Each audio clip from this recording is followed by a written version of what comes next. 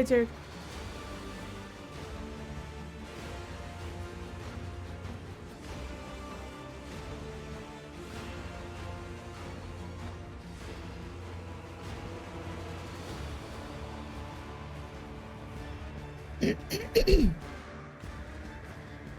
There, that should not be things.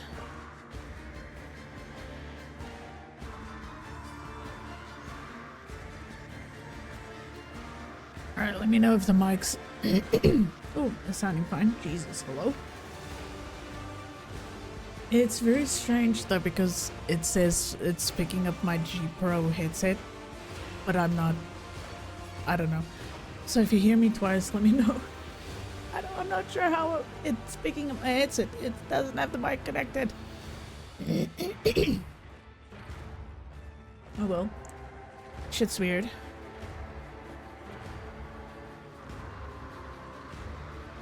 I'll just roll with it. What do you guys say?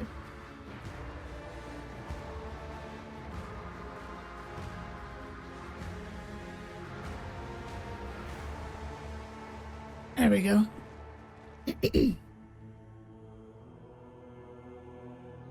Alright, well, let's hope everything works. Everything's running.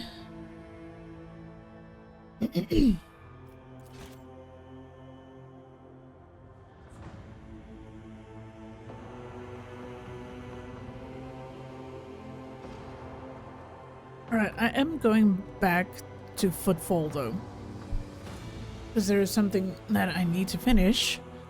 That whole, words are a thing. That's funeral. We need to finish that.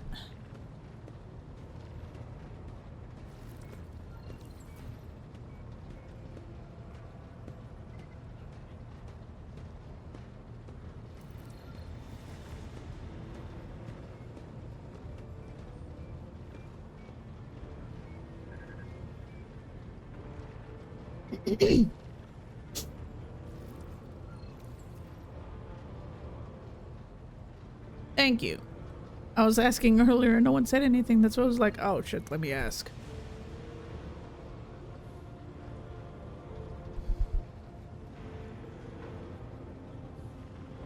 I need to figure out what I'm gonna do with this mic cable. Hey, Classic. Okay.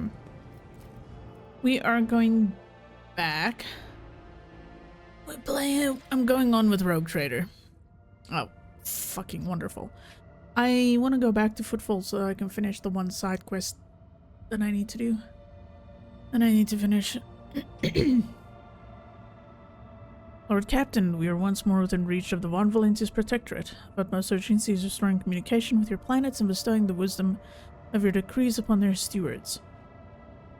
Developing colonies, claiming new territories, and establishing trade links. All this is now your privilege and burden. Gee, thanks. First off, we need to head to Footfall's Shadow Quarters. Yes. Yeah, we'll take this punch.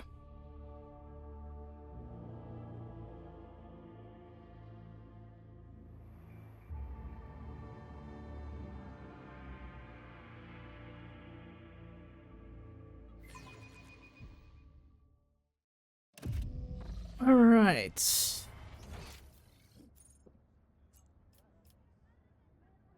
I need to remember where the fuck is the...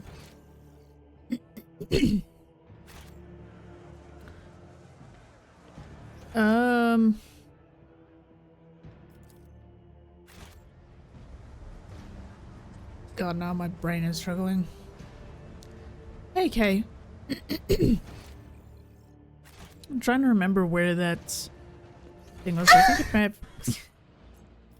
it may have been in a different place? No. How you doing, Kay? How's life? What's new? What's old? What's happening? I am desperately trying to remember where is the funeral thing.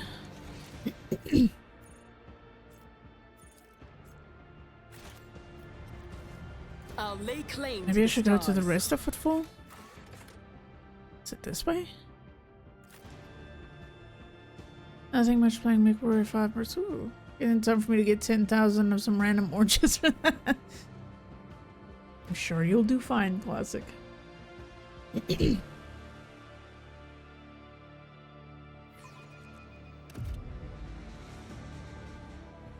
I think it might be this place. Yes, there it is.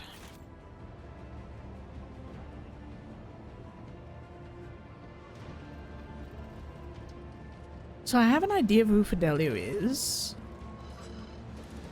It's gonna be a servitor for one reason. He always spoke about, or he changed one of his enemies into a servitor, and I think that's who it is. Shall stand in my way.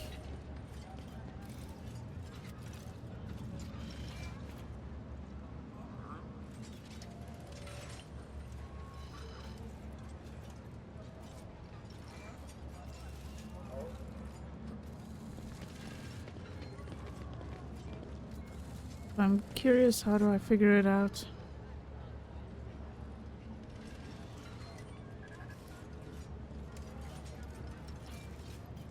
Let's see, maybe I can talk to the girl.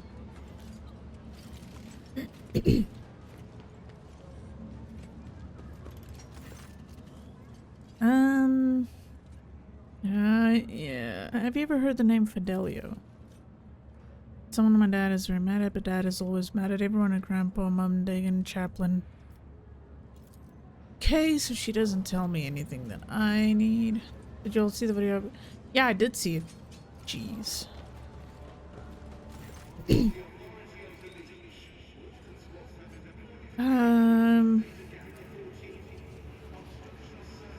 So Dan's mentioned Fidelio and Repentance.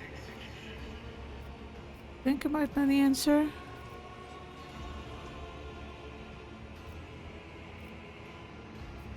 The influence of a warp entity clears his desire to atone for his past.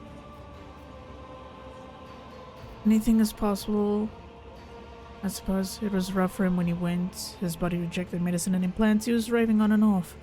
These things can break even the strongest person, make them regret and repent, but even if you're right, this answer brings us no closer to solving the mystery of Fidelio. Well, fuck. Let's see, maybe his ship's mate can tell me something about it. The tall man welcomes you at the entrance, shifting from foot to foot and keeps glancing around with a gloomy expression. Did Bellardo ever mention repentance to you? No, but I know what you're talking about. The scribbles in his home, right? Yeah, it happened alright.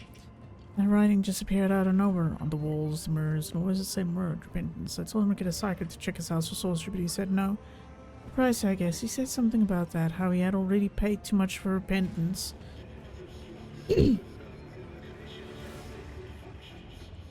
Oh, wow. Damn, classic. Not a lot of psychers around, and a single one of them will cost you as much as a team of top-notch producers.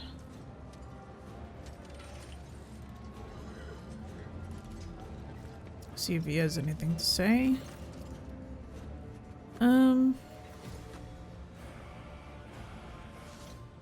What words are you talking about?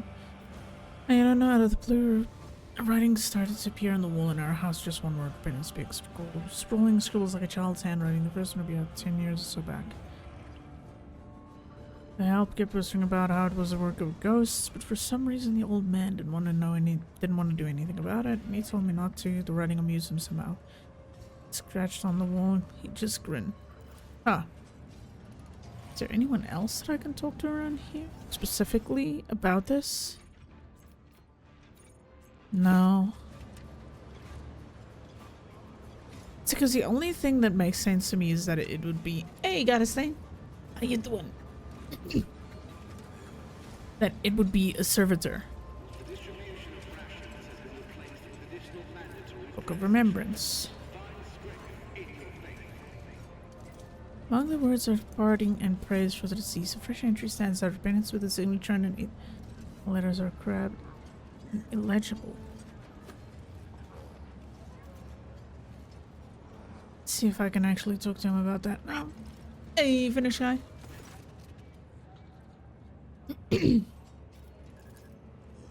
There's an entry in the There's an entry in the Book of Remembrance about repentance.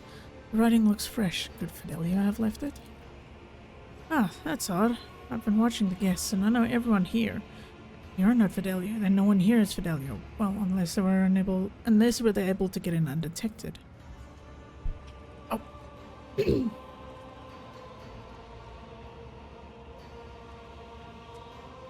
How are you doing, Gay? And impressive. Doing alright, I'm doing alright. Just at war with my mic cable because it's all over the place. Ah, hold on, I got an idea. There we go. That should hold it in place. Yeah, I need to figure out a different system for my mics over here. This is annoying. Okay. The area around the book is completely open. If Chaplin is telling the truth and he really does know all the guests by sight, then the words can only have been left by someone with free run of the courtyard. Someone who wouldn't attract attention. Yes, but what could mean? No, I don't know just yet. Thank you for speaking with me. Let's see if any of the others have anything to say. Yep, all the cables. Okay. Oh, he doesn't have anything new to say. You have anything new to say? Your seneschal is always there for you. They say a little bit of humility never hurt anyone. I help others better themselves by wholeheartedly humiliating them at every step. Damn. Okay. No, he doesn't have anything to say there.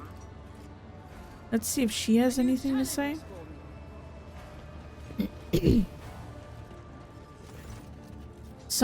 There we go. Someone left some strange words in the Book of Remembrance, as if they were from Fidelio. That wasn't your doing by any chance. Ah, that would have been a funny prank. Her eyes light up a little, but I don't play pranks. It was someone else. Maybe Fidelio did it, very quietly. Or maybe it was someone who's not on the list, but also someone nobody would expect.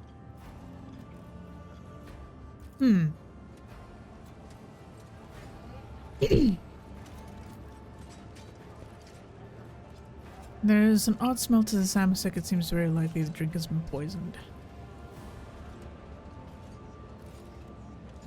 How's Bilardo? See what the clerk has to say. You're useless.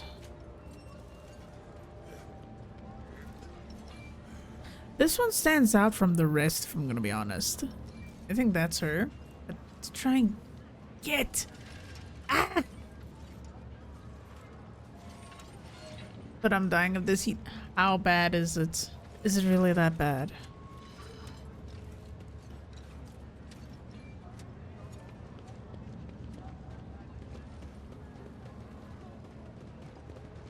Follow my lead. Need to figure out how the heck.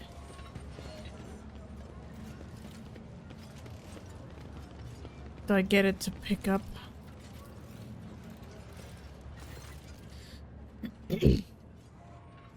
Whoever prepared the body of the gray-haired man lying in the coffin, they did a good job. Even in death, he looks majestic. Abelard maintains a grave expression befitting the occasion. Until he sees the face of the deceased. He frowns. He peers at it with suspicion. And he gasps, astonished, almost dazed. Albeit, this is quite the meeting. If it can be called such under these circumstances. Take a good look at the deceased. The implants left in the deceased's body speak of his high standing. Expensive tech is typically extracted from the dead, and only the most prominent and wealthy avoid this fate upon their death. Abelard, you know this man? Do I? Oh, sorry. Oh. No, it's not that bad. That's nice weather. I'd tell you all about this man, but the words I'd use would be improper for a funeral. This, your ladyship, is Jerry Candens, known back in the day as one of the most notorious pirates in the Corona's expanse. They nicknamed him Jerry Can for his habit of having a jug or two of promethium on hand. He did love burning things. Oh yes, he was a menace back then. How long was it? 60 years ago? I was serving my last days in the Navy when the news came of his latest attack. Abelard distractedly runs a hand through his hair. Oh, well, there was a time when the sight of Jerry Can in a coffin would have been enough to make me dance, quite literally. By the throne, I would have danced a jig on the spot, but now, I don't know. No more jumping into the warp ride from under the cruiser's nose, eh, old beast? Who'd have thought I'd be at your funeral? This is very grand for a pirate's funeral. Is this normal footfall? Folks on footfall are known to turn a blind eye to many things, but even the locals aren't so unscrupulous as to honor pirate scum a few paces away from the Legion's residence. But no one has heard of Dens for so many decades. I barely recognize him myself. I've seen his face on pics a fair few times back then. I assume he retired and started a more or less honest life under a new name. What was it they were calling him? Master Bellardo? I remember. Reverend Hieronymus mentioned the name Master Bellardo as one of the biggest donors to the temple. Ah, alright. Well, let's go see Hieronymus. Maybe he has some words for us.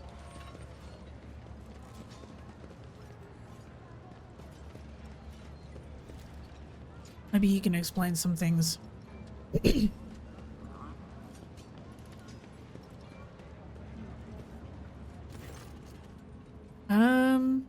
Okay, your request has been fulfilled. The cultists stand in the shadow corridor.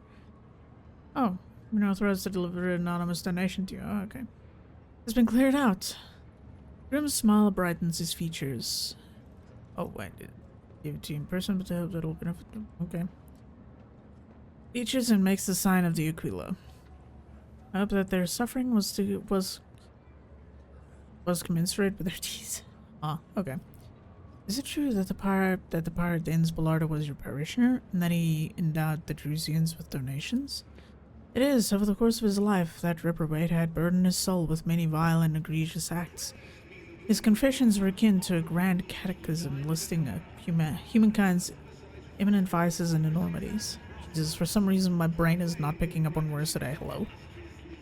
It was all the more painful for him to realize that all the heinous acts he had committed, not one had been forgotten by the Emperor.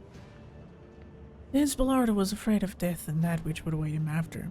He hoped to atone for his misdeeds, yearned to convince, if not the Emperor, then himself at least, that he had been more than a conscious speck of malignant mold his entire life. Why am I getting so much phlegm? What is happening? Hello? The whole day, it was fine. The whole day, it was perfectly fine. Until now. What the shit? Phone vibrate? No. Go away.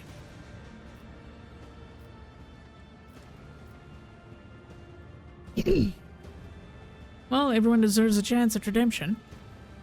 And it is true for miscreants above all others. The greater the transgression, the more miraculous and wondrous the repentance.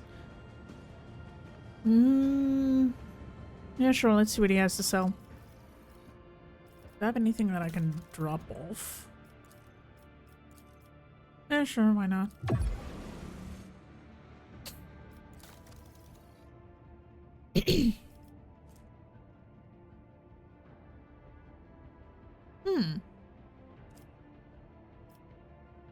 Jeez. Some really nice items, but holy fuck, is there a pricing? That's a little rough.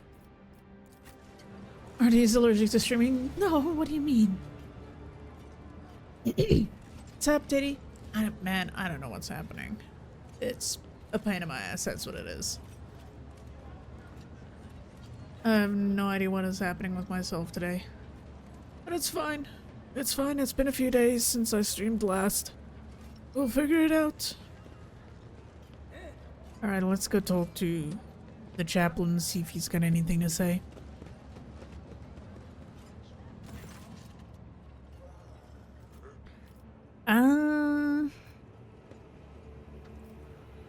The esteemed Master Bellardo was a pirate. Chaplain chuckles, the scars on his face grew even more prominent. Do you know why they call me Chaplain? It's because I was a priest on Dan's ship in his wilder days. You're surprised? You shouldn't be. There are plenty of heretic scum among the pirates of the Expanse, but Dan wasn't one of them. He was a true believer, and he shared more of the Imperium's ideals than some of those stiff-necked officers. A leader with an iron fist and an iron will. Don't we owe our conquest of thousands of star systems to people like that? And the ones he robbed were mostly the types that no true subject of the Imperium would shed a tear over. Xenos, heretics, not all of them of course, but the Emperor will judge if Dens was a decent man.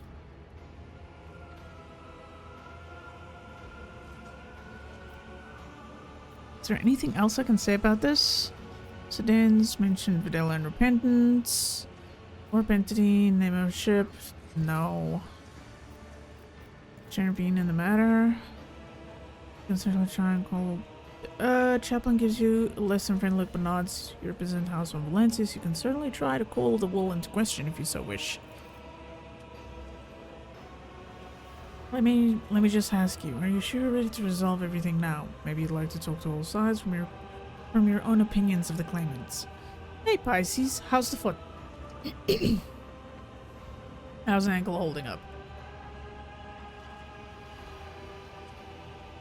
Dude, this fucking phlegm! Why? Oh no. Oh, best take it easy while you still can. Not, like, put too much on it and force it. Just take it easy. I know it's difficult, but yeah, just take it easy.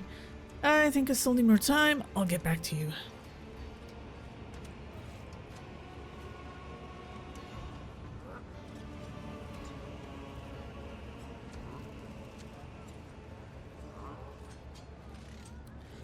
Okay. This is not working out. Let's see if she can tell me anything. No. Let's see if I can talk to him. Okay. Given the deceased former your occupation, I have a good idea what role you played under his command. Dagon smirks. They used to call me Torch. He is Jarrigan and Torch. Those were the days. I could attack him, but it's fine. Let's see if his son has anything to say for himself. No. Well, fudge. Again, I know it's her.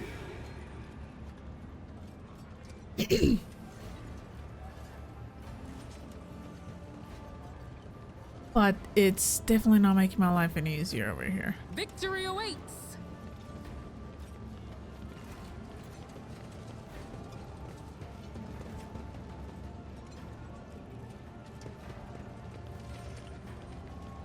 The bruising has gone down, but the pain has gotten worse going back. Ooh. Yeah, I hope it's not anything, like, awful. Like an actual fracture or anything. That would suck, because that's gonna take a good few weeks to heal.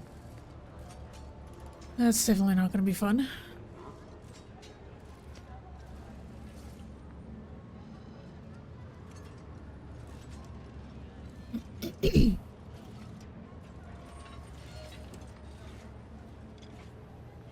How's Final Fantasy been, Goddestain?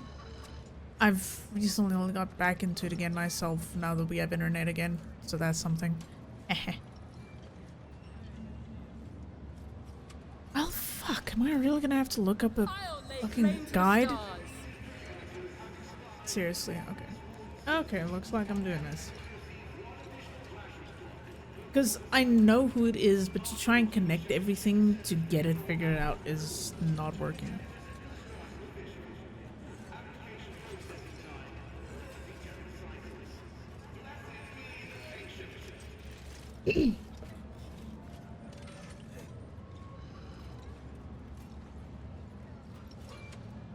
Okay. It needs to progress more than I will fucking be triggered, though I haven't did long.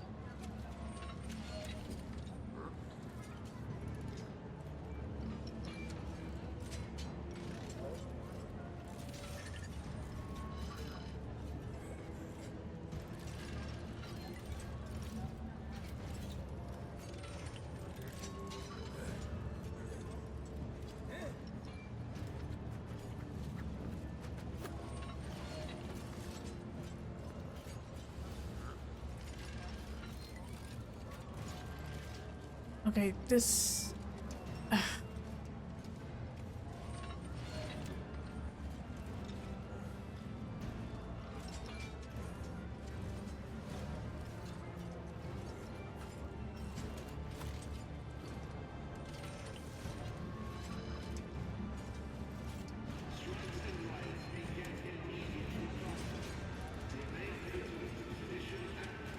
So, a lot of people like me know who it is, but it seems that majority people is okay. So, okay, what?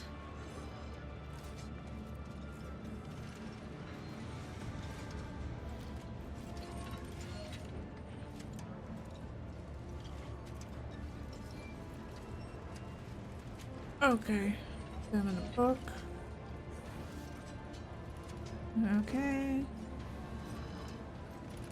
Postal things, chaplain. And suggest. Okay. So I have to suggest the ship name. Okay. Well, that is odd for sure. Beta pirates always helps with the thought process. Yeah, no, violence always helps. Mm-hmm.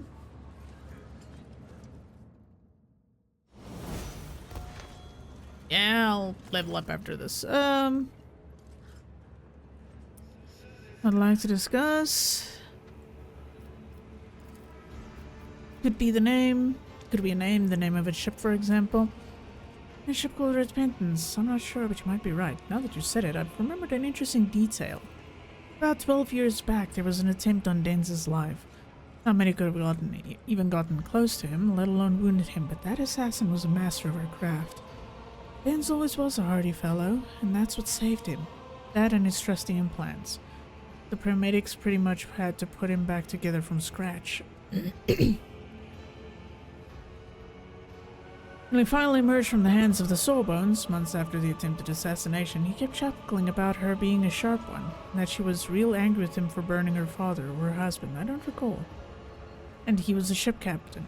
I vaguely remember that conversation, but I'm almost certain that the ship was called the Repentance, and that Denz even knew the names of that captain and the Proud would-be Avenger. The woman's name was Leona or something like that, and her last name, I wouldn't be surprised if it sounded similar to Fidelio. What happened to the woman? She got away after the attempt, but I know that Dan sent mercenaries after her almost immediately. Whether he found her or not, that I do not know. It seems unlikely he did, because if he had settled a score with her, he wouldn't then go and put her in his will, would he? So you think this woman is there, Fidelio?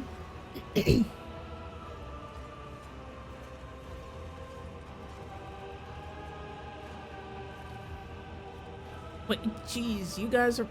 What is it? What? Already off gambling? Look at you. Look. Hey, Antalya.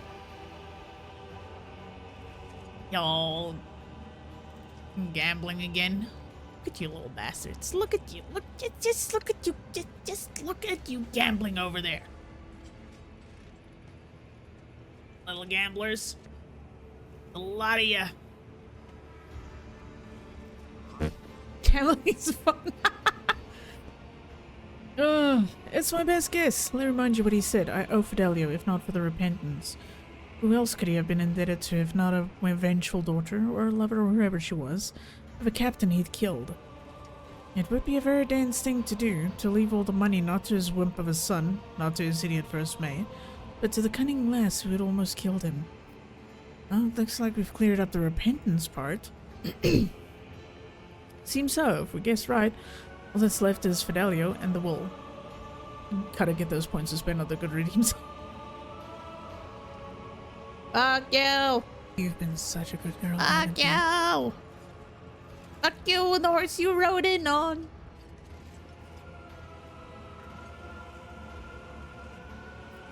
Alright, let's go over everything we know. Dane supposedly left his possessions to Fidelio, a woman who wanted to take revenge on him for killing the captain of the ship Repentance. The word Repentance is written in the Book of Remembrance, and the entry is new. Does this mean that our Fidelio is somewhere close by? We also know something about dead eyes, and the fact that the courtyard is completely open. I don't think an unknown person could have gotten in here and left those words in the book. Well, Lady Von Valencius, now it's all in your hands. I'm no sleuth and don't know what to do with all these clues. If you have some thoughts about Fidelio's whereabouts, find her. If not, come back to me.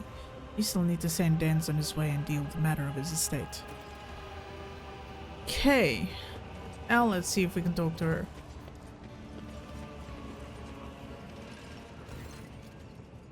If you didn't know what to look for, it'd be very easy to overlook the servitor, which may have once been a woman. Servitor's implants, the mechanical nature of its movements, the empty gaze, it's all there, but... Repentance.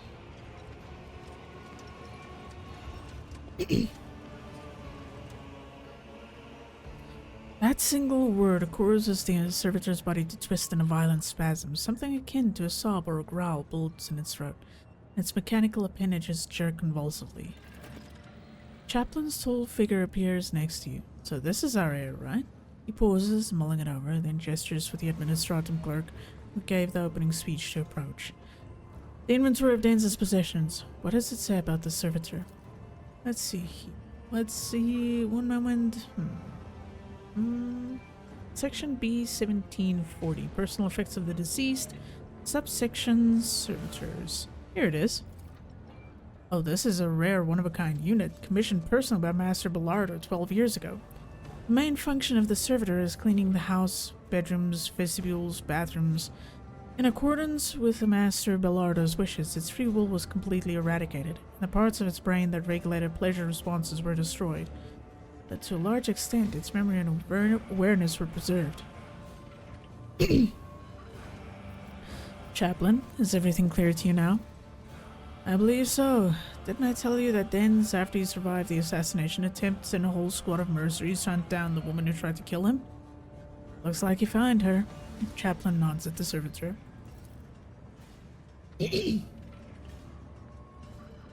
Oh.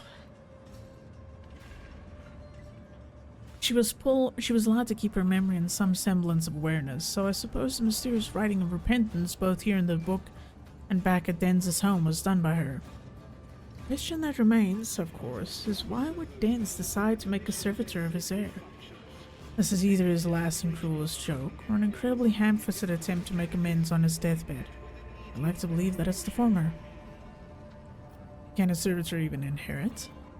This matter requires further investigation. We will have to go over the codices, bylaws, statutes, regulations from the last 400 years or so. The clerk pales a little, but we'll find the answers sooner or later. Servitors are the omnisci's stepchildren. That's what they say in my homeland. When the inheritance go to the parent, the representative, to be specific. Someone manages to cast Pascal a glance that is both conspiratorial and pleading. I have not encountered this statement before, and I am unwilling to endorse it. Poetic platitudes, though they may seem innocuous, can be a false visage for perverse interpretations of his tenets. The Vox synthesizer suddenly starts malfunctioning, causing Pascal's timbre to jump like a fooling jester. Or we could ask Lady Von Valencius to settle the matter in the name of her dynasty. This is footfall, after all. If a rogue trader says that a servitor can inherit, then that's how it's going to be. Well, this is going to be interesting. Going to be interesting indeed, because I kind of have half a mind of who I'm going to give it to already. Because I feel like it's going to be better for them. Summon everyone. It is time to decide the fate of Bellardo's estate and that of the heirs. As you wish, your ladyship, Chaplain chuckles. This ought to be good. I would ask the esteemed guests to stay for a moment longer. I was going to announce Dens' last will and testament after he was delivered into the flames, but the circumstances dictated otherwise. And so, according to the deceased's will, all of Bellardo's fortune goes, not to his worthless son, Kaz, not to his brainless mate, Dagon, but to Fidelio, a mysterious new heir. However, I believe a certain party would like to intervene in this process. Chaplain looks straight at you and chuckles.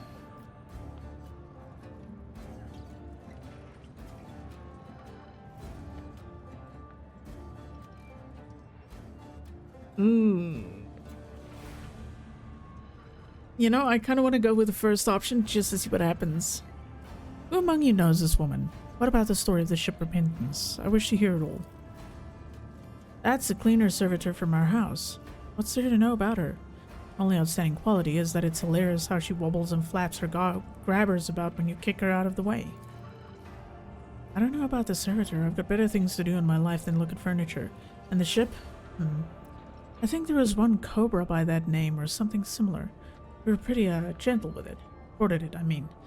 Dens was on top of his game that day. After the battle, he dragged their captain to the bridge, all tied up, and sat him at the table with us. We were going through his captain's Zamasek.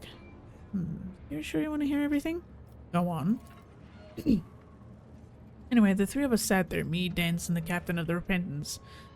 As the boys brought whoever was left of their crew, one by one, and we popped them. Red Cockeye over there remembers. He was there too, and so were the twins. Dagon nods at a few of the guests. We three watched, and when the party drew to close, we threw the captain on top of the pile of his crew's bodies and, as was Dens's way, torched him, alive. Those were good times. It's a real shame Dens quit. I keep thinking if he hadn't fallen for this, peaceful life, maybe he wouldn't have checked out. Maybe he would have lived for another 20 years. Fidelio is standing in a typical servitor pose, eyes staring into space. Only the grips of its metallic appendages are trembling slightly, perhaps caused by malfunction, or perhaps by suppressed emotions looking for release.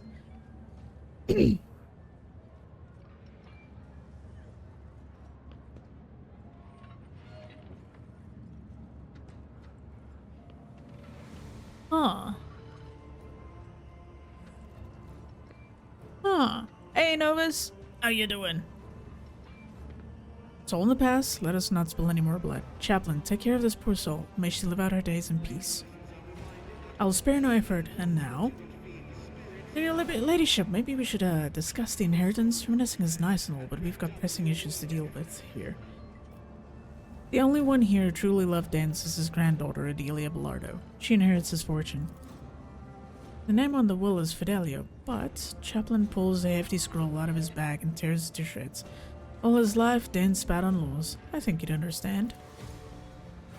The old man sure as Roan didn't expect this. The money is mine. Don't worry, sweetheart. Daddy will help you put your grandpa's riches to good use.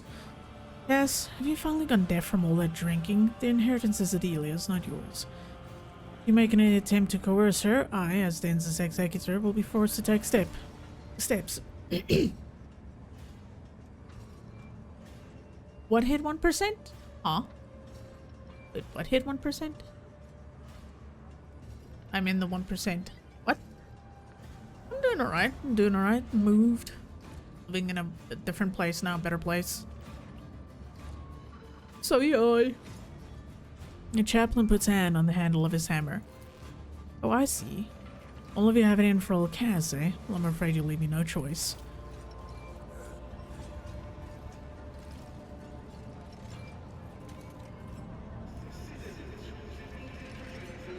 Windows 11 install? Alright, listen up, all of you. Either the inheritance goes to me or I blow this one's brains out. I'm gonna count to 3. 1, 2.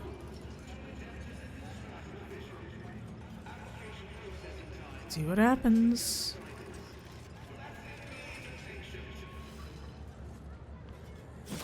Yep, I figured that would happen. Bye-bye. Sobbing and crying her eyes out, Adelia, smeared with her father's blood, is shaking Kaz's lifeless body. Dad, get up, I'll give you the inheritance. No, you don't give it to him at all. He doesn't deserve it. Demons take it, Kaz. Threatening to murder your own daughter at your old man's funeral wasn't even low for you. You always were a useless waste, even in your final moments. What happens to the girl now? Chaplain sighs heavily as he looks at the weeping child. She's got no one left now. Her mother ran off to the edge of the galaxy, and her father, well, you saw it yourself. His brow furrows. After a pause, he curses under his breath and nods. I'll look after her until she's grown up. I don't think I need to spell it out for you. A little girl with a tremendous fortune might as well paint a target on her forehead. If I take Adelia in, no one will dare to hurt her, courtesy of the reputation that my turbulent past has earned me. And if they do dare, he casts a meaningful sidelong glance at Cass's body. While I'm at it, I'll also help her to not squander her old fortune. And even earn something extra both for herself and you. I think the best investment would be a merchant ship. I'll teach her the basics of wayfaring, find some reliable suppliers, pull a few strings in the administratum, and just like that, she'll have herself a decent enterprise. I'll venture a guess and assume you wouldn't say no to a supply network that is robust and loyal to none but the House von Valencias. Leave the paperwork and other formalities to me. I'll contact your subordinates myself. Let's examine the servitor. Oh, god damn it. Ah! Fucking my table, I keep whacking it. So glad the move is finally done. Yes. Yes, it's finally over. The move is over. This Sunday for community nights, I will actually show you guys pictures of where I lived because I took pictures the day I moved out. So you get to see where I was living. And my entire routine of going to the bathroom and everything. As weird as it sounds, trust me, it's annoying. I was wondering why I wasn't hearing the chatter on the tin roof.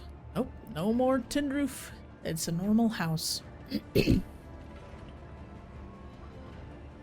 servitor that was once a woman is kneeling, motionless and showing no signs of life. There are 2 charred holes where eyes once were.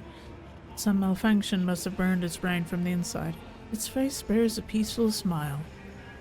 That takes care of the inheritance. What do we do next?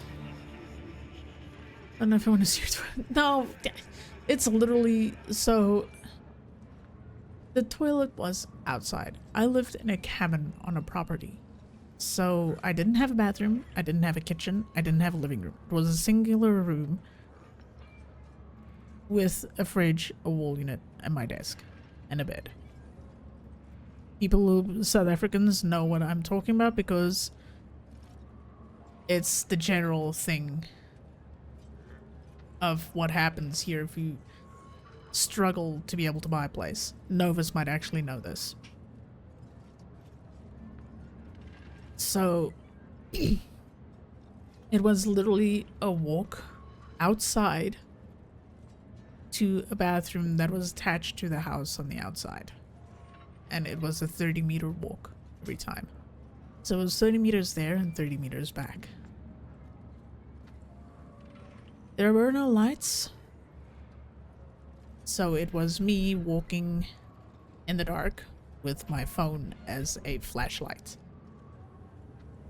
So imagine me going to the bathroom at 2 in the morning, 3 in the morning, and everything's dark in a place that is high crime. Yeah, that's what it was like. That's what life was like. So definitely not fun. Definitely not fun at all.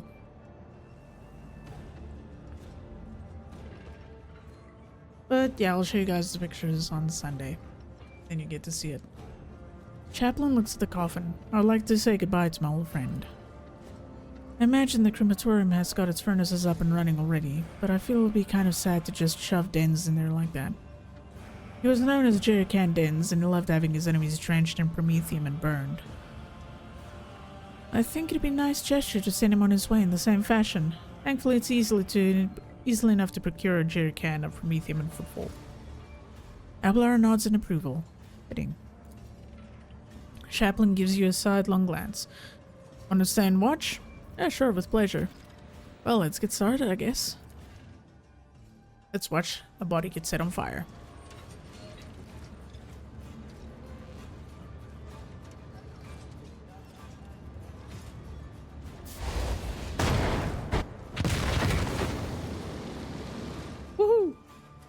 It's a barbecue! Alright.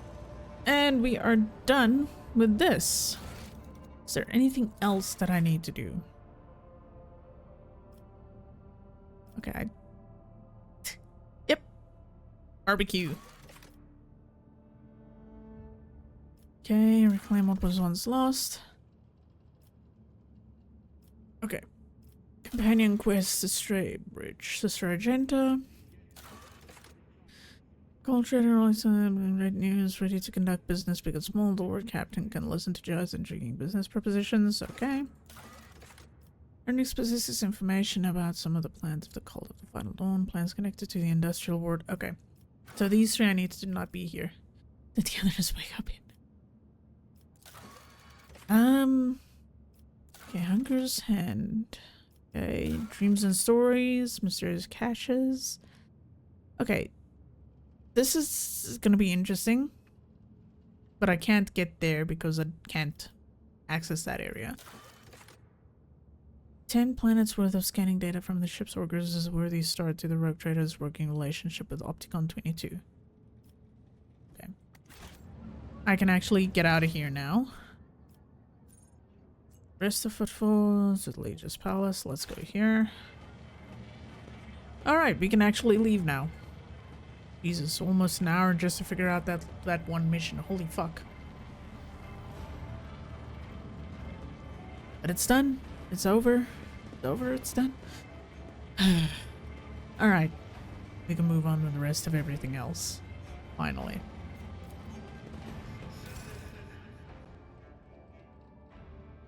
Okay. Oh, well, oh, sure. I'll take that. Yep.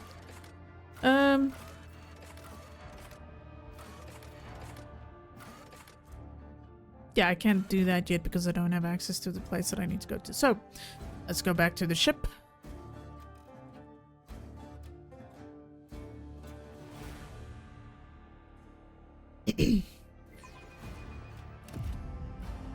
And go to the next place.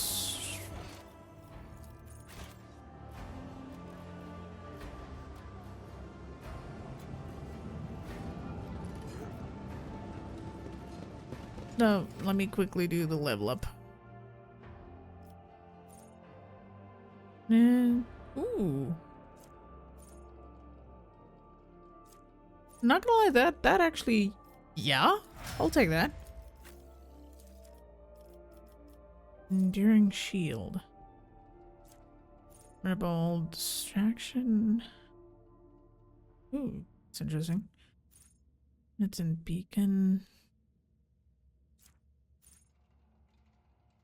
Critical hits deal less damage. That might actually be nice, especially against snipers. Sure, let's take that. Okay.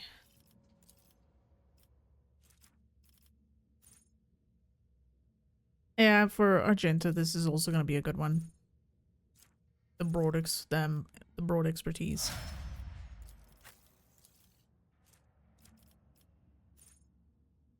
Damage from damage over time. I don't have that.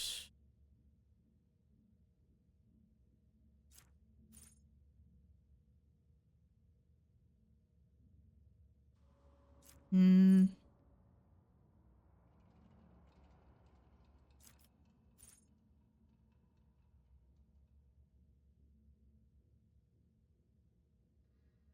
Oh, well, that's an interesting one. Deep laceration. Using a scourging. Ooh. Yes, I'll take that.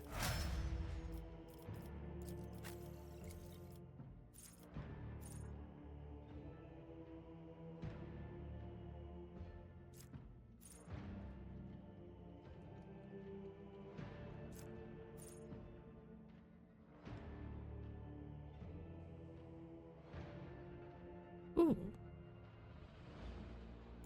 That's actually kind of nice.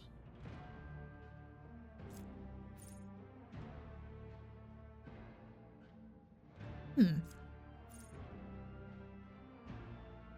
Oh, that is nasty. I'll take that instead. Alright, Giant, let's see what you've got for us.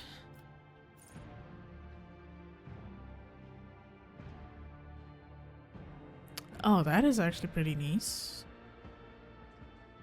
Very nice, very, very nice.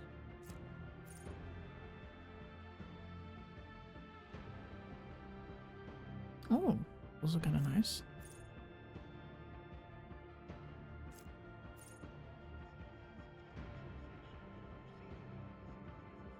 Okay, that is actually kind of good because there have been a few times we've had people coming in way too close and starting shit, so that's gonna be a good one.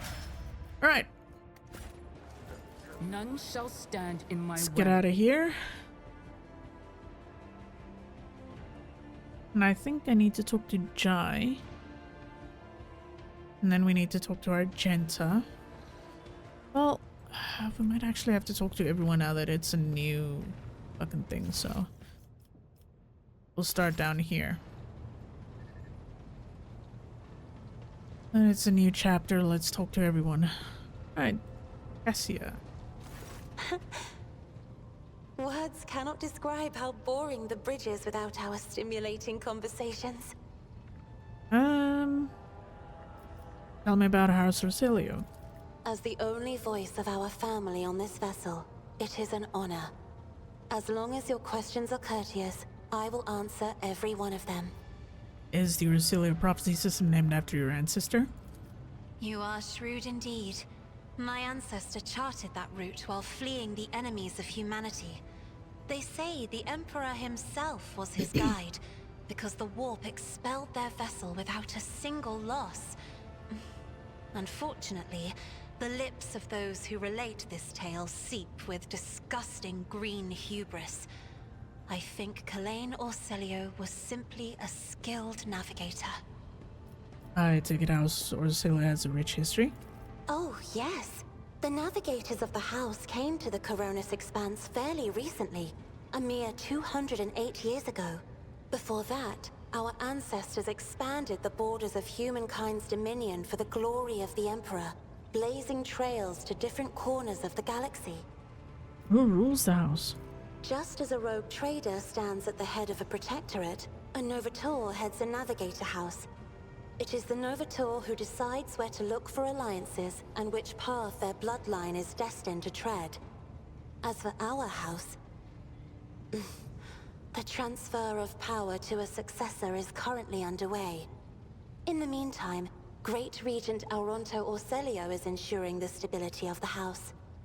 Wait, you lived in seclusion on a closed station until Philip committed his sabotage. So then you must be the Novator's successor.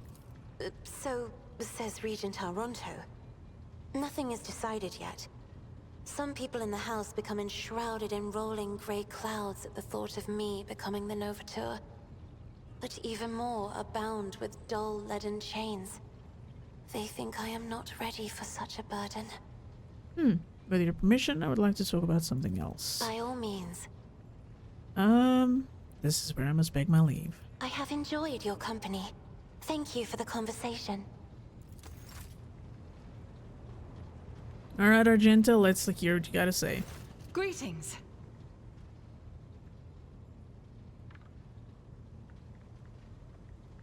Alright. I'm waiting for you to tell me about your past and explain the strange words of that cultist on Footfall. Yes, I'm ready. I would ask only one thing of you, Rogue Trader. If I may, I would like to see the chamber of the Sacred Warrant and kneel before the relic touched by the Emperor himself. A difficult conversation lies ahead of us, and I wish to pray by the relic before I lay my soul bare. Of course, let us go there right away.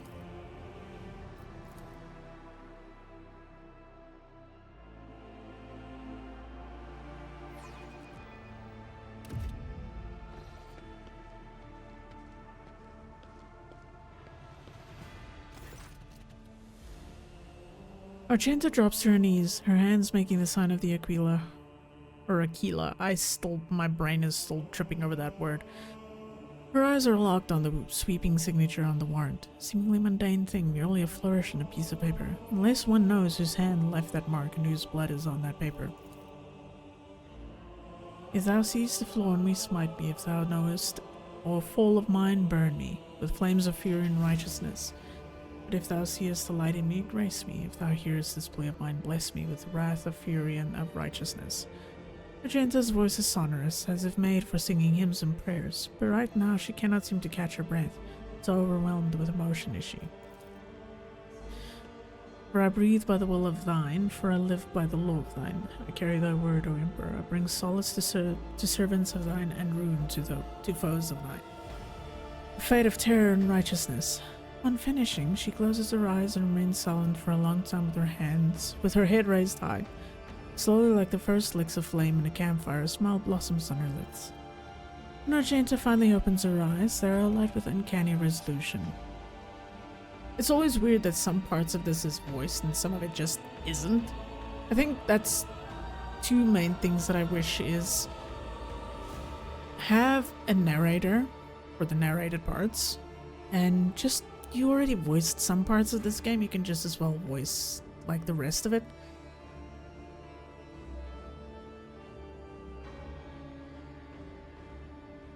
But that's just kind of a little niggle from my end in that sense. It's a bit weird, but about it, yeah. When Argenta finally opens her eyes, they're alight with uncanny resolution. Rogue Trader, we need to talk. Or rather, I need to tell you something. The truth. The truth about how I ended up on Theodora von Valence's ship, and about the cultists who we encountered on Footfall. I'm listening. Please understand, I couldn't trust you before. I'll tell you my story and you'll see why. Argenta pauses. I'll start at the beginning. It's easier to piece everything together that way. Upon arriving in the Expanse and on Footfall, I found no purpose here, only torment. I wasn't needed. The reliquary I had been assigned to safeguard was already well protected by Reverend Hieronymus' mission, and no one was even trying to defile it. For all its lawlessness, Footfall respects the worship of the Emperor. That was when Milady Theodora, head of your dynasty, appeared. She became an agent of divine will in a way. Argenta falters, searching for the right words. It was from her that I learned about a planet recently discovered by our scouts, Salus Prime. For a rogue trader, the planet was of little interest, a feral world away from convenient warp routes. But for me, learning about its existence was a revelation. I've never heard of such a planet. Does it belong to the von Valencius dynasty? Yes, now the planet is yours by right. But it's not as simple as that. The warp route leading to it was lost. I'll explain in due time. May I continue? Please continue. The description of Salus Prime was familiar to me. It seemed very similar to a world from an ancient legend. The legend of Saint Argenta and her ship. Her voice grows reverent. Argenta, the living saint. She is my patroness. The order named me after her. She died millennia ago when heretics caused her ship to fall from the skies. But even those blasphemers could not touch Argenta's ashes or her holy relic, the One Star. For the fallen ship, which now served as the resting place with the saint's remains, would only allow the truly righteous to enter. All others would meet their death. Imagine what I felt when this flash of insight came upon me. The world where Saint Argenta's ship fell was merely a vague legend. No one knew its actual whereabouts, and suddenly I, myself named after the saint, came across this information. I realized at that moment that it was important, that I must journey to the planet and find the ship. And so I asked Reverend Hieronymus to let me go for a time on a personal pilgrimage. I boarded Theodora's ship and demanded passage to the newly discovered planet Salus Prime. Why did you keep your supposition from Reverend Hieronymus? Surely he could have helped you with the search for the ship and the saint's remains. What's up, Fishy? I couldn't just come out and tell him. It was important to reveal to me personally, can't you see? How are you doing, Fishy? I told Reverend Hieronymus the honest truth, that I was going on a personal pilgrimage to embolden my spirit. It really was a pilgrimage. It was as if Saint Argenta herself had shown me the way, commanding me to undertake this trial. If I had found the ship and set foot on its decks, if I had laid hand on the remains and the relic, it would have been a sign that I had truly been blessed with the saint's favor.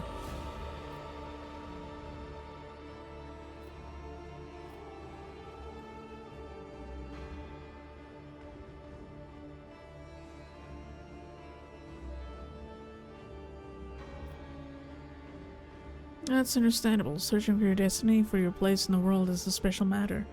Personal one. You either succeed at it, or you don't. Argenta looks at you somewhat surprised. I thought that I had been called, that finding the ship was my destiny, my place in the world? Perhaps there is something in that. I imagine Theodora was thrilled with the prospect. Lady Theodora lent her assistance. It was her intention to visit the newly discovered world, and she took me with her. Ooh, hell yeah for coffee. And I'm doing good, Fishy, I'm doing good. For once, I'm not dying of cold. The city is warmer than the one I came from. So that's always nice. And no more popcorn on the ceiling when it rains. So y'all are missing out on the popcorn. You mentioned something called the One Star. What is it? Apologies, I got so carried away I forgot to explain. The One Star is the relic kept by Saint Argenta. I belong to the Order Pronatus, and we attach particular significance to holy relics. One Star is one of the lost relics of the past, so mysterious that no one even knows what it is exactly. Argenta's hagiography at times calls it a banner, or a set of armor, or a blessed chainsword. One thing is certain, it was a beacon of righteousness, and it was lost with Argenta's death. Yeah, today has been warmer. Well, especially here where I am, because where the city I came from had a river running through it, so it definitely made things colder. And here we don't have that. So that's been a nice change. What happened next? Defeat, Argenta says bitterly. The ship's augurs failed to detect anything of note during orbital scanning. I was expecting this, though. According to the legend, the ship can conceal itself from the naked eye, and only a pilgrim guided by pure heart can find it. What I didn't expect was an ambush waiting for us on the planet. I landed there with a small unit provided by Theodora, and know Saint Argenta's hagiography by heart. I know all the legends about her. I followed their obscure clues, the descriptions of mountains and rivers from millennia-old tales, and I was certain that I had found the way to the ship. And that's when we were attacked. The words we heard in the heretic shrine on Footfall, something about ways, doors, please addressed to some lord, the edge of daybreak, Argenta is shaking with disgust. They were the same words as those spoken by the cultists who attacked us on Salus Prime. My whole unit perished. Those honest, brave people I had led to search for the relic. It was only by a miracle that I didn't perish along with them. I didn't connect these events at first. The cultists on Footfall, the cultists on Salus Prime, the cultists attacking the ship and Conrad's betrayal. What if these are all links in the same chain? What if they've long since infiltrated the ranks of the Von Valencia's servants? What if I led those heretics to the sacred planet with my search?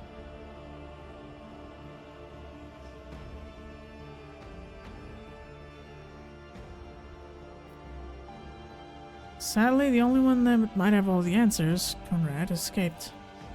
Oh yes, and I sincerely hope that we'll meet him again. That serpent needs to answer a few questions before he is plunged into the cleansing flame.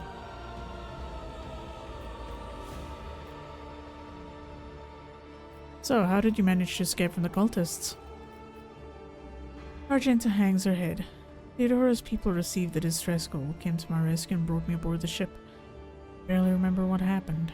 When they arrived, I was already severely wounded, fighting back with whatever remained of my strength. I think I shouted that we had to go after them, but they didn't listen. They took me to the shuttle and pulled out. After that, it's all blackness. When I came to, we were already in the middle of a warp jump. Theodora had urgent matters to take care of, and she decided that she could clear out the planet at a later time. And that's why you didn't trust me before, correct? Yes, rogue trader. Argenta looks you in the eye. I saw with my own eyes how a member of your family showed his true colors as a servant of the archenemy. I had already suffered humiliating defeat at the hands of cultists and was afraid of another betrayal. I couldn't be forthright with you, and so I studied you, looking for seeds of corruption or the light of righteousness. And what did you find? A woman who stood shoulder to shoulder with me and helped to eradicate the cultists on Footfall. Argenta smiles as if reminiscing about a pleasant evening spent in the company of friends rather than a bloody battle. Although my opinion of you started to change even before then, back when you agreed to talk to the orphans at my request, A leader who is willing to honor those who lay down their lives for them and take care of their children is a leader who inspires trust. And the way you acted in that moment... You remember? There was a young man whose grief and confusion had driven him to insolence. You didn't turn a blind eye to his misdeed, but you chose the right words to show him the path to redemption. It was harsh, but necessary. Like the Emperor's truth, like bitter medicine that helps the sick. I learned much about you in that moment, Rogue Trader, and I want to believe that I wasn't mistaken in my judgment. So, just to clarify, you were wounded, so you never found St. Argento's ship, is that right? Yes, I rushed to Theodora the moment I could walk again, and I insisted on going back to Salus Prime to defend the relic from the heretics. But I was told that the warp had destroyed the old route to the planet and that plotting a new one would take a great deal of time and effort, as if there could be anything more important than protecting the faith and hunting down servants of the archenemy. In any event, the route was lost, and all the knowledge of it died in the attack on the ship along with the old navigator. But now we have a new lead, the data that we collected in the cultist shrine of Footfall. I don't care what that reprobate we executed said. There must be a way to track them down. Tell me, Rogue Trader, will you help me in this undertaking? Will you help me find this great relic and return it to the people of the Imperium? You know what? If it's important to you, I'll help. Argenta walks up and places her hand on your shoulder. So be it, Rogue Trader. To stand here before the warrant, the embodiment of the Emperor's will marked by his own hand, I vow that I will not relent until the holy relic has been returned and the heretics punished. May the light be with us both on his path. Hell yeah. Okay. 2 out of many down. We have many more to talk to. God damn it. Alright, so I think most of this stream is probably going to be me just talking to everyone. Fucking hell. Alright. Next. Oh, well, there we go. We have Heinrichs. Though, I'm gonna save beforehand because apparently it's easy to get into a romance with this dude, apparently. I did not know. Okay. Sure. To what do I owe this visit? You wanted to discuss the nature of your mission. Yes, but not here. I wouldn't want our conversation to be gossip fodder on the bridge and in the officer's mess. Alright, let's go wherever. Probably the office. Yep, the office. Alright. Oh my god, it's not voiced. Again, why? Why you do this? Alright.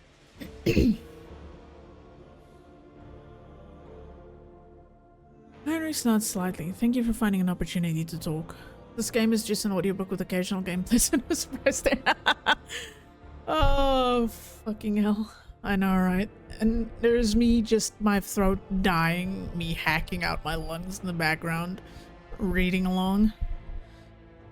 Fucking hell. It's not MGS4 though. I actually don't think I've ever played that, to be honest. Don't die. I don't think I'm gonna be able to die because this thing is gonna make me keep reading. Alright, thank you for finding an opportunity to talk. I trust now would be a good time to explain the reason for my return aboard your ship. I welcome the chances to assist the Inquisition with its inquiries, Van Kellogg's. Lord Captain, your enthusiasm is commendable. The interrogator smiles, but his eyes remain cold. To business then, the cult of the Final Dawn. Madmen preach their heretical doctrine among the denizens of the Corona's expanse, and instigate crimes against the throne and humanity. One such crime took place in your protectorate. The Lord Inquisitor considered it necessary to have one of his acolytes accompany the rogue traitor on the voyage into the corrupted region. I also need to meet with one of my observers in the capital world of your domain. Why would Ordo Xenos agents investigate a chaos cult? Yeah, this is a lot of reading. You're well versed in how the Inquisition is organized. Yes, initially our arrival in the Corona's expanse was dictated by the need to fight Xenos. There is more. The cult is tangentially, I know the word but my brain is just tripping on it, related to my main specialization. Perhaps I will be able to reveal the full truth someday, but right now I ask you to display humility and patience.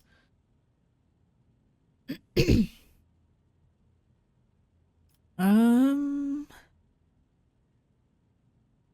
Lord Inquisitor mentioned in his letter that he is willing to show lenience towards my actions that would otherwise be interpreted as radical. Heinrich nods. That is correct. I should show greater tolerance for the mistakes of a newly appointed rogue trader.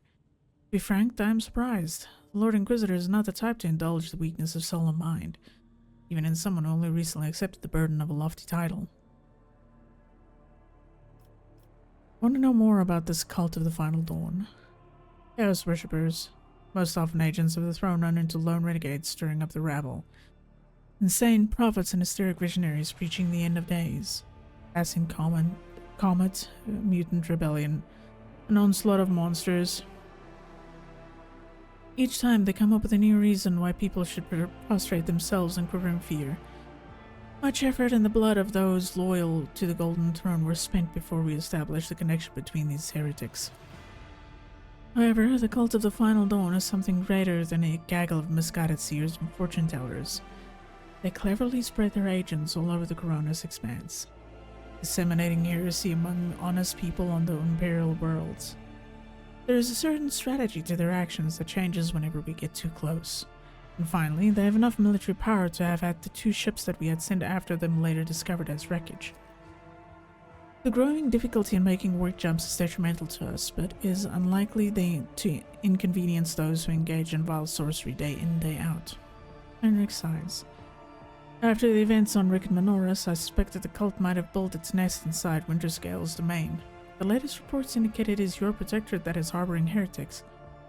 Being in your entourage improves my chances of getting closer to those secrets. The Chaos Cult in my protectorate? Heinrich, are you laying an accusation against my dynasty? Chaos treads softly. The main danger of secret cults and sects is that they are like seeds. They can remain in the ground for decades, safe from all scrutiny, until an opportunity to sprout grow and bear monstrous fruit presents itself. The emergence of a cult on one of the rogue trader's planets does not mean the dynasty head herself is a chaos worshipper. Having said that, it should be noted that Theodora von Valancius was famous for her loose interpretation of the freedoms granted by the warrant. Yeah, she did a few things I think that people were very nervous about and were not happy with. Heinrich regards you with a probing look. A bloodline can be stained by ancestral transgressions. If it is indeed so, it is in your best interest to do whatever necessary to redeem yourself. Then perhaps you will get a chance to salvage your dynasty's reputation. You have spies on the Von Valancius worlds? The person I mentioned is not a spy, but a secretary in the Administratum Department on Dargonis. Planet's governor and Theodora were fully aware of his status. His duty is to fulfill the sacred oath to the Golden Throne and eliminate threats to the Imperium, which the Coronis expanse has in abundance. His name is Achilles Calendar. As soon as we contact Dargonis, I will introduce you as the new head of the dynasty. I'm sure you will appreciate the presence of such an advisor among your subjects. I suggest you heed his words at least occasionally. I've already agreed to give you a place aboard my ship. What else? The rogue trader should deliver me to the system that contains the industrial world of Kiava Gamma. I will then accompany you to the surface and determine what the cult is planning and how it intends to use the resources that have fallen into their clutches, which may very well include the blessed engines of the Adeptus Mechanicus and even the followers of the Omnissiah themselves. Ooh, that's... I'll be frank, the answer to this question is unlikely to please either of us. The machinations of chaos usually go beyond solely inflicting countless deaths and destruction. Having their plans come to fruition would lead to far more terrible consequences. One of the systems in the Coronis expanse is already lost. May the Emperor protect us from watching this tragedy play out again. Why did your suspicion fall on Kiava Gamma? Disjointed pieces of data that finally merged into a single picture. Additionally, not long ago, a vessel from that world arrived on Footfall. The reports from the crew were confused and alarming, making me fear a planet-wide rebellion. We met a Chaos Space Marine on Rick and Menoris. Do we risk running into his brothers? I have no doubt it will happen sooner or later. Chaos Marines siding with the cult is very, very bad news. Most likely they kept away until recently, pulling their puppet strings from a respectable distance. These traitors seldom show up alone. The best we can count on is having to deal with just a squad of Chaos Space Marines in the Cronus Expanse and not an entire company.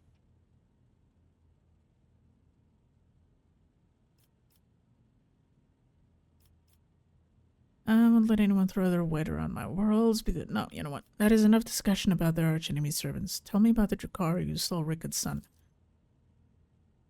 Heinrich winces. The Drakari, one of the branches of the Eldari, an ancient and vicious Xenos race. I like how the music just randomly died. It's just gone. Doesn't exist.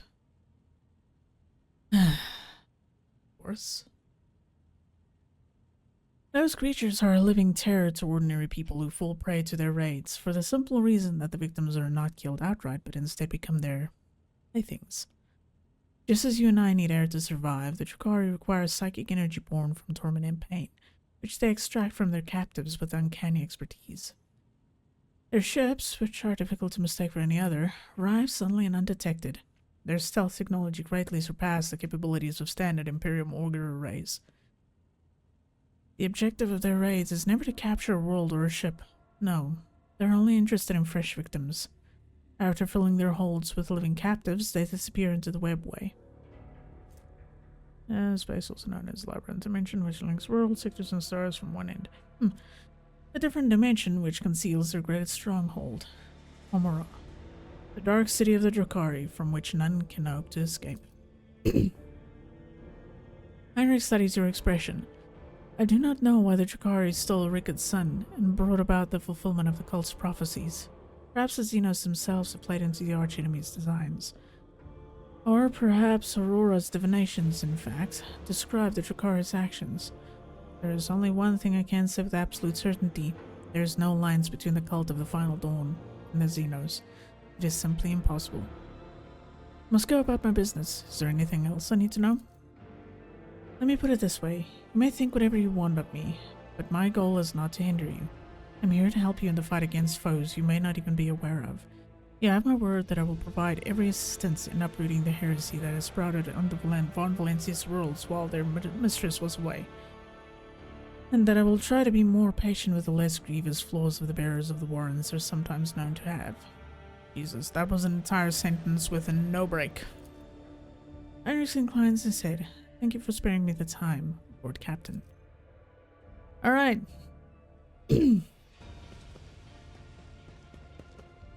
Back. Oh, yeah, up this way. Never mind. Holy, that is a lot of fucking reading. Jesus Christ. Okay.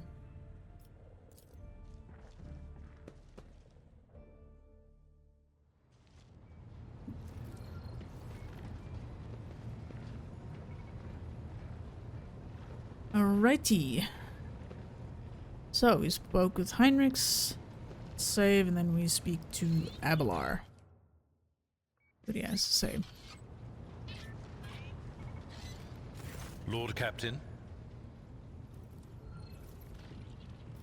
I've discovered that there are caches left by Theodora somewhere under Argonis and Kiava Gamma. Do you know anything about this? it is wise for a rogue trader to have caches where they can safely store important information. And utterly unwise to share the coordinates of such caches with anyone, even one's most trusted associates. I'm afraid I do not know how to find the caches, but I can offer some help. Your predecessor used this numeric code to deactivate certain defense systems in her service. If I know Lady Theodora as well as I think, then I'm quite certain that she left her caches well guarded. In that case, this code will be useful to you. That was the shortest conversation out of the lot. Alright. See what Idira has to say, if she has anything to say. I think what I'm going to do is I'm going to head to Janus first, so we can get the food situation sorted out on Footfall.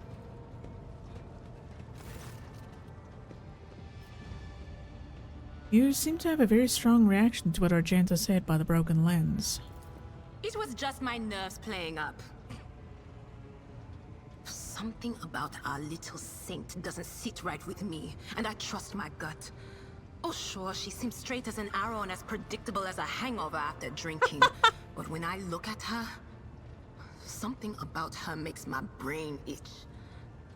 Okay. After that conversation, I tried to listen to what was being said about her.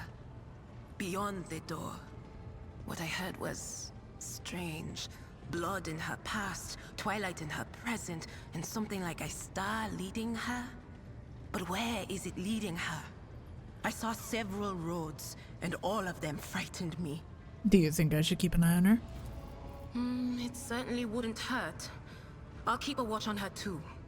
Ugh, if only I knew what it meant. Maybe it means danger for her. Or maybe danger coming from her. I'm not gonna ask her about this because, well, I feel like that's something that only Abelard would really know much about. Oh. My life, me and this goddamn fucking cable. Ah! I really need to figure out what to do with this mic cable. It's just annoying. I keep slapping it. I need to make... I just don't know where to put it though. Like, how things are set up at the moment at my desk, it's not very good. I'll see what I can do. Maybe I can figure something out. Of course. Always at your service. My Whenever you need me. Alright. Let's see. Bella is up here.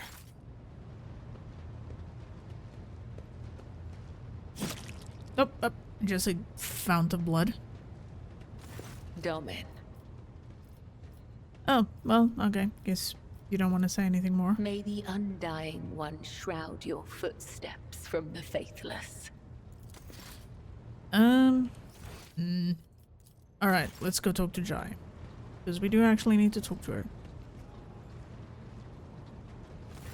Allow me to thank you again for helping me with the cargo, Sherin. I am sure the Ashmags who squirreled away my goods won't give up so easily, and I'll hear more about their scheming yet. Let's strike a deal, Sherin. I will watch your back, if you do me a favor and watch mine. Well, enough jokes. Is there something you wanted? Alright, I'm gonna be right back. No more out of breath going to the bathroom because I no longer have to run a fucking marathon to get there. Woohoo! Thank you, thank you. Thank you, Tarek. Thank you, Ogre. Thank you, Bentley. Yes, I was essentially multiple times a night running 30 meters to the bathroom, 30 meters back. Fun! Alright, was there some business you wish to discuss? Oh, Sherin, I did manage to spark your interest. Allow me to invite you to a more private place.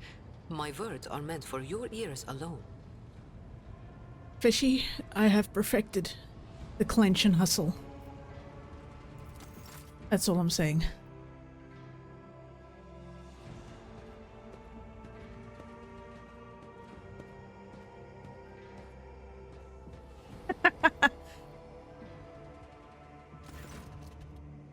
Oh, I don't have to read again. Alright.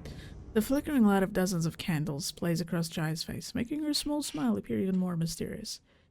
Dream, the Exalted One himself, brought us together the day you crossed Vladim, I don't even remember how to say his name. Threshold, he led us to the cargo and gave his blessing for its return. You know what people in my world say when such a thing happens? What's gained is to be shared with your neighbor. She points at the containers in front of her. One contains a polished Eldari rifle, a rare model, and the other holds an ornate sword. I'm sharing what I've gained with you. Please accept these humble gifts in honor of our wildly successful, though suddenly struck friendship. Truly wonderful gift. I accept it with gratitude. I knew you'd appreciate the Xenos' mastery of their craft. Jai beams at you, curling a lock of black hair around an old painted finger. Please don't let it get stuck, that's gonna suck. After a brief pause, she awkwardly continues. So, the matter I wanted to discuss with you is related to my business. You know that I sell Xeno artifacts to interested Imperial subjects, and Imperial trinkets to Xenos. Business is going well, my network runs even without my participation, but when it comes to expansion, well, that is where I hit a wall. Rivals, envious of my success. Jai throws up her hands. Falco especially. I'm certain the theft of the cargo was his doing, but I can never predict what that Ashmog will do next.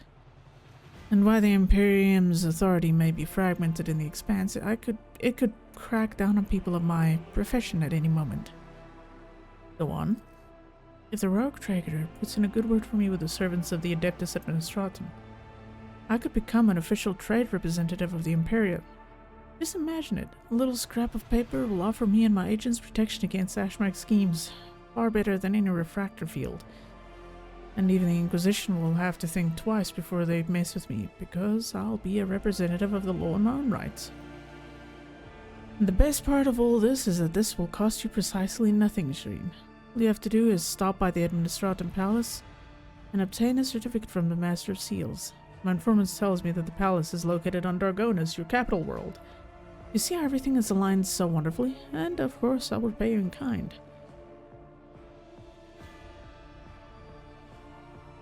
How do I benefit from your gaining official status? Besides being in receipt of my eternal gratitude, Jareed? Jay playfully raises a brow. Jesus, words. Hello. Wouldn't it be beneficial to have someone in your retinue with the weight of authority behind them, rather than just another pawn? On a slip of paper, and I'll be able to extend my network to systems far beyond footfall. My agents will be your eyes and ears throughout the Expanse. Sounds simple. You know what? We could. Now, you know what? Could be good to have someone like this in our back pocket. Sounds simple enough. I will help you. Exalted One bless you, Shireen. I couldn't find a better business partner in all the Expanse. Jai ponders for a moment and then graces you with a dazzling smile. Friendship is a gift from the Exalted One, and we must cherish it. And you will have no complaints about our friendship, Shireen. I may not be a trade representative of the Imperium just yet, but I can still help you with whatever you need. You must have some faction in mind that you would like to establish relationship with. The severe Drusians, the hard-headed pirates of the Casbalica.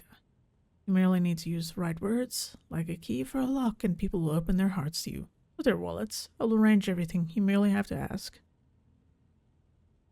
The Adeptus Mechanicus, they are the partners I need now. Not a problem, Shireen. I'll have my people put in a good word for you in the right circles. I'll humbly wait until you steer your vessel towards Dargonas. Mercatum Tabula Official. Sounds almost as majestic as the Warren of Trade. Alright. Got that sorted out. Though, honestly, she's the newest person we got, so I'd like to talk more with her before we just decide where we go from here. Oh, she's this way. Yep, there she is. And we still have to talk to Pascal a little bit as well. And at least here on the bridge, stuff is voiced. Thank fuck. That is gonna help my life so very much. It's gonna be nice. So nice having voiced lines. But I need to read. May the Exalted One protect you. Have you grown bored without our little talk, Shireen? You don't look like a typical smuggler. No truer words have ever been said. I'm far more exciting than some small-time peddlers from Footfall. Allow me to introduce myself properly. I am Jai Amira Fatqin Tamiri Ash Ifrit, the 12th daughter of the Lord of Ifrit, a distant world at the fringes of the Imperium. Damn. The youngest child is destined to become a bargaining chip in the family's political games. But I was unwilling to accept such a fate, and wanted to choose what to become and which path to follow. When I learned the Exalted One watches over hundreds of other worlds amidst distant stars, I understood there was an entire world of opportunities beyond Ifrit. All I had to do was break the familial bonds tying me down and escape the planet. Which I did a long time ago. Her accent and way of speaking reminds me of a character from Greedfall called Siora. If anyone's ever played that.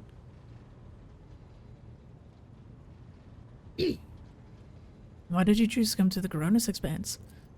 The Keronis Expanse. A gorgeous name, isn't it? But this backwater wasn't my original destination when I escaped Sherin. Oh no, it was the rumors of incredible freedom that brought me to the Keronis Expanse. Freedom that is generously bestowed upon everyone who can survive in these parts. All doors are open here. You can become a saint, a mogul, a kingmaker, or anyone you like, really. Here, hard work pays off. Unless you're used to lying by the roadside and complaining instead of toiling for the good of your soul, glory, wallet, or whatever floats your boat. I'm used to working hard, and so I found my blessing. Greedfall is a pretty okay game. Like, it's not bad, it's not good. The systems for the game, the mechanics for combat and so on are a little iffy and weird. I'm not sure how it plays on keyboard, like, throughout the entire game, because I played keyboard for like 10 minutes and I switched over to controller because I was like, I'm not having this. It's way easier to control on controller than it is in keyboard and mouse, according to me, but it's probably down to just a preference thing.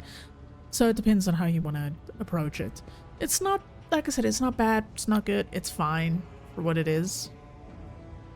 I know the second game came out not long ago, so someday I'll maybe try that out, but nah. How did you escape from Ifrit? I convinced my father I personally wished to oversee the inspection of imported goods. I had to get experience so I wouldn't bring shame on our family, didn't I? I made friends with traders, missionaries, and soldiers at the port. I listened to their stories, studied the charts, learned what documents I had to forge to escape the planet. A kind word here, a shiny coin there. And here I am, in the iron belly of a ship, braving the void in search of a new life. Judging by your implants, you've had quite a few close shaves over the years. Consider it a mark of my trade. This here, Xenos. Dumb-headed orcs. Who knew that we weren't the only ones to get tempted by the wreck of that raider? As for this treasure, I received it as a reward for a life that had been just a little too good. I was in a hurry to get to the Adeptus Amasacus after the Exalted One blessed me with immense wealth. I was 2 backstreets away from the den when a pathetic ashmag attacked me, envious of somebody else's fortune. So your entire fucking throat is a implant. I thought it was just literally like a decoration. Oh well. Interesting. I learned my lesson and started taking the longer way around. Except I haven't had any big windfalls since. Thank you for sharing this. All relationships are based on mutual trust. That goes for business too. Sure, you know what? I've seen enough of the shiny wrapping of the Keronis Expanse. Tell me about its dark side. The dark side is the real Keronis Expanse, if you ask me. But what do you want to know about it, Sherin? How do they do things on football? Dynastiers drink with criminals. Rogue traders strike deals with the Casbalica. And dozens of ships stop off for a welcome break from a long voyage. Is there a more beautiful place in the entire Imperium? The Emperor is merciful to the meek and the powerful alike. There's a job for everyone as long as they have a head on their shoulders. And if you feel like talking to him in person, the statue of the Exalted One can be seen from any asteroid. You can pray to your heart's content. Tell me about the Casbalica mission. An ancient crime cartel that originated with the first settlers of the Calixis sector. It is run by shadowy clans with robber barons at the helm. Cross their path, and you risk making enemies all over the Keronis Expanse, or even the entire Imperium. As for the agents, they are just shameless, greedy scum. Every third person on Footfall is a Casbalican. But that doesn't mean all that rotten filth is acting together. I've been set up more than once just so some Casbalican can get one over on his rivals. And yet, the Casbalica is generous to its customers, if you can afford it. Anything can be obtained, organized, and transported for the right price. The customer is always right, unless they happen to be a rat. In which case... Forgive me, Sherin. I'm not too fond of the ones I am forced to share the market with. Especially since they are nowhere near as good as me. Are you one of the Casbalika's robber barons? What gave you such an outrageous idea? Was it my immaculate garment? My gorgeous jewelry?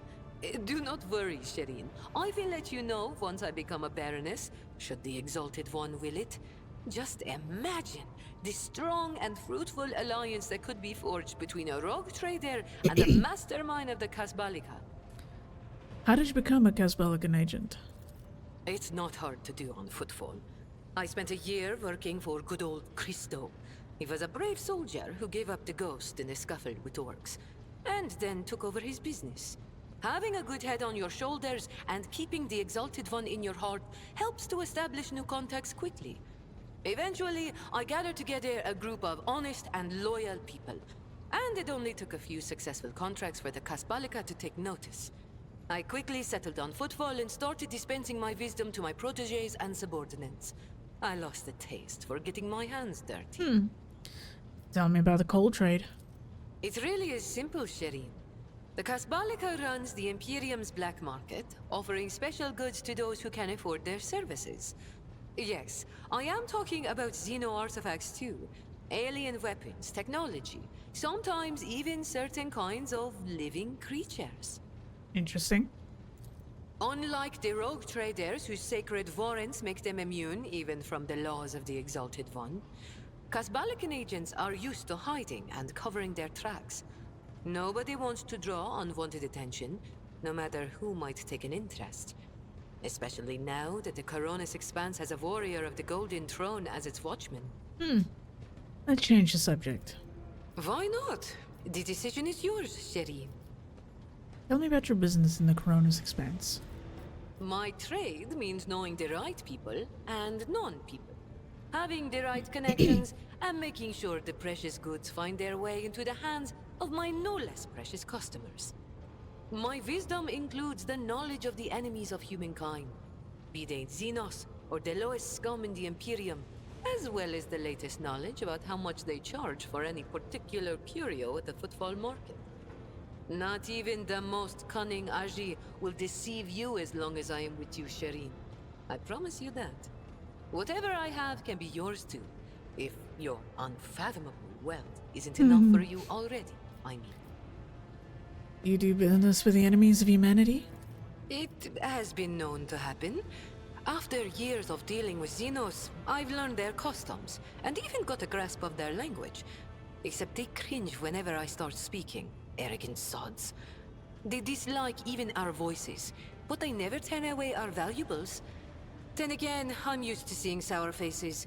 In this trade, the easily offended go out of business. You know what? Perhaps your knowledge will serve the Von Valencia's protectorate. I have no doubt you will have to deal with Xenos sooner or later. When that time comes, Shireen, you will thank the Exalted One for sending me to stand at your side. You have many talents. Thank you, Shireen. Being able to read and write is chief among them. You may not be aware, but this science is beyond the abilities of billions of the Imperium subjects. And yet they happily keep drudging along in their factories, fundi, and assembly lines. Me? I didn't escape Ifrit to consign myself to such misery. It was literacy that paved my path to copied orders, forged signatures, counterfeited papers. The wonderful things that make the wheels of bureaucracy turn in the right direction. Are you really that rich? Compared to the rabble on footfall, perhaps. Compared to you, be it power or money, I still have a long way to go. I could purchase one of Footfall's asteroids, but not a planet. I could subjugate a few gangs from the shady districts, but not Vladium. And so the answer to your question is no. I do not consider myself rich. I am not rich enough. You could be sitting back, reaping the fruits of your own work, so why have you chosen to embrace the vicissitudes of life aboard a void ship? You're fun to talk. I grew tired of scribing endless contracts and agreements neatly tucked away on Footfall. Well, I did that for how many years? But here, among the stars, you are always balanced on a knife edge. Nothing thrills me more than the tension of a warp jump, or the danger that lurks around every corner on a planet. Footfall was beginning to make me fat and stupid, Shireen. I do not want that. Wow. Okay. That's one way of looking at it. Jai speaks measurably with just the right amount of laziness in her voice, but her performance cannot conceal the slight tremor in her voice. Whatever Jai is afraid of, that is what drove her on Footfall. What about your gang that stayed back at Football? Do you trust them? Do I trust the Trickster twins? By the Exalted One, no. The underhanded rogues of Footfall came up with that name for a reason. The tricks of those frenzied ashmags are all about things far more intriguing than the honest and law-abiding subjects of the Imperium can imagine. On the other hand, this is why I am keeping them close. Kor and Tora know who lifted them out of the cesspit proudly called the Shadow Quarters, and who has been feeding that ravenous beast their insatiable lust for lucre. No, they are not going to betray me if only because they know I am now a part of your entourage, Shireen. They're not going to let the biggest pie in the Imperium pass them by without trying to get a slice for themselves. Tell me about the Xenos of the Coronis Expanse. Vicious, cruel, dangerous beasts. Humans hold little interest for Xenos. We are entertainment for them, a means to keep boredom at bay. A commodity. But some of them contact us once in a while using their own people. Do not deceive yourself by thinking you are safe because there are no Xenos inside. Those Agi are as cunning as they are ruthless. They cleverly pull at the strings of spies and traitors, subjugate those who do not fall for the promised reward, transform the ones who resist their promises into soulless puppets. The Emperor watches over me, and that is why I still haven't succumbed to the fate of many of my associates who have lost their lives to the stringy scoundrels. Damn, okay. Let's talk about something else. I think we've said all there is to say on this topic. Did you know Theodora von Valancius, my predecessor? It is difficult not to be aware of the powers that be, especially ones like Lord Captain Theodora. But we never met personally, as the difference between our positions was far too great. Theodora was a mighty ruler, the center of her own universe, and I, a pathetic speck, was nothing next to her. But you were kind to me, Shireen, and in my eyes, that puts you above your esteemed aunt, or whoever she was to you. Alright, I'm curious. You keep using words I don't understand, like calling me Shireen. The language on Ifrit, my home world, is quite different from the one spoken in the Coronis Expanse. We bestow more than one meaning upon each word, allowing our wise men to fully express their sagacious thoughts, and us lowly dabblers, our base passions and desires. Take Agi, for example. That is what I call every piece of scum and villain, because Agi means evil and foe and pathetic worm unworthy of consideration. Or take Ashmag. It means fool and little brother and blind man who stumbled and would fall into a pit without guidance. Shireen means friend and comrade and roommate in a battle formation, like we are. Ah, I'll talk to you later. I have no doubt you will. Oh, that's interesting. Alright, Pascal, let's see what you've got new to say. The young Messiah knows all, comprehends all. I want to know the truth about you. The request is approved. I did conceal certain information. I was a student of Archmagos Amanat, but I committed an act of betrayal after he deviated from sacred dogma. What did Amarnat do? He fell into schism and challenged the sacred boundaries of knowledge. The blessed Amanat claimed the limits of what is permitted must be expanded, because by refusing to explore certain law, we find ourselves in contempt of the seventh universal law. Comprehension is the key to all things. My mentor put forth a thesis claiming that we have stagnated, that ritual is now nothing but a cage for souls and false worship of the Omnissiah. He sought to break the cycle of mindless repetition because he saw the inevitable demise of our faith and all humanity at the end of it. You know, the first one actually makes sense in this case. Certain aspects of the Imperium have, indeed, ossified. His argument sounds reasonable. This statement is false. My mentor's words sound like heresy. Limits were established because it is dangerous to venture beyond. Each step past them could lead to a bloody slaughter, but the blessed Amanat was not afraid. How did you betray Amranat? The teachings of the blessed Amanat spread, and word of it reached the conclave of the Cognizance fleet. They recognized his teachings as tech heresy. Many tech priests suddenly vanished or were subjected to servo penance for minor transgressions. The students of Amanat, whose number included many enlightened and respected tech priests, resisted. My prognosis showed that our most likely future was a schism and a fratricidal war that would destroy the Cognizance fleet. That was when I headed to the Conclave. I confessed and handed the information about my mentor's research over to the Conclave. Brazen anthematic studies of the Forbidden Law. The Conclave could use that data to summon Archmagos Amanat to stand trial and compel him to repent on pain of excommunicate traitoris.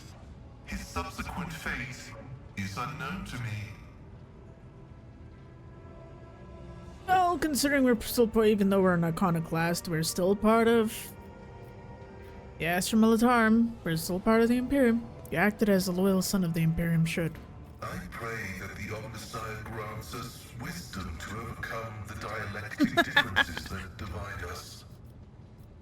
It's always funny to me that they all serve the same higher powers, or not higher powers, but they're all part of like the same governmental situation, but there's so many little branches between everything and how everyone reacts to each other in certain words or phrases.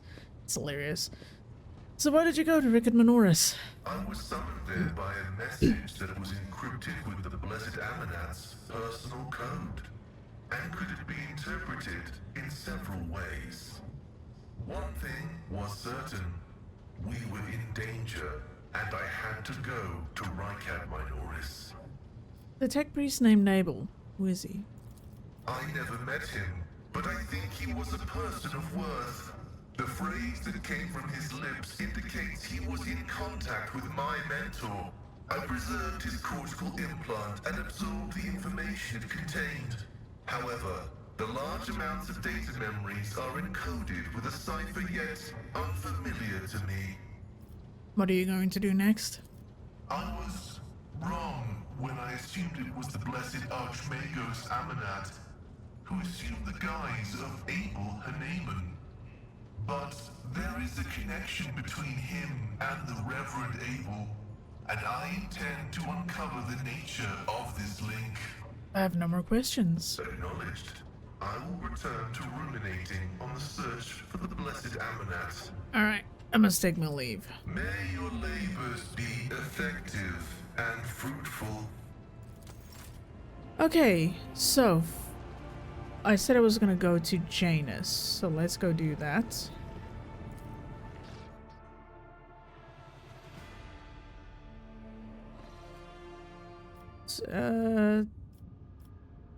Whoa, wait. Ash World already? Hold on. I feel like I'm missing something here. Oh, wait. Is this white ship management? Oh. Yeah, sure. Why not?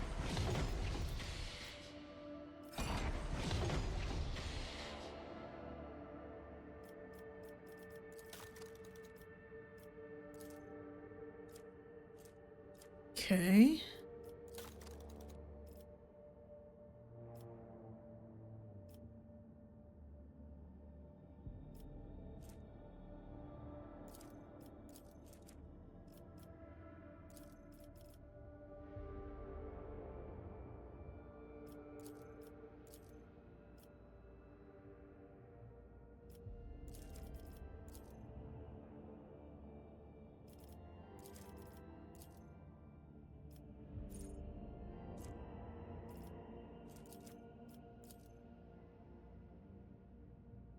Okay,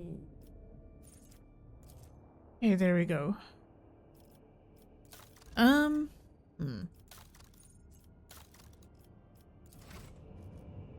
to figure out. Ah, what? Is that the right button? Yeah, okay, that's the right button. Start new course. Oh, wait, what? Macron. Tyrannosaurus. Below. What's these less? Whereabouts born by scanning new systems. Navigator of the flagship uses nibble new warp routes as well as to make them more stable and safe in as much as it. Oh, okay. Let's go there.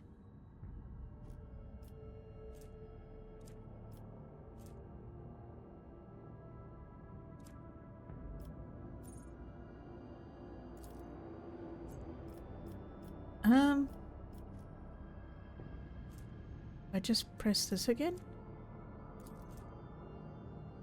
What?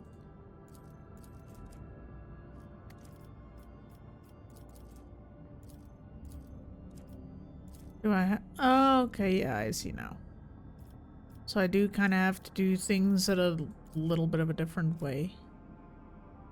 Okay. Let's go this way. Lord Captain, the ship's senior officers request an audience with you. They're humbly awaiting you on the bridge. Alright, let's see what people have to say.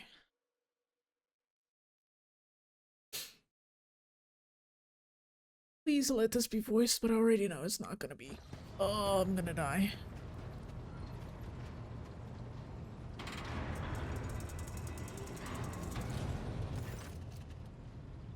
Lord Captain, if I may request your attention for a moment. I must report a series of highly dangerous violations that have taken place in the fuel compartment. The Master at Arms is ignoring my demands, and I am thus forced to appeal to you directly. The fuelers have founded a sect of some kind. This group practices fire worship of the Emperor and has been burning promethium near the fuel lines. Beg you to stop this madness before we all go up in flames. I should point out that there have been no incidents in the fuel compartment so far, and that the beliefs of this sect do not affect the obedience of the workers or their efficiency in any way. All assemblies are conducted strictly after hours with the permission of their superiors. However, if you find their practices unacceptable, we will put a stop to them immediately. Does the ecclesiarchy recognize this cult, or is it considered heretical? This matter is beyond my purview. Let Confessor Adalbert be the judge of such business. A plump, rosy-cheeked old man stepped forward, his voice deep and sonorous. The Emperor protects your ladyship. I can assure you that there is no heresy festering in the fuel compartment. The sect of the Fire Prophecies has been tested for purity and found to be in accordance with the creed. Their leader, who calls himself the Oracle of Fire, is devout and submissive to his servants. They do not twist the sacred teachings, and as for their chosen forms of worship, these are neither rare nor remarkable. Many such minor cults exist in the Imperium with the full approval of the ecclesiarchy. Does this Oracle of Fire really make prophecies? At least he and his flock believe that the Emperor reveals glimpses of the possible future to him in the sacred flame. Occasionally his visions do come true, or so his followers convince themselves. You do not know whether the grace of the God Emperor truly lies upon him, or if he is merely a charlatan, or perhaps a blissful lunatic, or a wicked rogue who possesses psychic power not tempered by his will. A croaking voice interrupts the confessor's words. Lord Captain, as choir master of the Astropathic Choir, I must be watchful of any threats to the ship's safety originating from the Immaterium. I've heard rumors about this oracle, and so I've sent my adepts to see him. They assert that the man is a psyker. This man who speaks to the warp is a danger to himself and to the entire vessel. Both law and common sense dictate that he should be thrown into a holding cell, tranquilized, and handed over to the Inquisition, be sent to Holy Terra. Alternatively, he may dispose of him in some other way. Choir Master Weiss, you and I have not yet had the pleasure of conversing. I beg your forgiveness, but I seldom leave the chapel to interfere in the affairs of the ship. My duty requires that I keep constant vigil as I direct the arrival and departure of messages across the boundless void. But given that this incident had already demanded my interference, I thought it a good opportunity to introduce myself and pay my respects to you. What? They're burning my promethium? The amount of residue accumulated in the drainage tanks was so laughably small that it was not even worth recording. If there were any real misappropriation of the ship's resources happening here, I would have already punished those involved, Lord Captain. Last sentence carries a faint note of regret. I know just how to handle this cult. We stand ready to carry out. This is theoretical visions may prove useful, thus we will not allow them to stand in our way to keep an eye on him. Dangerous, except that I'm convinced. Ooh. Honestly, if shit hits the fan when we travel through the warp, I'd rather not mess with it. So the Oracle into holding cell and hand him over to the authorities at the first port we visit. It will be done, Lord Captain. I will see to it that he remains unconscious and his dangerous powers are kept in check. As for the cult, I'm sure it will dissolve on its own without its spiritual leader.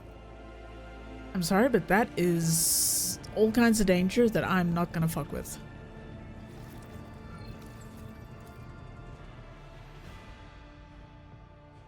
Alright. Let's see what's in Soto's too. Somehow whenever I hear about this place, hey creature, how you doing? Every time I hear something about Tomb, I just immediately think of the fucking Necrons. Space dust. Birds.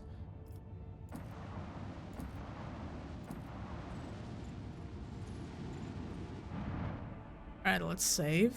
We're gonna hit the space dust first. See what's in those before we move on. Trophies, okay. It's in this big old cloud over here. 4 of them. Alright. Save. Do we attack the pirates? Do we go and attack Le Piratos? Le Pirators. You know what? Why not? Sure. Let's go fuck them up. If I get murdered, I did save beforehand. Because tomorrow night, I just have to verify with Fox. Tomorrow night is a way out. And when she finishes stream on her side, I will be switching over to date everything. Because we got a lot to do still. Order to the crew! Deliver me victory! 50? 50. Oh boy.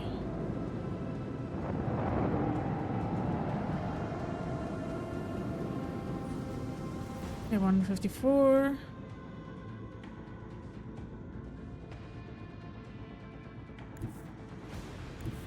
Lay in the course.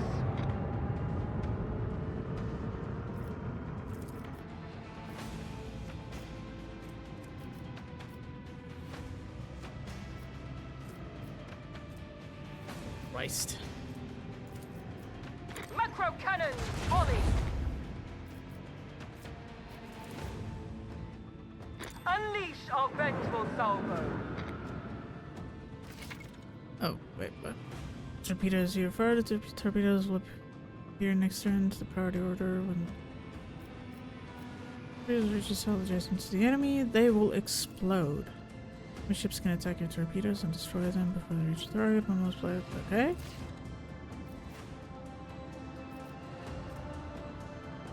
I think that's all I can do for now.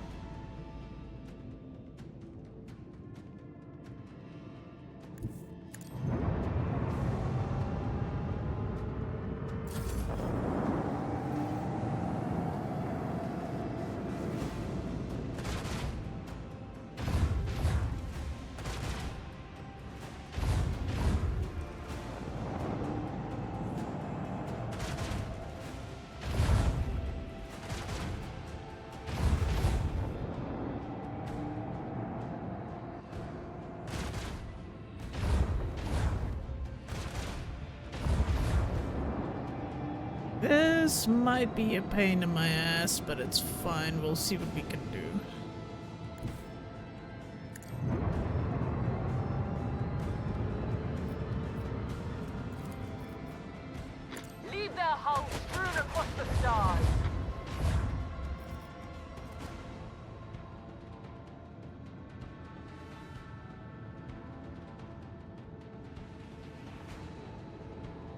shoot.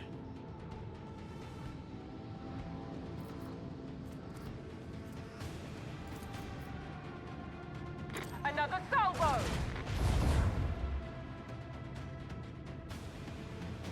Well, we need to finish this movements anyway, so it's fine. Let's move around.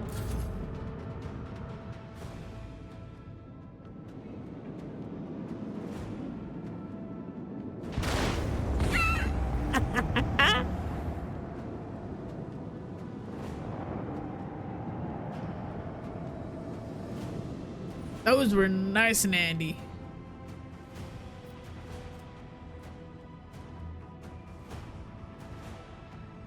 Yep.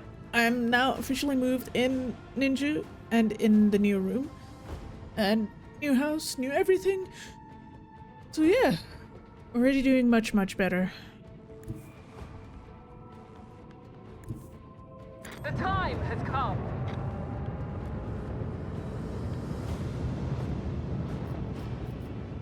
Oh, no, that is awful. All right. Annihilate them.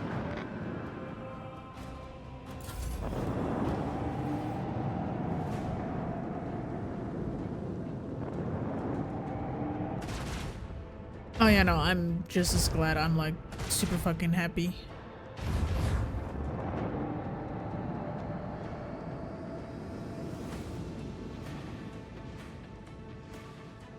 Oh man, I hate the movement for this. This sucks so much.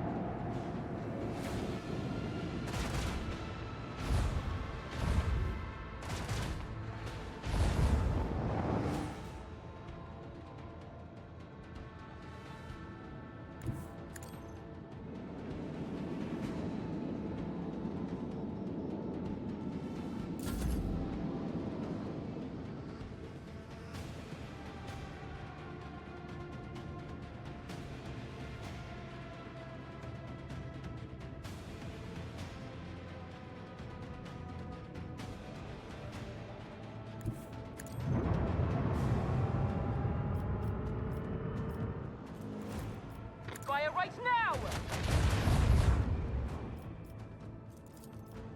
Another salvo! Torpedoes locked!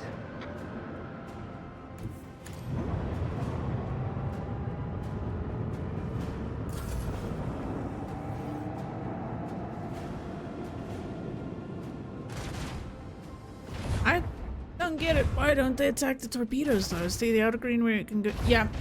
No, the green is where I can go. There are other things that show, like... the outer green is my range of motion and the orange is my range of weapon. Oh, you piece of shit. I can't get to them at all. That fucking blows. They're gonna explode in one turn.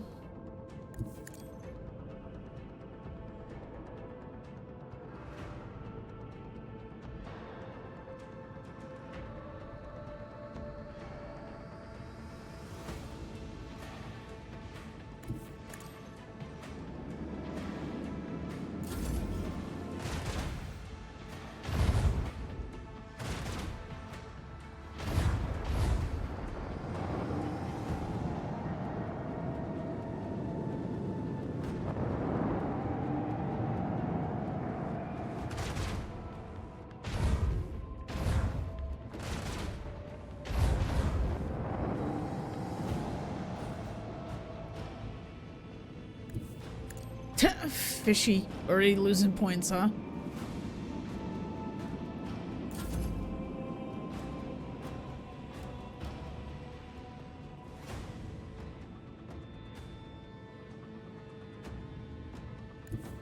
Lay in the course! this is already going pretty horribly for me. Leave their hulls strewn across the stars. Another salvo. Unleash your vengeful salvo.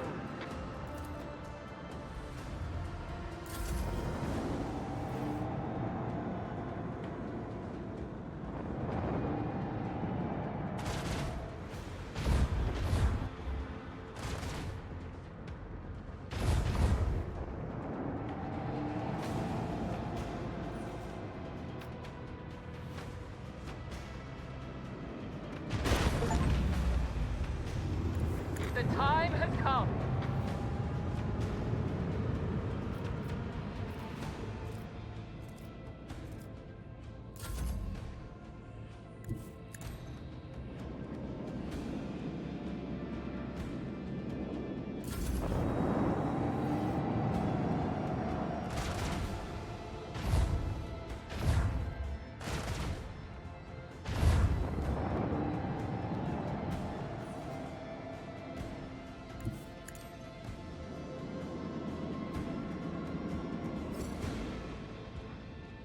I hate that it forces you to have to finish in the normal green squares and not the, like, shaded ones.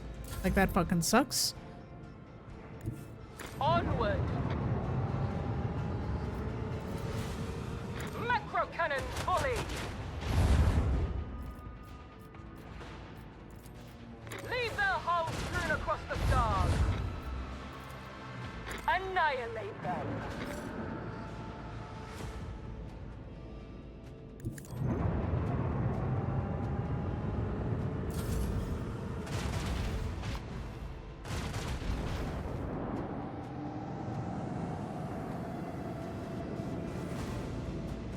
Nah, these are not gonna make it. That's fine.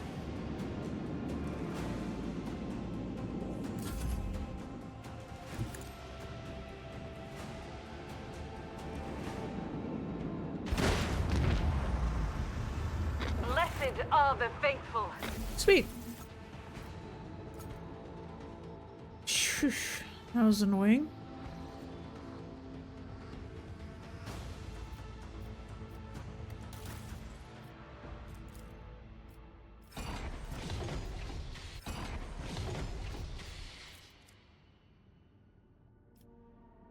Oh, I wish we could have more, like, better stuff, but it's fine. Okay. Now we can scan the planet.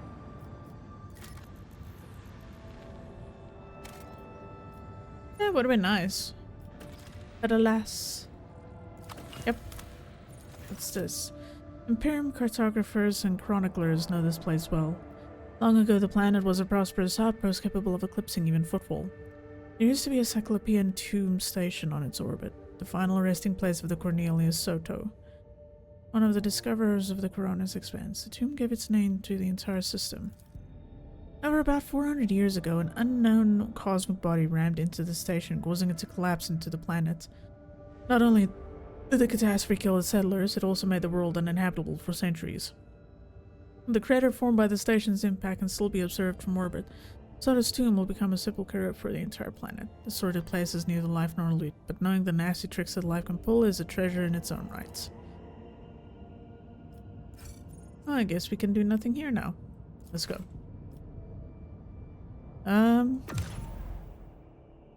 Let's check out the red. Is it possible? I actually don't know. If you want to be able to play something where you can ram another ship, then I would suggest,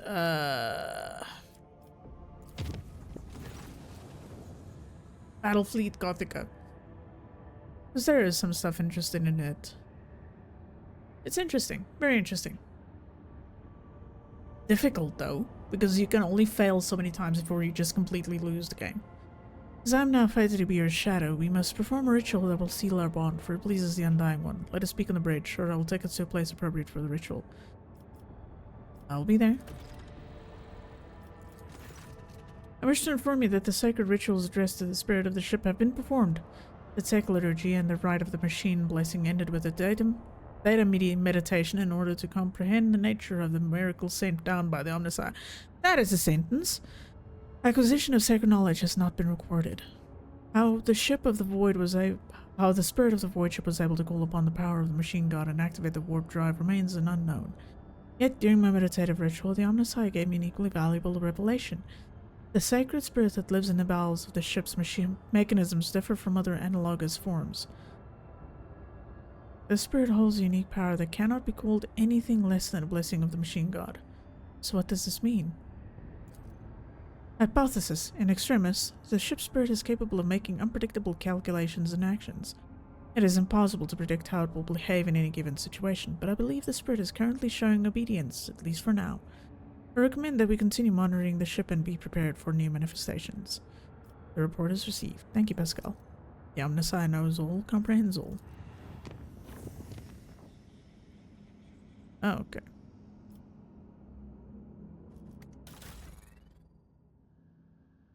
Okay, so it repairs as it goes. Interesting.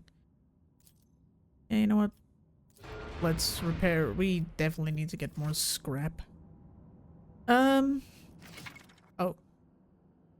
Available scraps to repair your ship, but you still have options if you're willing to sacrifice some of your ship's upgrades. Open the void ship management. Okay. Yeah, no, it's fine. We'll figure shit out. Okay, I need to go talk to Cabela. Yeah, it's going fine. It's going alright. Again, if you want to be something that's a more ship combat heavy than story heavy creature, then again, I would highly suggest looking into Gothic Armada or Battlefleet Gothic Armada or one of it's something along those names. For some reason I always get the name mixed up and wrong and weird. But I would highly suggest looking into that if you want to have something that's very much more ship combat focused than what this is. If you want something along those lines. But again, failure in those, like, you don't have a lot of chances. If you fail, you fail. It's over. Oh, that reminds me. Didn't I get new weapons? Special gun or something? Okay, there's a sword. Where's the weapon? It's some kind of a rifle that I was given? Oh, you motherfucker, I can't use it. Domin. I'm ready for the binding ritual. Then follow me, Domin.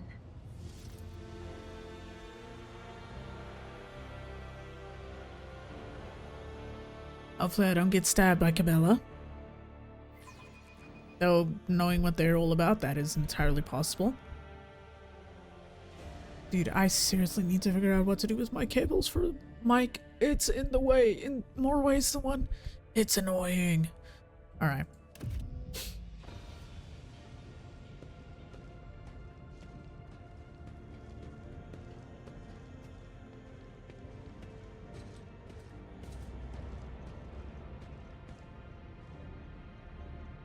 Are you ready to step into the labyrinth, Domin? What exactly are we going to do? This is the ritual of binding. By the Undying One's will, our fates and ours one. But I must still guide you into the maze of my mind. Although it is my predestination alone to walk its corridors in search of answers, your image must become part of the tangle. For I am your shadow, Domin, and your presence will aid me in sensing whatever threats may be looming over you. Alright, I'm ready, Cabela. Let us begin. Your weapon for the ritual. Watch the lines on the floor. You can only pass through the gaps. The rest, you need not know. Enter the labyrinth, Domin. Can only pass through the gaps? Okay.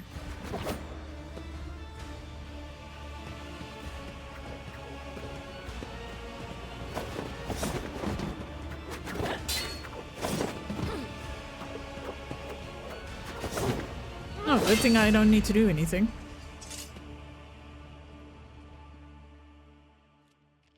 You are now upon the path. Your shadow now walks the labyrinth, and my gaze can now see when danger draws near you.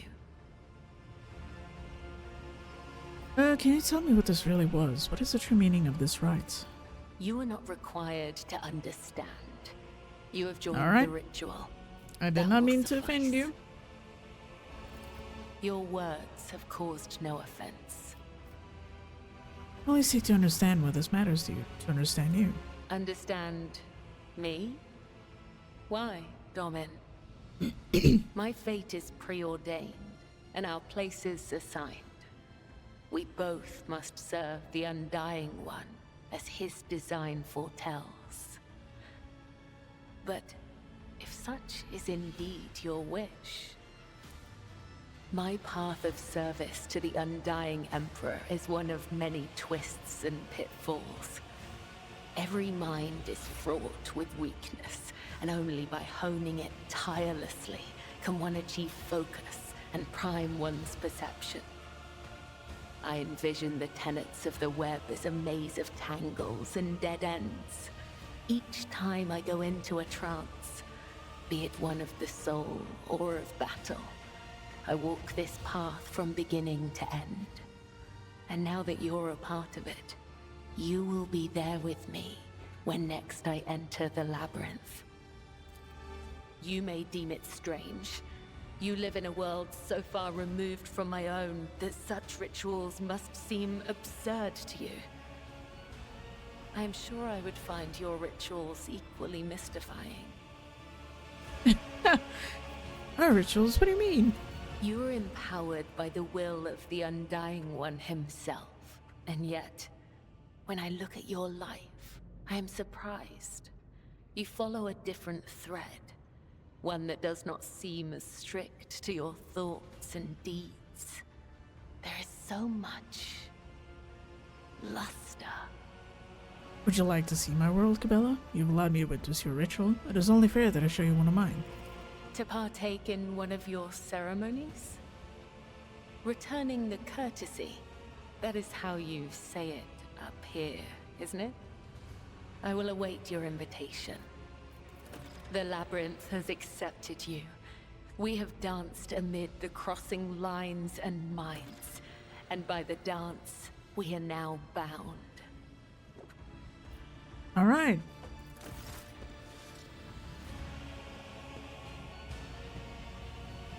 That was interesting in itself.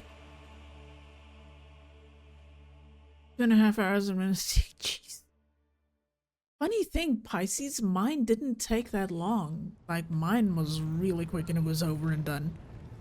It did not in any way take that long.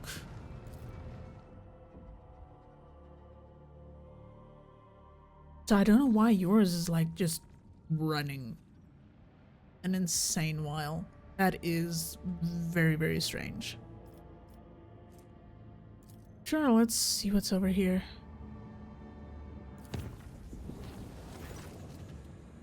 It's like that one time, Bentley will know what I'm talking about. A friend of ours called Atty. She started playing Monster Hunter Wilds and it took forever for the shaders to run. By all accounts, her PC is a little bit better than mine, but mine ran the shaders much quicker than hers did.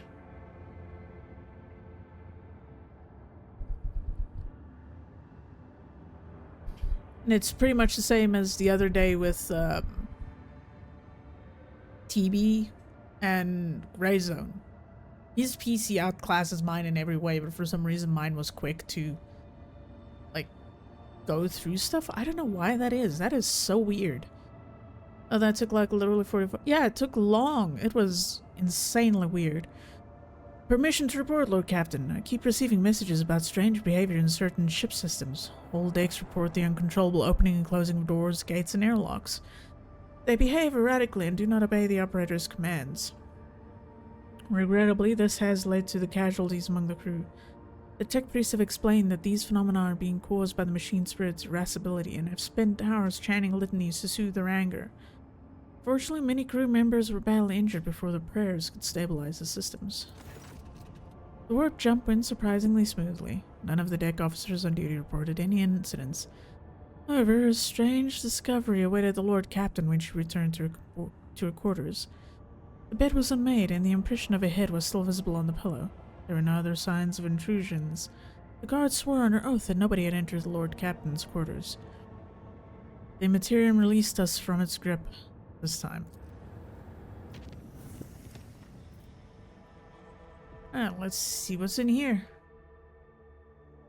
Yeah, that was just really weird that it took that long. Yeah, that sounds like the update broke. I once had to force reboot and kept repeating. I had to manually delete the update files and yeah, like I said, I'm not sure why yours is taking so long. It is horrendously weird.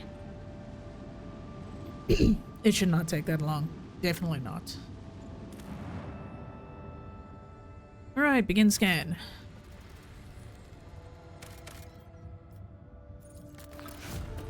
Alright, we got some trophies out of that. Gas giants. Over there. Yeah, it's that long. Something is clearly broken. Oh yeah, not sure what it is. It might be worth it to try what Ninja said. Let's see what happens with it. Yes, let's do that. I have 3 extractors. Collect all of that. But extra provisions is always nice. The marshmallow is having a nice little snooze. 50 experience, nothing. Oh, there was something that spoke over there? What? I hate when there's things and I can't read them quick enough. Oh, yeah. So, we moved the cats last, and it was a small truck. So the cab wasn't very big, so it's a big-ass box with my brother's one Siamese cat. She's 16 years old. And it's a cat carrier with the chip with the orange brain cell in it, and he's not even a year old. And then I had to wrap the marshmallow in a blanket, which she escaped from and scratched half of us to shit. I have so many scars on my stomach from trying to calm her down while we were driving up. And that night when I got in the shower, turns out my right boob is just completely scratched to fuck. I'm lucky she didn't hit anything in particular, but I'm not mad at her. I can't be mad at her. She was afraid, she was scared. I did manage to calm her down while we were driving, and she was extremely nervous the first day, but she's doing a lot better. She's doing much better now. She's slowly starting herself to settle into the idea that this is home. She's never moved in her life at all. Like, that was the first time she's even been in a car or a vehicle. So like I said, I can't be mad at her. She was afraid. So it's okay. I don't mind. And hey, what are more scars for the collection? But man, she got me good on my tits. Jeez. She just went to town on it. But it's fine. It's fine. She's okay. She calmed down. She's, like I said, she's pretty much settled. Why are you chasing your tail? I look over at her and she's chasing her tail. Em, are you okay? Did you finally lose your last little piggy in your head?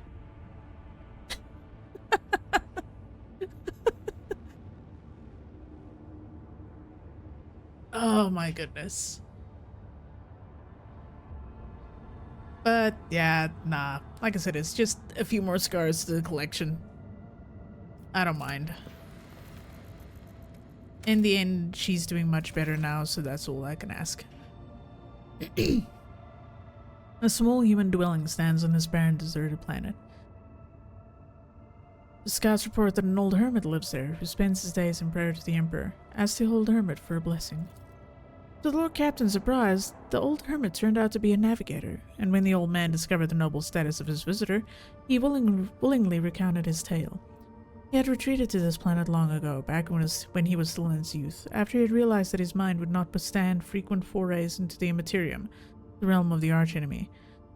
The hermit spoke with pride about how he had worshipped the Emperor each and every moment of his life, but when he mentioned the golden light of the Astronomicon, his voice quivered. When his guests left, he stared after them for a long time, his gaze filled with sadness. Drives with less than 50. Yeah. I usually, as weird as it sounds, I have a 250 gig SSD for my Windows, and I at all times try to keep at least 100 gig open on it, just to be safe. Yeah. Radio stuff. Sometimes it's just a lot of junk files and shit that keeps up. It's a lot of junk files that take up space, so checking temporary files and so on is also a good idea. You should record audiobooks. I have been told that before. Hey Paul, how are you doing? It's been a while since we've seen you. Yeah, Wednesdays are apparently me reading an entire game. A lot of people just tend to like chill, lurk, or pass out and sleep while I'm playing. ASMR. I may update to a new drive. Oof. Yeah, I heard that it's warm. Well, I hope that you don't melt too much. When we moved for the first time with our cats, both hid under the queen bed. Didn't even get them to eat, but they started. She pretty much the same night was eating and exploring. Every time I'm in the room, she would like crawl out from under the closet, because the closets are on like little stands on little feet. So there's a space between the closet bottom and the floor. So she was crawling underneath that and hiding. But every time I came into my room, she would crawl out and be like all over. But it took her like by the second day, she was eating, drinking, pooping, all those things. I'd chirk, chill and lurk. But yeah, I should start just labeling Wednesdays as ASMR time with me just reading to people apparently. Alright, and adamantine. Plays nice. Do that.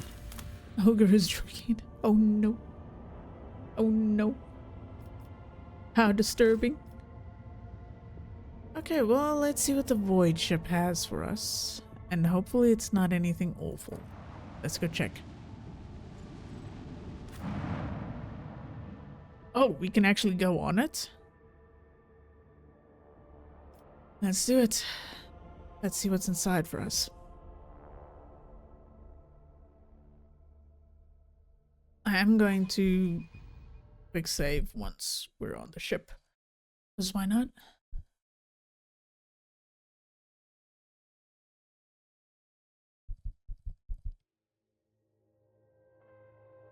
I actually don't know Pisces because I've never had this problem. So I wish I could tell you. Alright, let's save and see what's happening in this place. About time.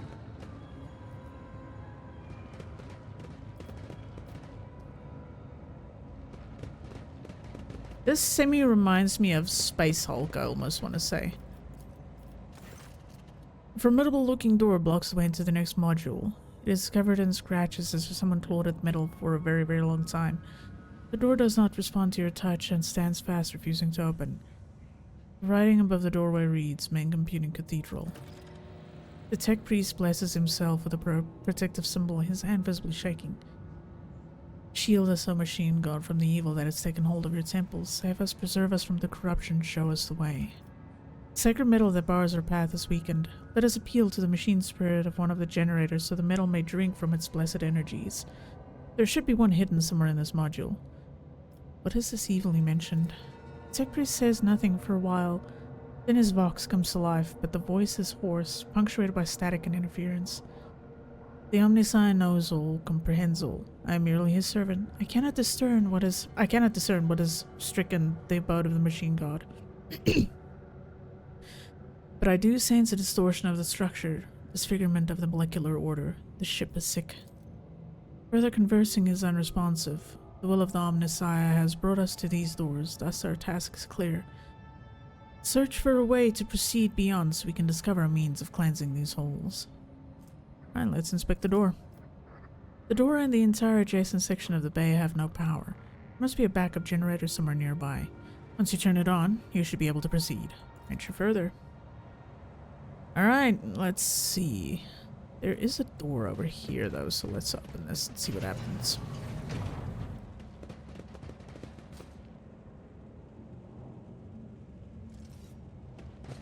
Cast your eye there. The Emperor favors me today.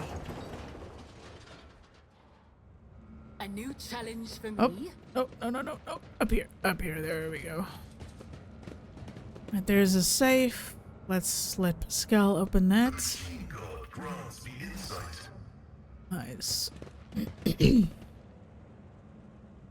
Now let's see where else this leads us.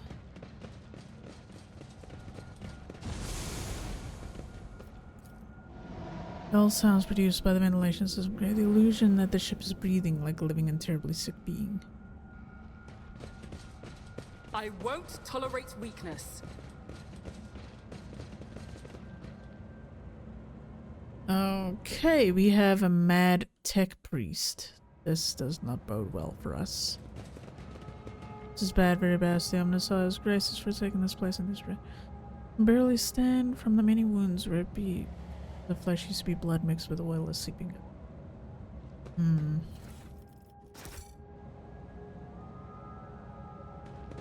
Must be my smuggler's instincts. Where? I don't see what I'm supposed to be looking at.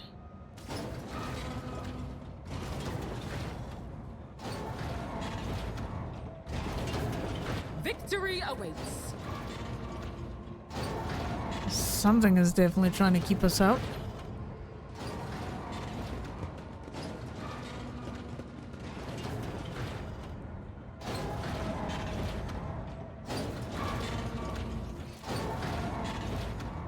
I should go through there, but I can't get in there.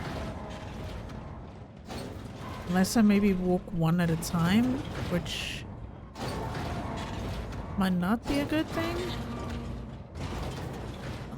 Let's see first. There has to be a generator somewhere near this, specifically this door back here.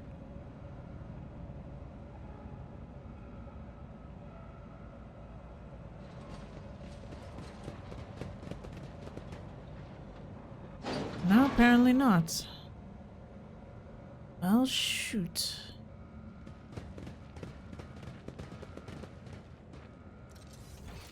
Looks like I am gonna have to go up there. Well, fucky wucky. I apologize for the loud noise, and anyone whose ears might be annoyed by it. I think what I'm gonna do is I'm gonna let Cabela go through first. Whisper and be heard. Now, you know what? Let's send We are Abelard the through. spearhead of the Imperium. What the? There was a tentacle just now. Marching on. Huh. Apparently I can't send them through that.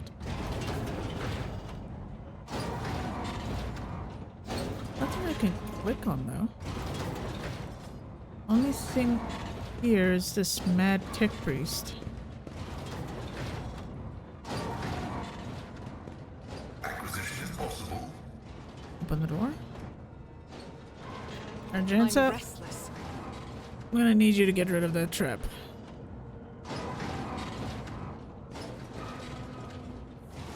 Duty prevails. There we go. Take the goodies. More goodies. That all that's back here? Really? I thought there would be something I could turn on, like a generator or something. Apparently not. I'll lay claim to the stars.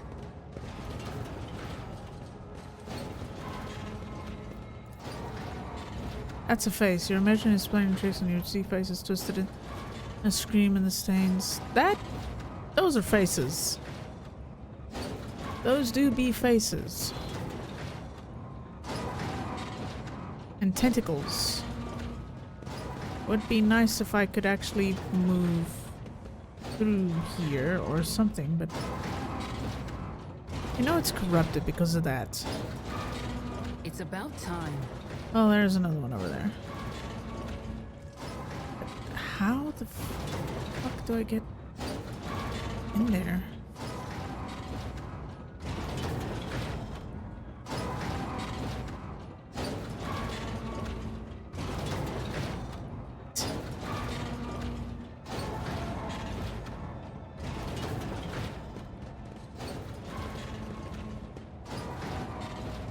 There we go. Pascal, open the door. Successful. Follow my lead. It'll help if I remember the universal thing. Always press tab. And if it's not tab, it's always alt. If it's not alt, then it's control, because those are your usual keys for highlighting shit. Games that are CRPGs.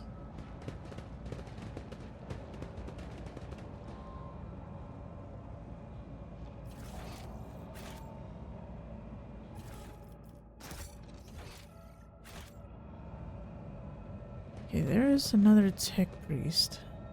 This one mad too. It's attempting to sew together the innards sticking out of his abdominal wound and the flexible wire emerging from the depths. And ew. Well, that's a way of doing it, I guess.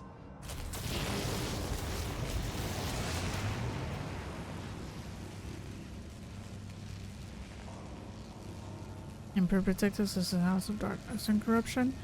Yeah, no shit.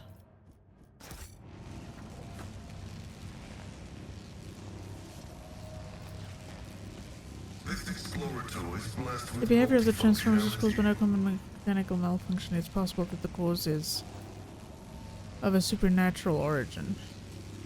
Yeah, well, this isn't gonna make my life any easier trying to move through this.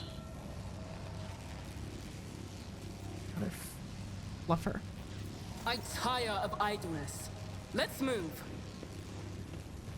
Alright. I'm probably gonna have to move people one at a time through this mess.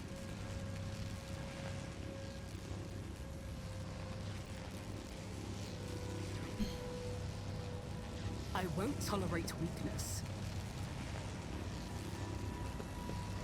If I'm correct, I think as long as I don't step on blood, I should be fine. Alright, next person. What advice do you seek? Get them at least semi-together. So that I don't end up with one person fighting everything and all of the others just at the back counting their fucking toenails and picking at fluff in their navels. Join me in prayer.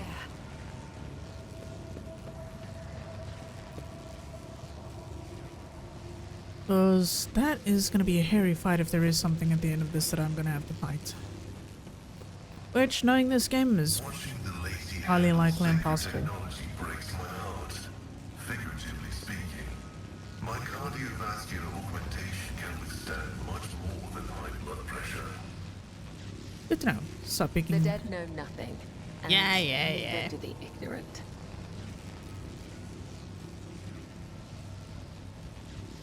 Alright, Cabela's next up. Last. Trading is just like art. It takes skill and talent. Alright, Jai, you're the last one on this road trip. Blood is my Nope. life. You love to take charge, don't you? Alright. We shall prevail.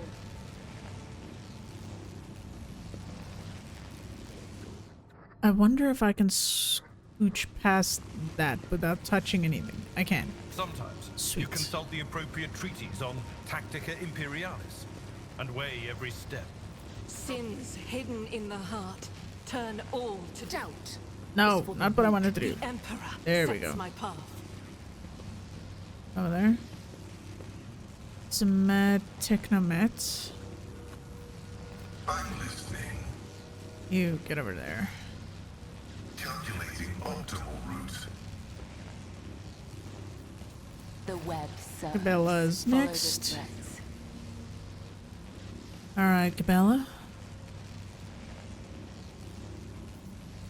Let's make a Jai deal. is last. If it pleases you, Shireen. So all of them are across. That already improves my life and my chances. Alright, pick up goods. Cut the power.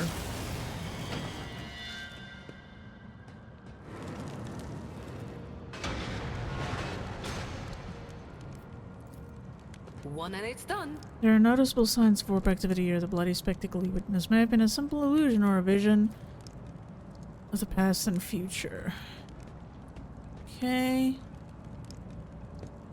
I'm always ready. Priest is mumbling an incoherent series of terms and designations. Well, let's see where we go from here. None shall stand in my way. Scraps of skin, broken nails, and teeth are stuck in the ragged grooves in the bulkhead. Someone made a frenzied attempt to scratch the blasphemous symbol into the middle, showing themselves no mercy. I can't really see it from this angle because there isn't a lot of light in here for me to work with. But, good thing I don't have any psychers in the group because this might have been hairy.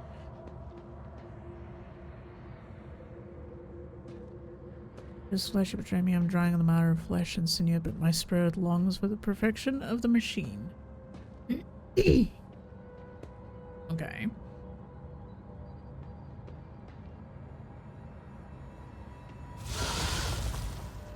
Dear comrade, you are in need of a ritual protocol of repair. We will mend you.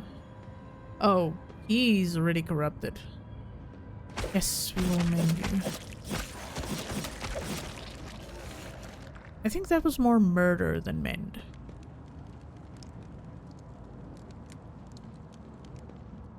A new challenge for me.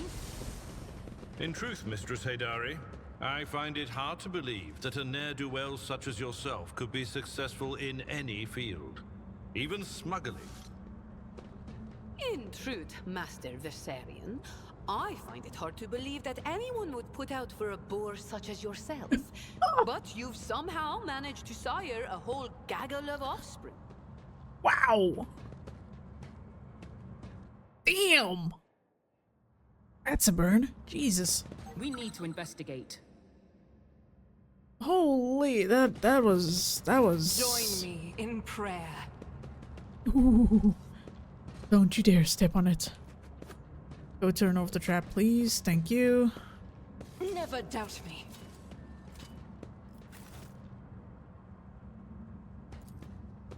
She just murdered that man.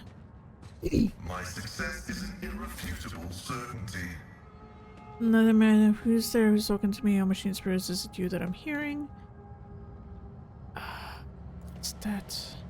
Metal feels a little warm and someone wants to. It's actually remarkably similar to living skin.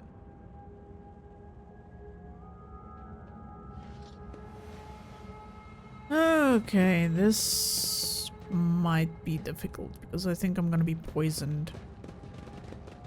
Oh yeah, there's another face in there. Alright. Yeah, I know I'm quick saving a lot. Shoot me.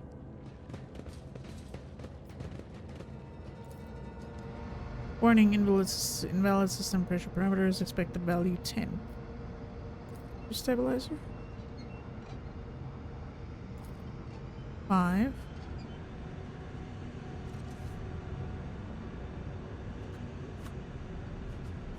Okay. We must act! Halt! I noticed something.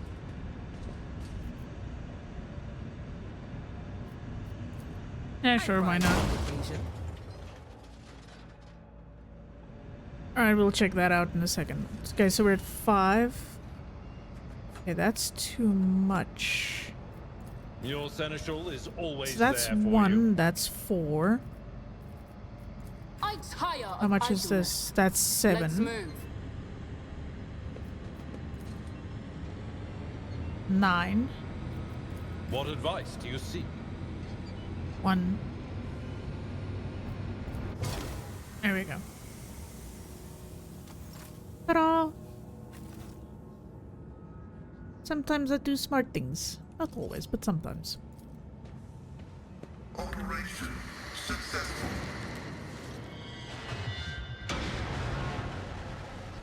Oh, there's a bunch more of them.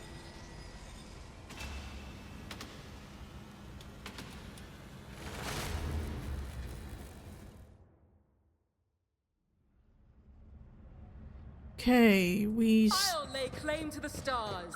still want to check this out, so I'm Argenta, restless. traps, What is that? more traps.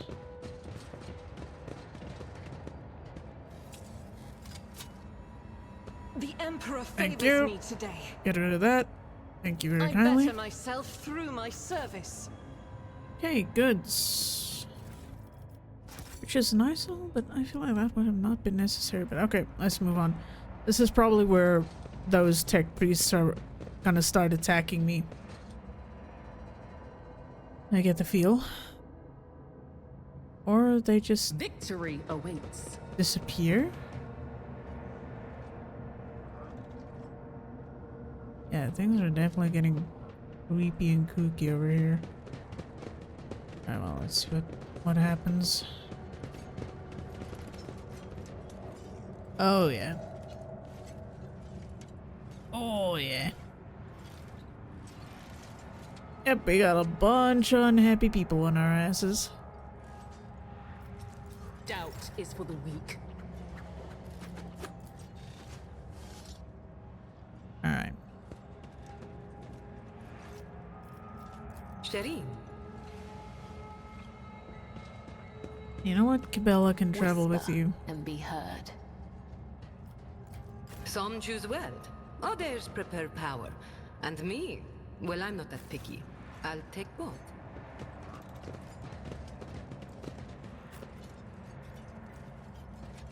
I won't heed your cries of mercy.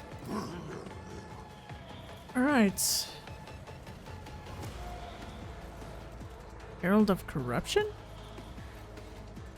Oh.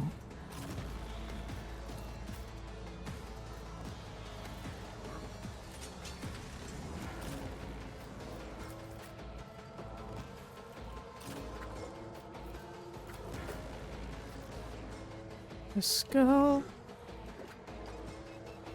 Sit over here. Cabela can pop up there, and my character can sit over there.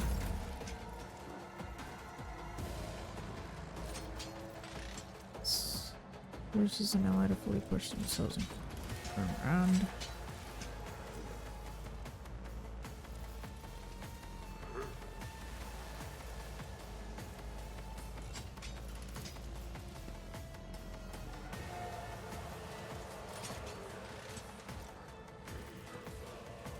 Frontline.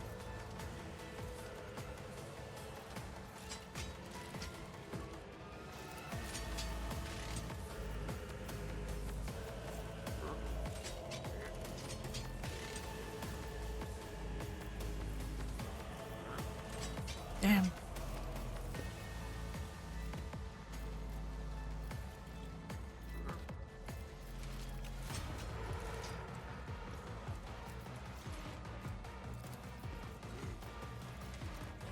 Oh, that's fine. Tell me, and it is done. Never cross a Kazbalikan.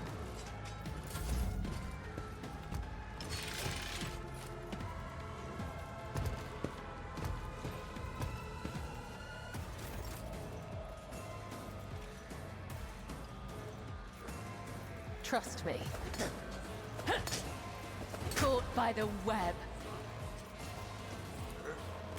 I shall not fail. My blade whispers your name.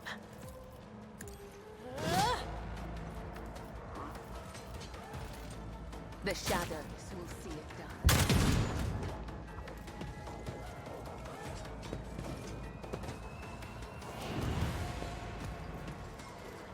This is a lot of guys that we're gonna sit here with.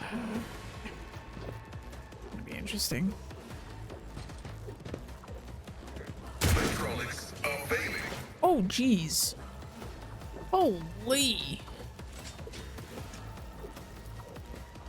My frail organics required it. Yeah, okay, you might need to pull out, Pascal. You're gonna get fucked.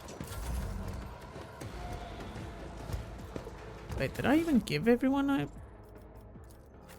he's got all the healing. So does he... I should have actually given him more healing, but it's fine. It happens, shit happens. We can figure it out. Not that kind, Bentley.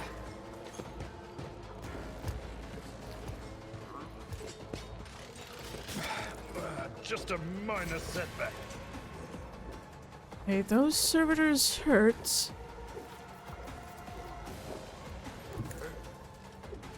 Yeah, we need to heal Pascal quite a bit. That was something. Integrity factor. Yeah, I heard. Why, yeah. Suits my purposes. Alright.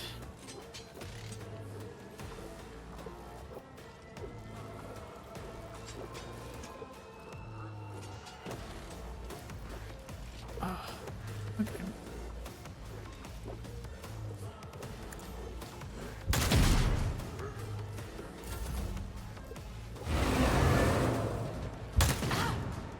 What the heck? Wait a minute. Anthologus, servitor. I might need to see if I can do anything about these heralds of corruption. It will be done. Victory is imminent. Target well struck. It will be done.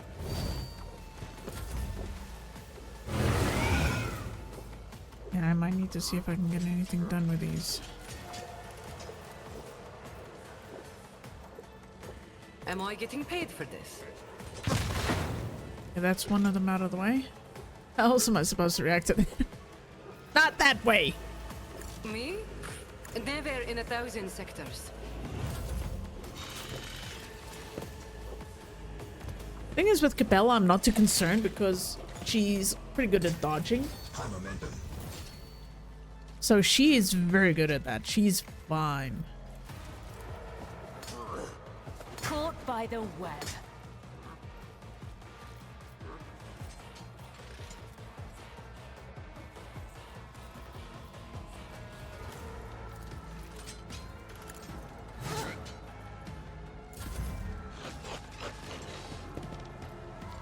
Oh, my ears are ringing. Okay, that's fine. That's only 2 points of damage. That's not that bad. Oof. Is part of the trial. They are really after Pascal. Okay, he killed his own dude, but he didn't get any of them. Right, that's perfectly fine, actually. And increases their melee damage. Oof. While that is a nice idea, expose weakness. Let's do it to that dude. Fuck. Alright.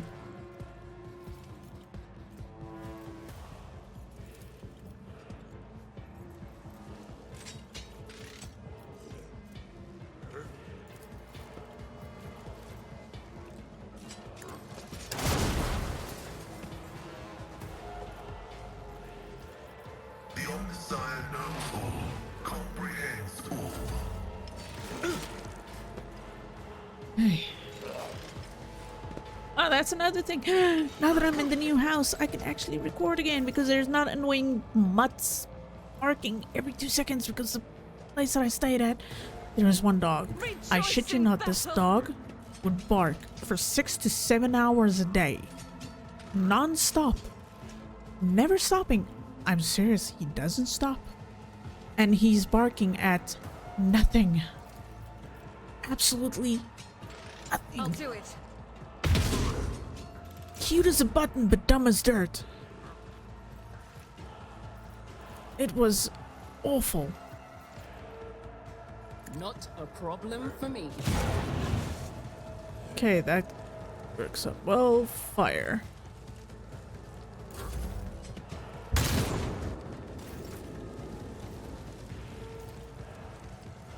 At your beck and call. I will do my duty. So yeah, I can actually do all of that again. That is a fun feeling. Ooh. Shit. And she's gonna get slapped by him as she moves. Oh, she dodged it. She dodged it. Good to know, good to know, good to know, good to know. Might want to start getting rid of that Herald of Corruption if I'm gonna be honest.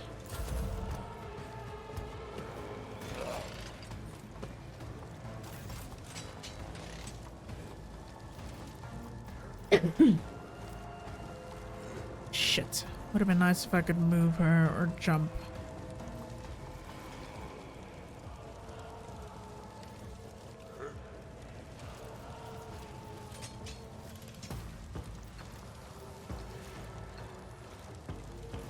Fuck. Might have to just leave her there for now until the fire subsides. But at least he's getting burn damage, so that's fine. She dodged out. Let's go. Let's move him in. Start helping out Argento over there. The scriptural combat is an equation. Your life is a negligible variable. He's decent enough at parrying, so he should be fine. I've suffered worse. And he has other abilities to help him with, so that's fine as well. Argento managed to dodge, that's good. She can't hit that. As the Emperor commands, I act. Seriously, can I stop whacking this fucking cable? Oh, this is gonna annoy the shit out of me. I need to fix this tomorrow. At least put this in a different place. I have an idea of where I can put the mic. Because this is gonna annoy me. Oh my lord. Okay.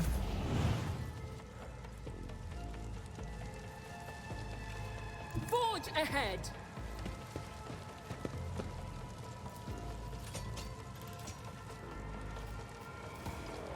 It's not good odds. Can't hit him. Can't hit him. Shit. Can hit him though.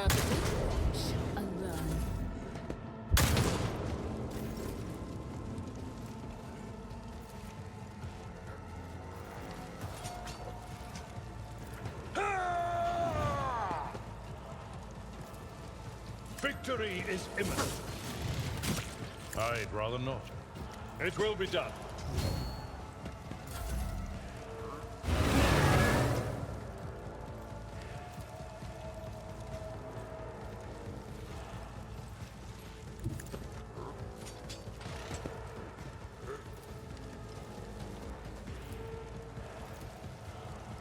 You've got a problem.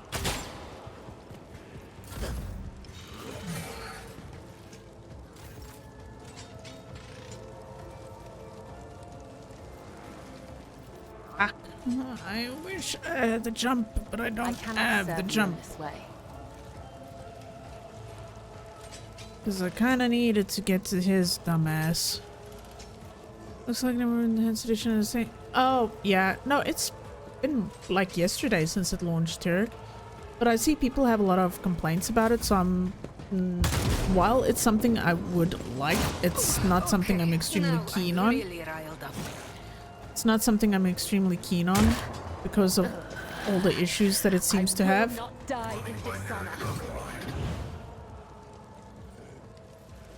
So I would suggest waiting with that.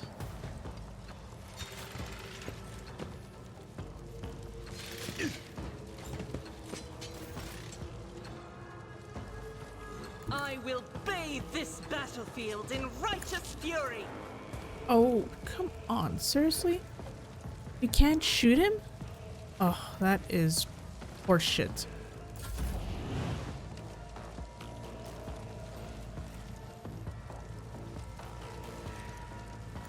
Just move. Just get it over with. No, it's a stupid move, but I need to... Why can't I shoot? There we go. Fucking hell. At worst, I might restart this fight because this is not going well. At your beck and call. Grey hair, sure hand.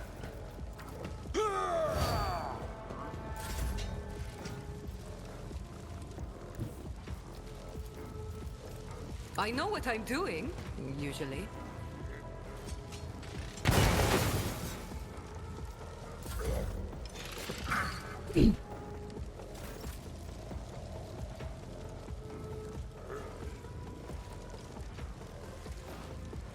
I could run her through the flames. Set myself on fire.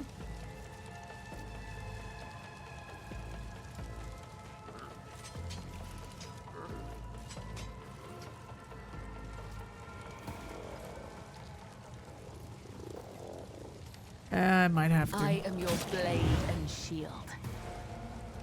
Trust me.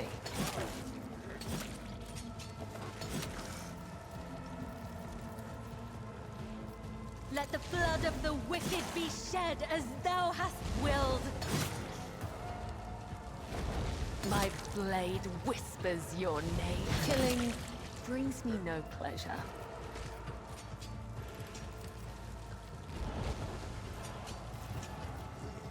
This goes against the tenets. Alright, I don't know how long she's gonna be on fire, but let's work with that. At least she's back up to full HP. And we have one less annoying person to deal with.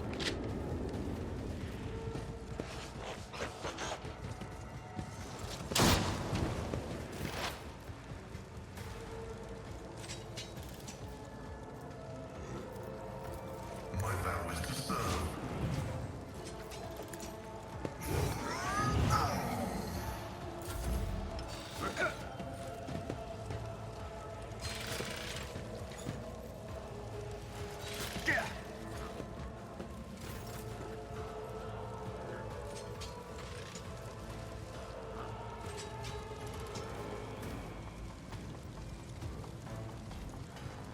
Okay. The enemies of the Emperor will be undone! Oof. Yeah, that is... Faith without deeds is worthless.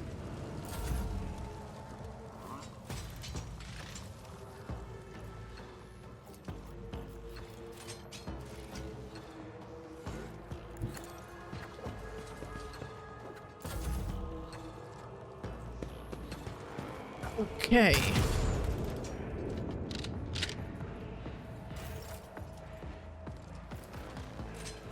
I will do my duty. Victory is imminent. Keep using Endure. Keep using Endure, Val. This battlefield air is good for my lungs. Who's next up the line? It's Cabela. Okay, she has the jump, so I'm gonna give that to her.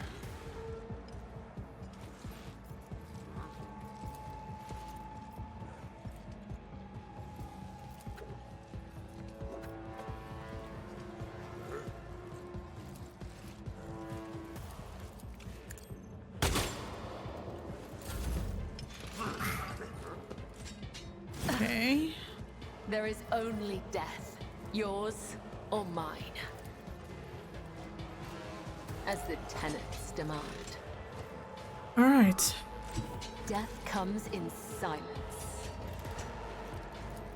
Caught by the web. As honor ordained, death is a blessing.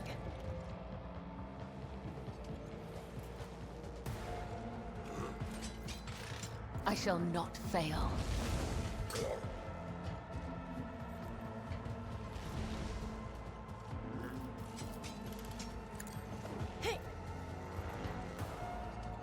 Hey, you can stay down there for now. There's a free space. Can't be more. Oof. Well, hopefully that makes things a little bit easier for you. That's dead. Okay, Abelard is a little more open now. He's got issues to deal with. Alright, you move Guided up by faith. so we can start focusing on these little fuckers up here.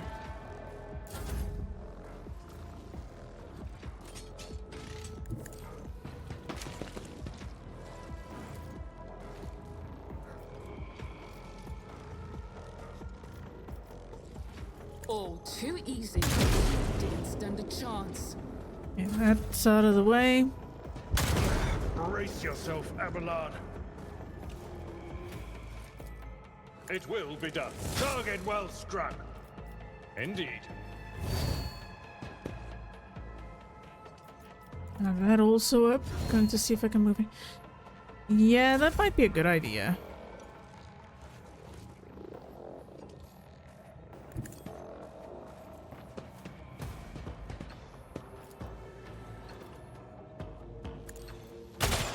Oh, still hit him anyway.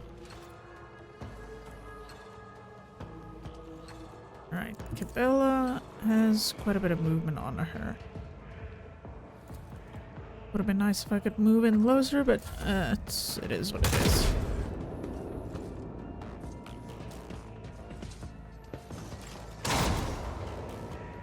Missed. Right, Pascal can move up.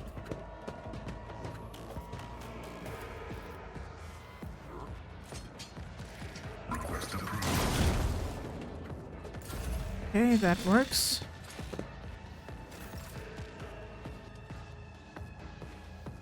Rejoice in battle!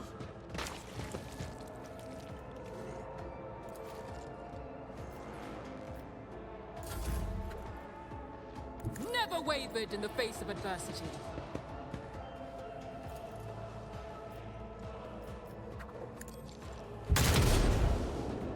Start chipping away at him. At your beck and call. Reduced to dust. Okay, that dude is dunzo.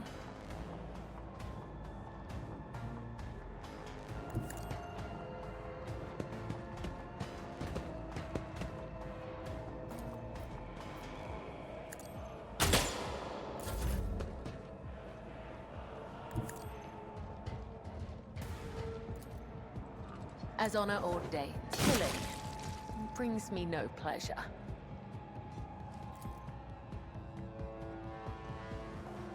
Trust me.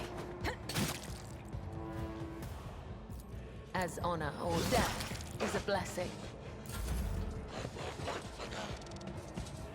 Okay, now it's just him left, which is fine.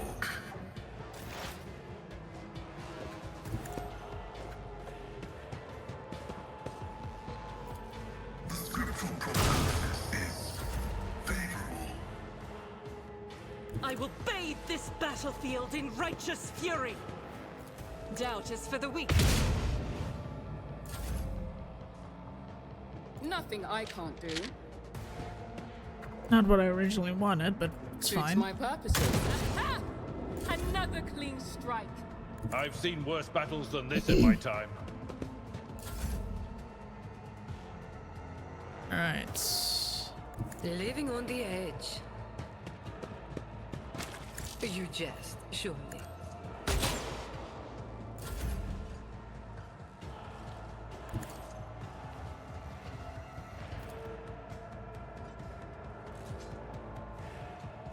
As the tenets demand. Trust me. My blade whistling brings me no pleasure. And that should be all of that. Yeah, this place is definitely overrun. More ways than one. I do need to definitely put medkits on Abelard. I won't tolerate weakness. Okay. Abelard. Skull that needs a medkit. Medkit. This one. 2 for you. You still have those left. You, I'm gonna pass more to you. 1 grenade. I can't use medkits, so grenades are about the only thing I can do. Gonna pass you a grenade as well, because why not? I'm gonna give you 2 medkits and a grenada. And not surprised you can't use medkits at all, so that's fine. Force grenades. Nope, we can give you a stinky grenade. Alright.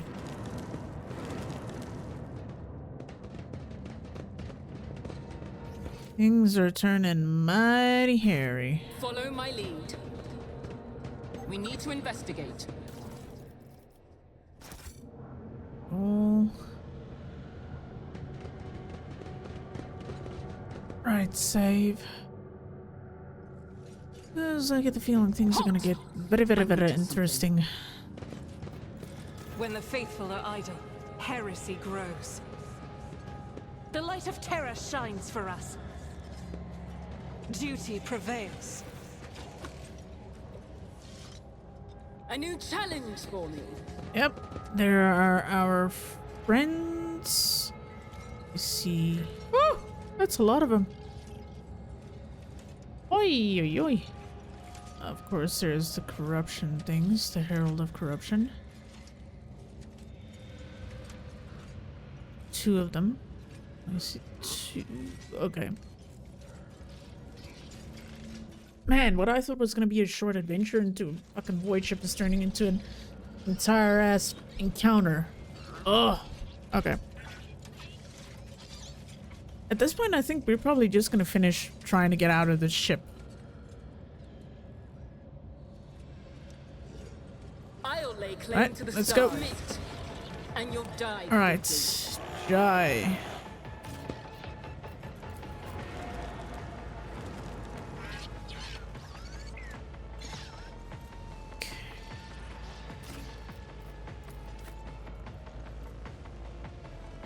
Abelar. Well, let's put Abelar over there. Argenta. Put back here. Yeah, nope, I completely forgot that short adventures don't fucking exist. Oh, hey, let's check out that thing. It's not gonna be totally a murderous fucking situation, is it? Nope, it's murderous. Okay, set everyone out of that hallway. Only one back there is my character, goes sniper rifle. Alright, Jai. Start pew pew that thing. We need to start getting rid of those bitches.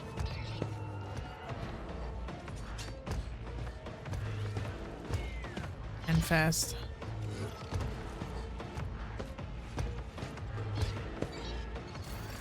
Before they start giving some really unwanted enhancements.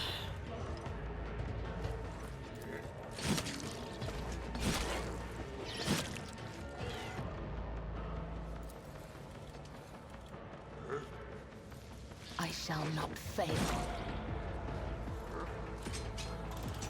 All right.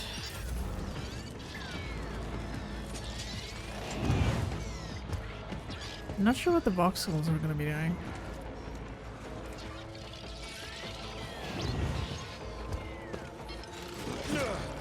My ears are ringing.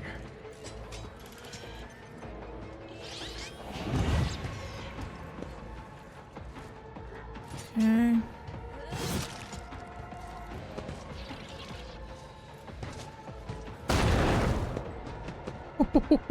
Oh, damn, that was lucky.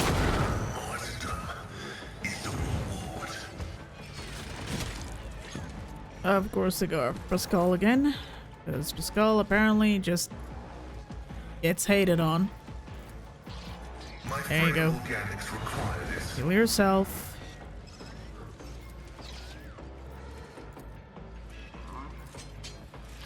Yep, that'll work. Let's make this guy's life a little harder.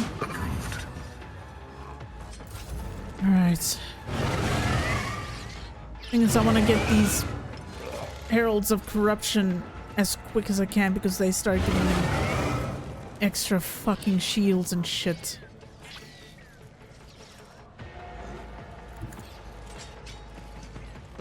And we need to get rid of that crap. What? Why can't I shoot it? Hello? What? I can shoot the others, but I can't shoot that one? Nothing of value has been I'm lost. confused, but okay.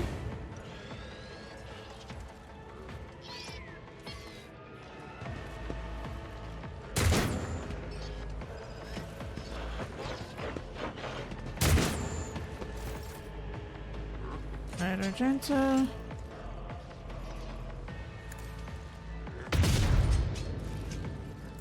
We need to get rid of those really quick.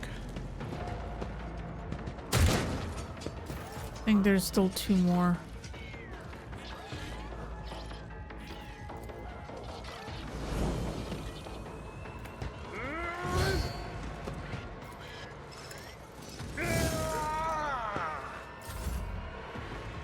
Alright, Jai, we need to put you back here.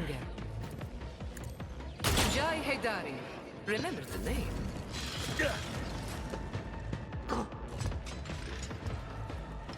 Damage is negligible.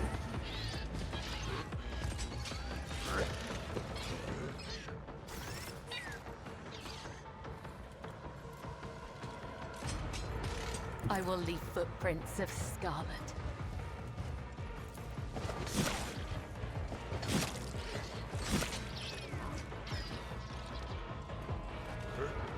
As honor ordered, let your soul be purged. Okay.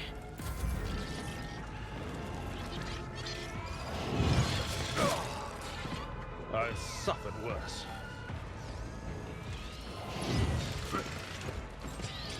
Okay, so the Vox calls the servitors to have a second attack. Essentially, okay. I see that.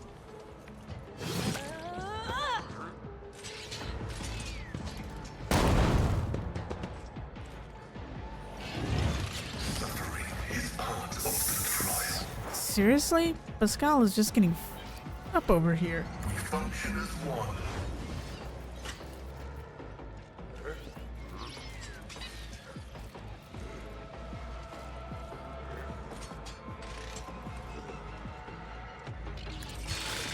Flesh betrays me. And Pascal is just getting wrecked.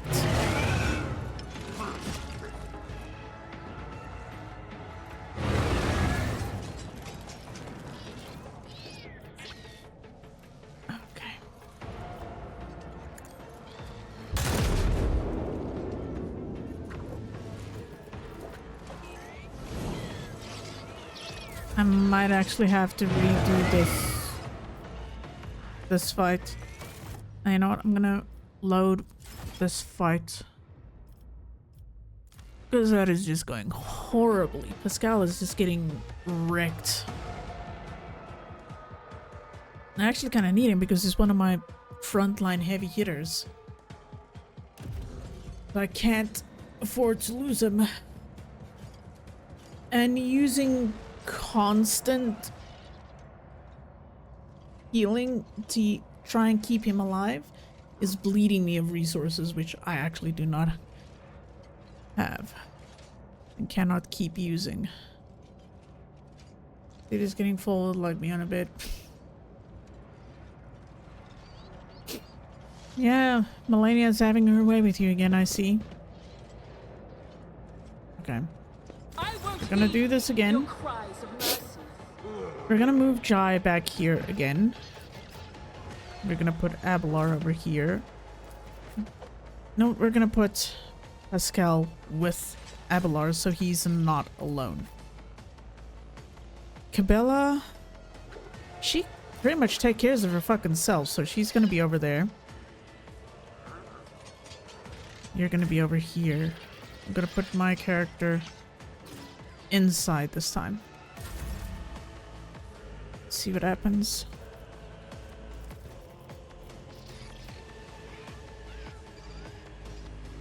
I can do that with the right incentive. Hey, you're the one talking about your kinks over here. Not anyone else. I'd like to, but I can't. Don't blame me for anything.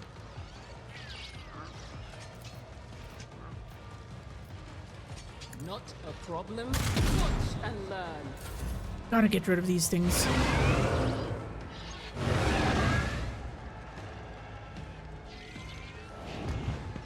There are so many of them. There's 4. But yeah, no, we definitely need to get rid of these fucking things. Seriously, Argenta, you are useless.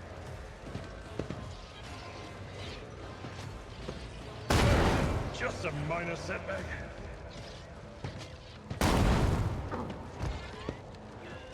Reading damaged, Rogue. I'm trying to understand why Pascal suddenly has no dodge, when previously he had dodge in every fight before this ship specifically. I am so confused. I bring mercy and retribution. The shadows will see it done.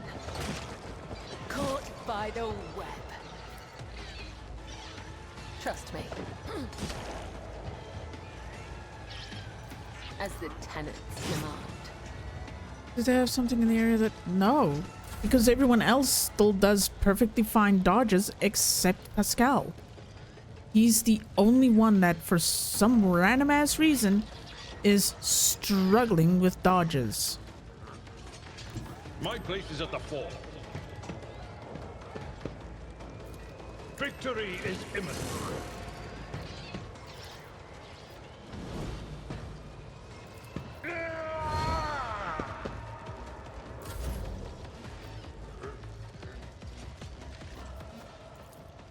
Again, I wish I knew what it was. That is just fucking his ass like this. Running binary. I've ever raised you, machine spirit. Because at the moment, all of my long-range people are going to be used to get rid of the Herald. So each and every one that can shoot is going to be focusing on taking those down. I can't afford to use them for anything else.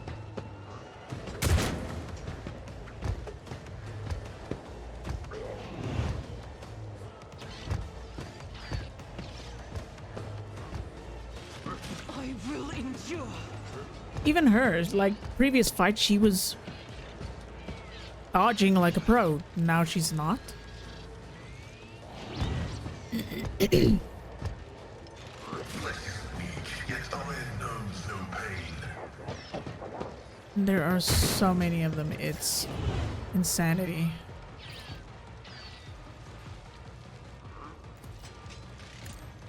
Never fight fair. Thank fuck.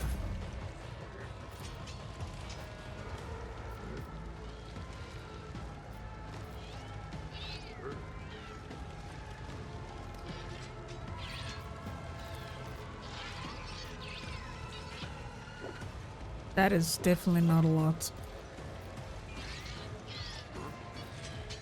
All too easy.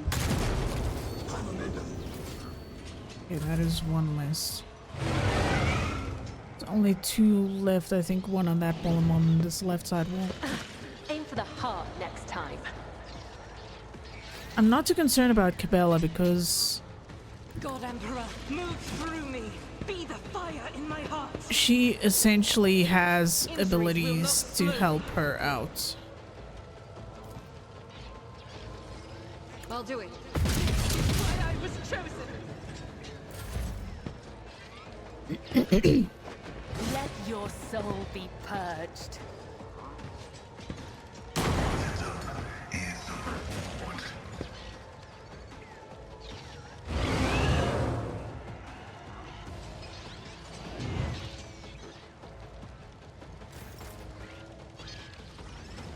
No. Trust me. Ha!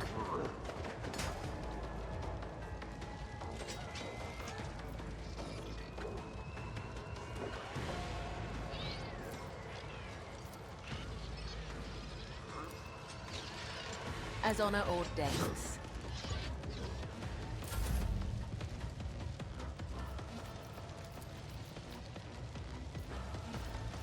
Let's patch you up. Integrity factor increased. It will be done.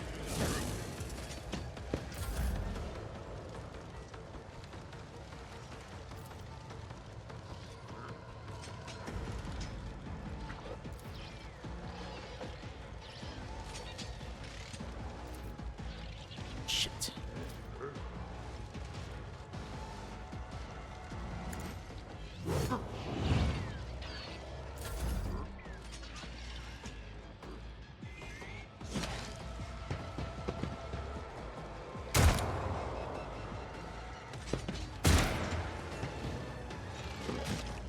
Thing is, the servitors are the most dangerous out of the whole bunch.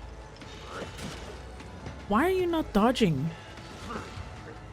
You've dodged before. What is your sudden hang-up with not being able to dodge? You have everything you need to do that apart from the flesh injury. I am exceedingly confused about what your current damage is that you do not want to or cannot How about no? dodge. I really wish I knew what your fucking hang-up currently is about that.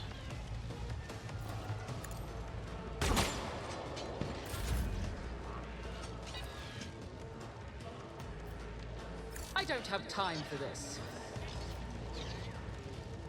My tactics are flawless. Nothing I can't do. Of course it survives.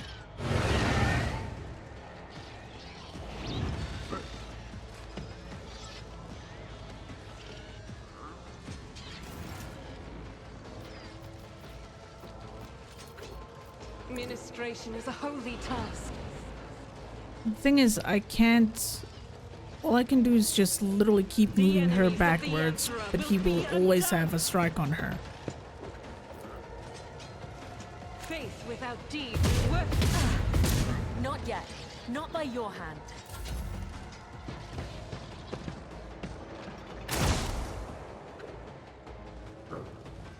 Hydraulics are failing.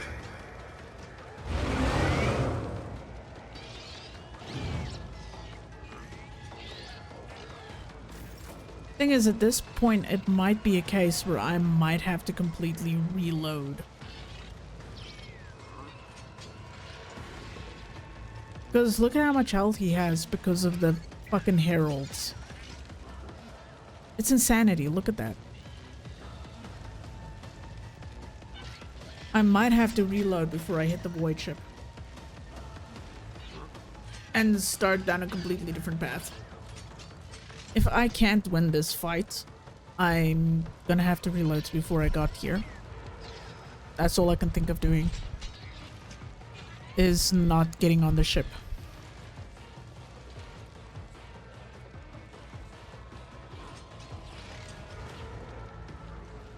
Because I don't even have enough movement to get there to try and help. And they have so much armor. It's nuts. The undying Emperor whispers his will. My blade whispers your name.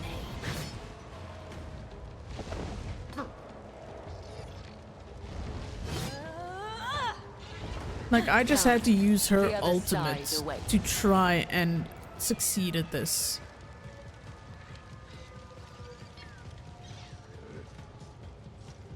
I shall not fail. The shadows will see it. As honor ordained, let your soul be purged.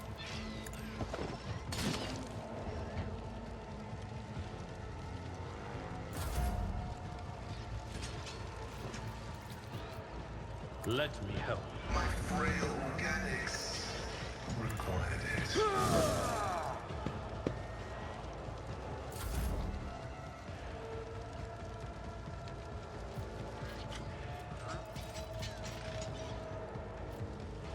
It does so little damage to them.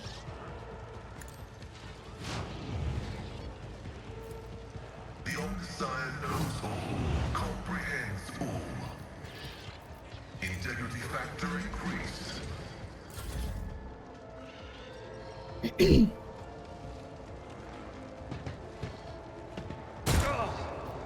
Pain and duty go hand in hand. Damage is negligible. Curse miscreant. Well, that's not good because I need my character to be able to shoot the heralds. My blade whispers your name.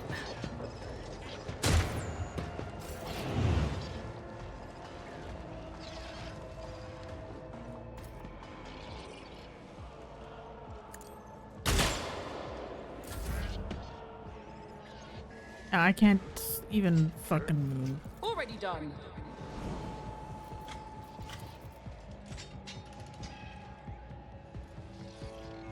It's only letting me move literally one spot, and that is not gonna help me. And because I'm a long-range character, I can't shoot. All I can do is move one spot, and that's it. That's all I can do. Nothing I can't do.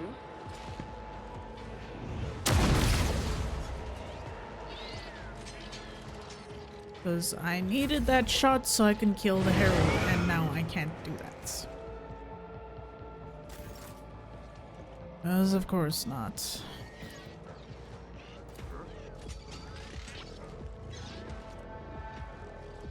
She can move closer, and I can hope and pray that she will hit this thing. This is unacceptable. What? Why? You had line of sight. What? Why do you suddenly not have line of sight? You just had line of sight a second ago! You gotta be fucking kidding me. Flesh betrays me.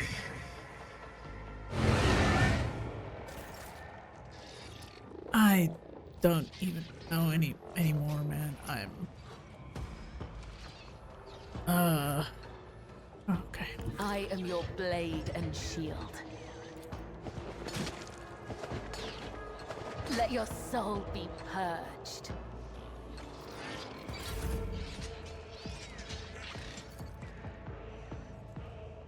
At your beck and call. It will be done. My frail organics required it. The scriptural prognosis is favorable.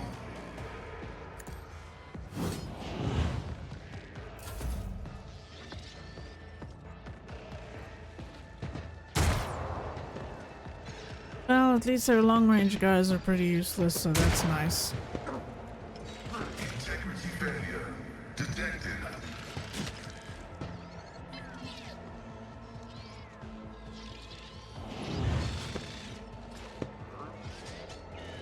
Come on, man. I just need to be able to move. My blade whispers your name. Get rid of those fucking heralds.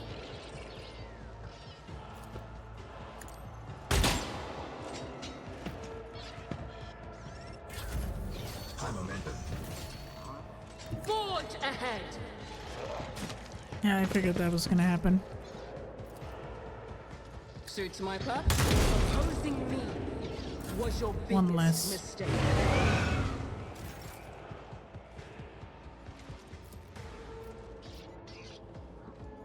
I'll do it.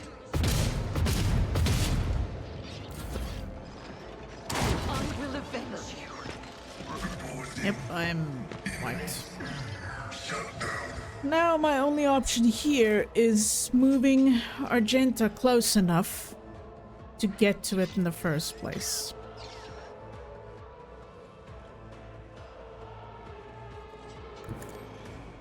That is my current option. As a tenant, let your soul be purged.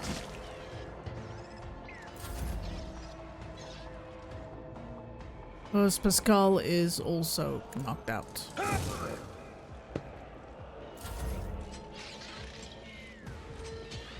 I have 2 down team members.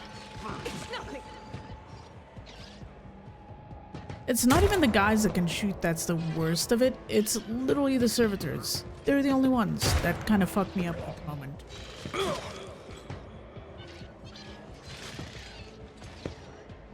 And the Vox skulls give them double movement, so they get to move twice. Or as many times as they want, apparently.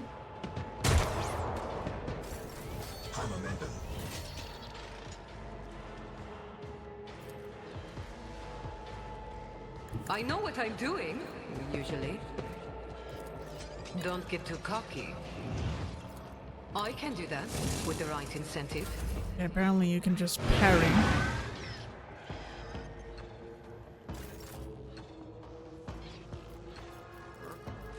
Blessed be the hand of the healer. Guided by faith. Fuck. I will not. How do you not have line of sight? Excuse me?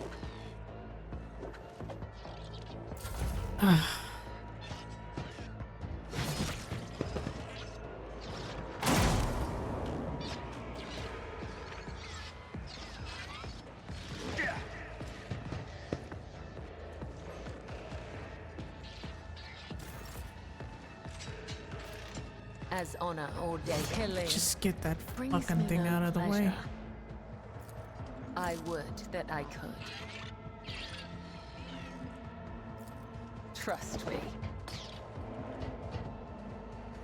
The shadows will see it done. Come, the other side awaits.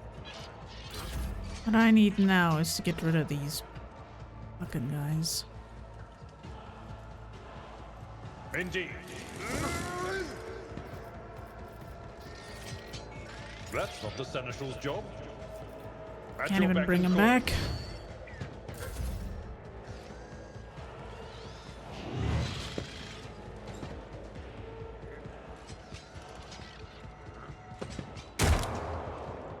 Okay, at least Jai can dodge, which is nice. More than I can say for the others.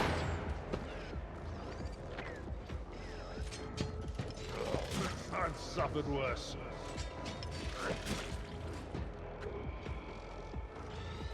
Well, never mind. Perhaps she can't dodge.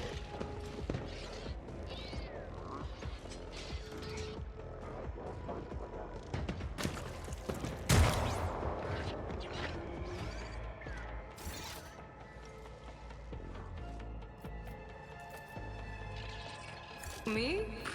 Never in 1,000 sectors.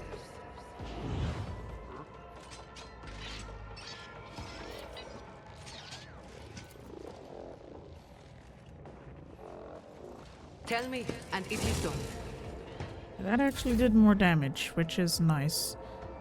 That is a good change to have. I will bathe this battlefield in righteous fury. Doubt is for the weak.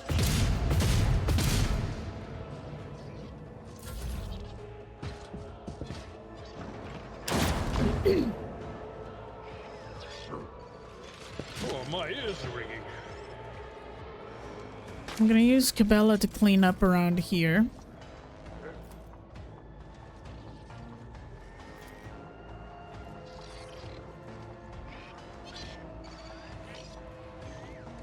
Death comes in silence. What? Oh, all of a sudden you can't move. Okay. Death is a blessing.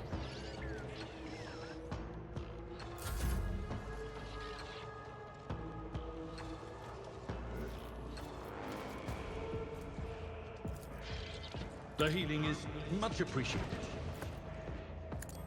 One fewer tongue.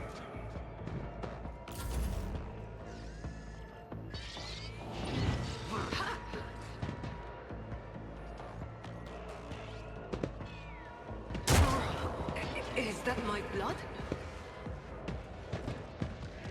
She can't heal Shall herself. become like fire. Looks like I'll need more augmentations.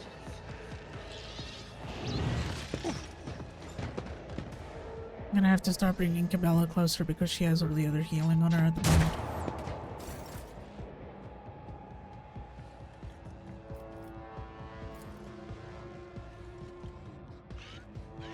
Am I getting paid for this? How did you miss? have so many questions about this, but okay. Injuries will not slow me. The enemies of the Emperor will be undone. I refuse. As the Emperor commands, I act.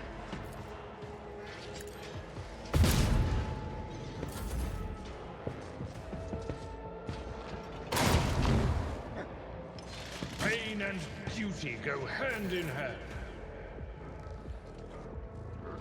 I will leave footprints of scarlet. I shall not. Killing brings me no pleasure. Trust me. I cannot serve you in this way. Okay. We're making progress of a fashion.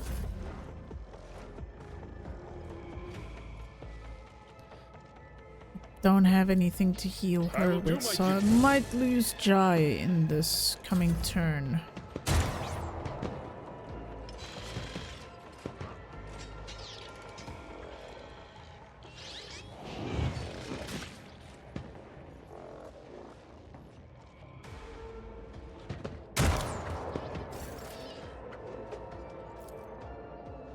I can do that with the right incentive.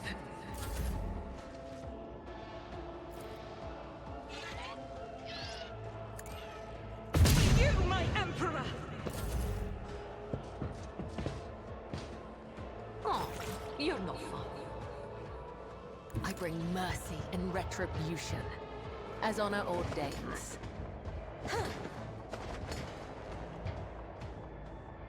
Trust me, let your soul be purged.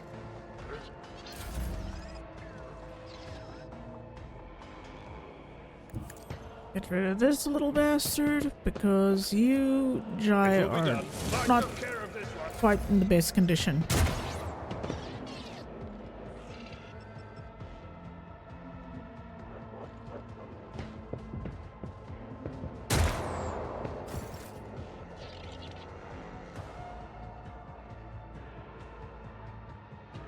Watch my back.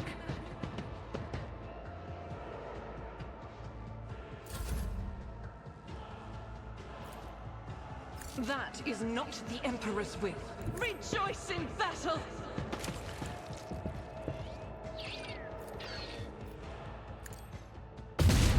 Oh, really?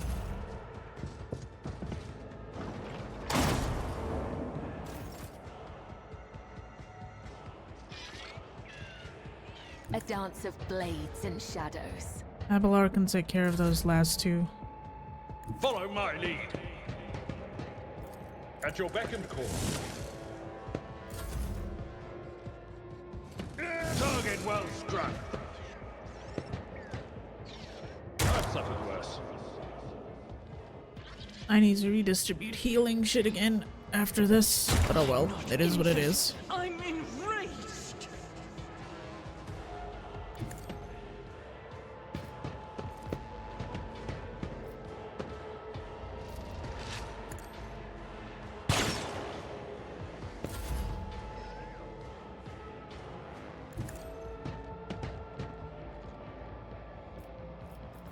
Yeah, I definitely need to redistribute Administration healing is a items. holy task. Faith without deeds is worthless.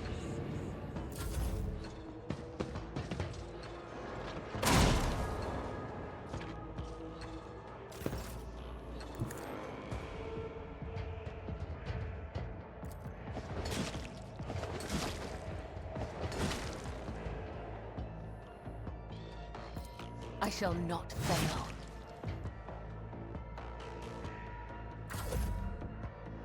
Well, that's good, at least, Pisces. I'm glad to hear that. Victory is imminent. Yeah, the both of them are fucked. It's just these two left.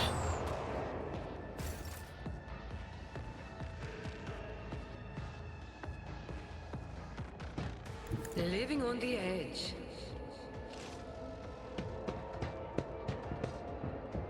Don't get too cocky. Going somewhere? That one's done for.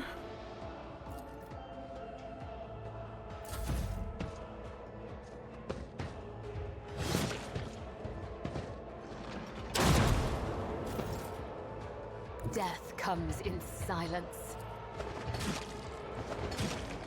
Caught by the web, the shadows will see. Come, the other side awaits. Oh. Alright. Oh, okay. Abelard needs to be stocked up on healing.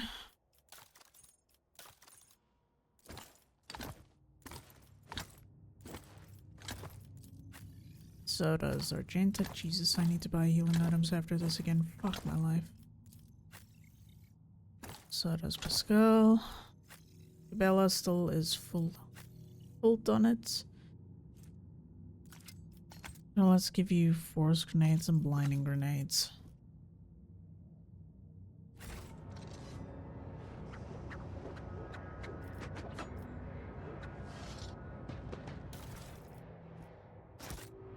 Victory awaits.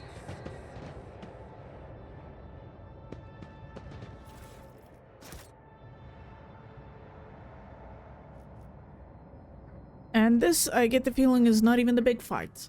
The thing that gets me is the servitors and the heralds. Because they make the fight take so much longer, because the heralds give them armor. And the servitors just have insane crit rates.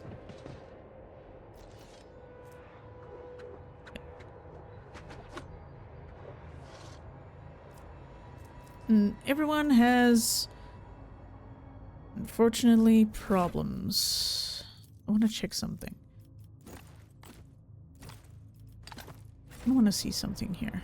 Sins hidden in the heart turn all to decay. Let me tend to your wounds. Thank you. Now, where were we?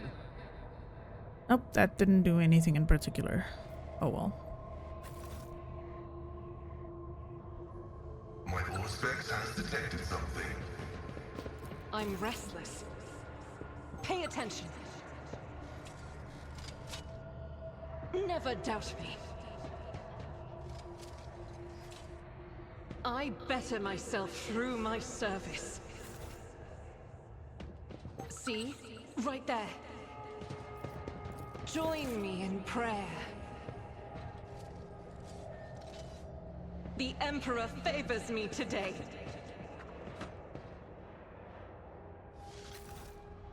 None shall stand in my way.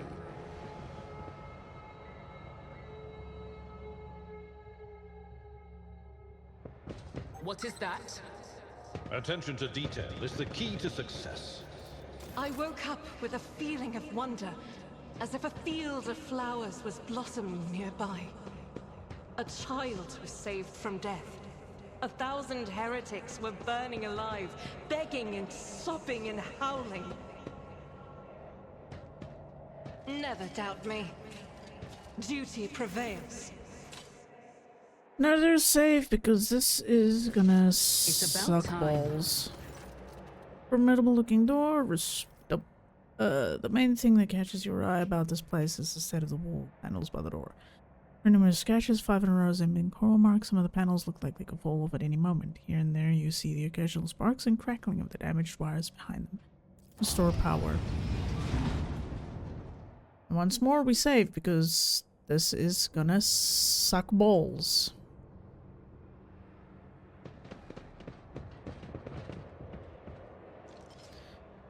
From the rage of the beast, iron protect us. What the? Alright, first things first, let's go grab goodies.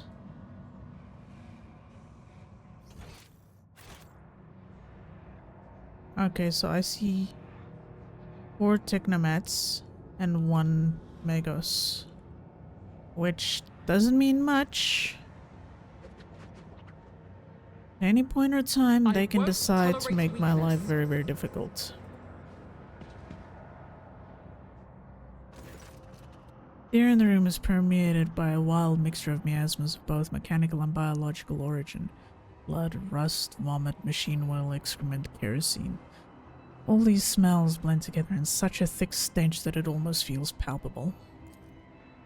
Just as the air here is one mad tangle of odors, the device in front of you is a mishmash of wriggling wires and transplanted fragments In all the clutter, one could almost miss the main component.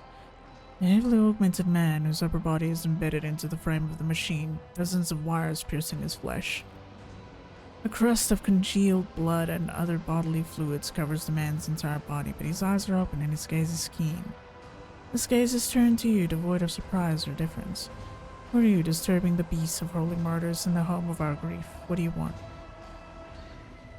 Even looking at this creature, okay, the symbols your brethren protect themselves with are symbols of chaos. Your knowledge is lacking, Vader. Those are secret holy symbols imparted to us by the Omnissiah. How else would my tech comrades have survived? Not for their protection. So many of us were devoured by evil. Wake up, all the signs are clear as day. You and your brethren have fallen prey to the forces of chaos and you don't even realize it. The man's eyes clear for a moment. They still lack understanding, but there is a hint of surprise. He slowly looks around the room at the ecstatic priests at his own mangled body. His voice hisses as if he is struggling to say something. Suddenly, the mingled stench in the room is drowned out by the sharp, piercing smell of ozone and grease. You sense that nauseating atmosphere that prevailed in the room has condensed into a single point of evil in the depths of the ship, and is now hurtling towards you. Have a good one, Turk. Oh, wonderful. And more servitors. There are probably heralds all over this place out there. I'll see you destroyed. Are there any heralds? I actually don't see any. Okay. That might be a good thing for me.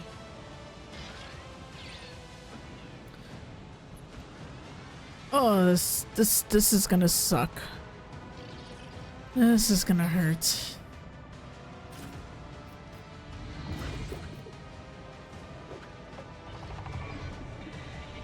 This is gonna suck nuts.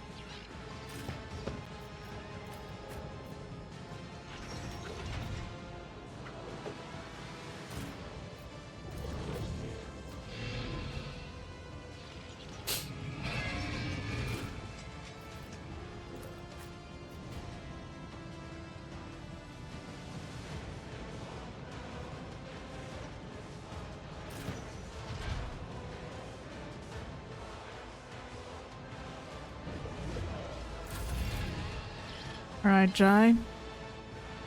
We're gonna need you to start taking out some shit. Not sure if this is gonna help, but we're gonna try anyway. The right incentive. How about no? Alright.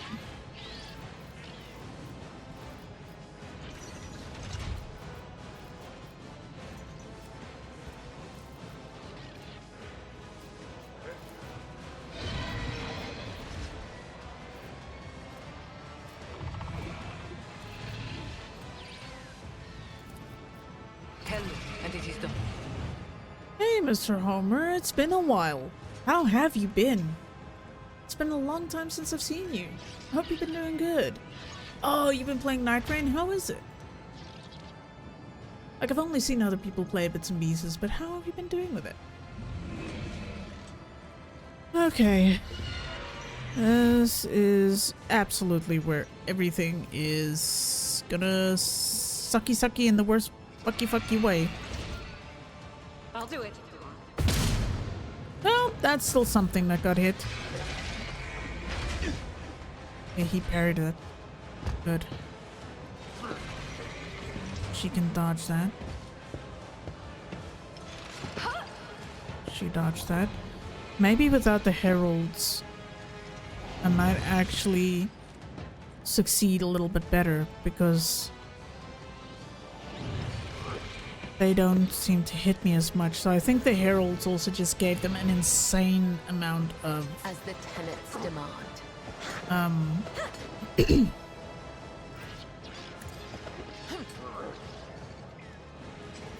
As honor ordains. Boosts. The super fun 1, 2, 3 games. Also been overall playing a lot of Dark Souls games. Oh, nice.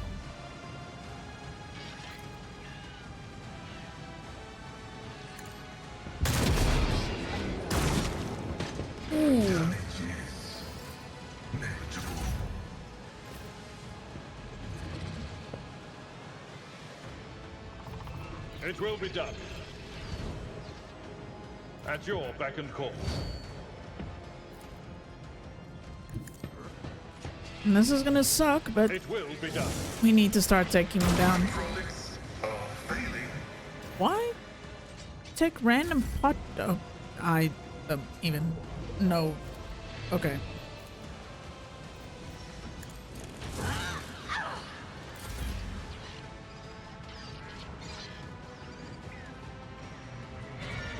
So what I get out of this is every time I hit him. As the Emperor commands, I act. Seriously! He whacks a random person.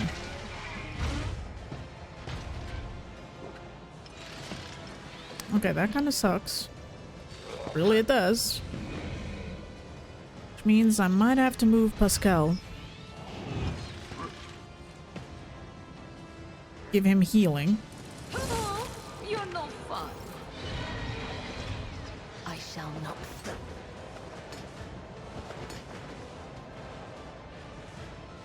Trust me, killing brings me no pleasure. Okay. All too easy.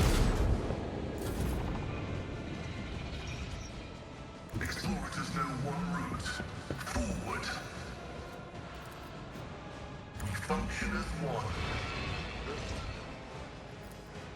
My vow is to serve.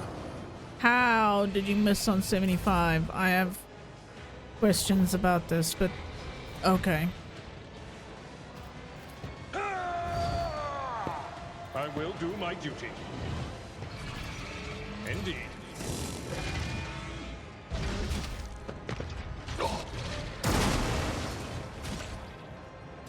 Wasn't that much. At your beck and call. Don't get too cocky.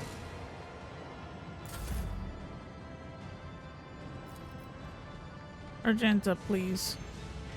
Please. Your aim. How? I have questions. Wait, why is it? You're not sure. Why not? Well, you hit it twice. That's something. Okay, parried. Is good. Dodges. Box skull at the moment is the only thing around.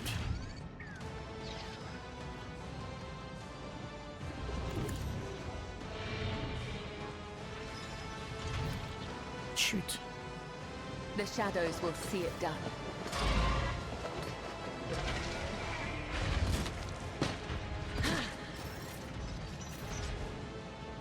Okay.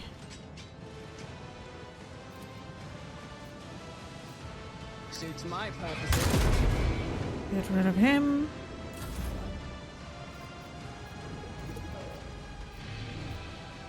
Running binary code.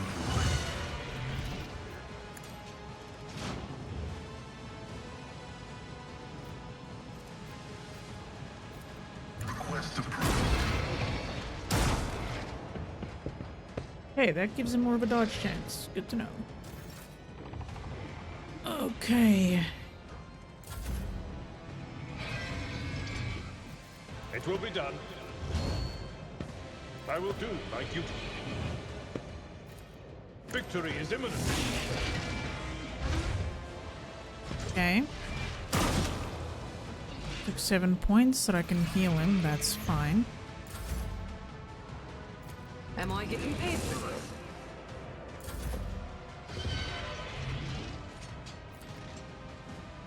As the Emperor commands. Betrays me.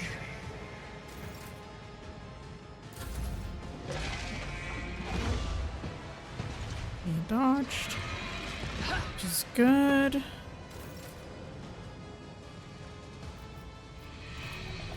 Though I gave thee my blood and my pain, thou hast ordained that I shall live.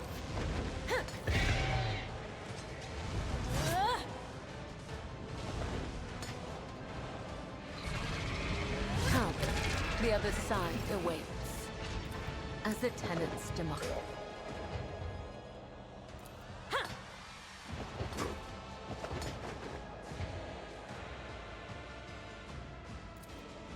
shall not fail. Caught by the web.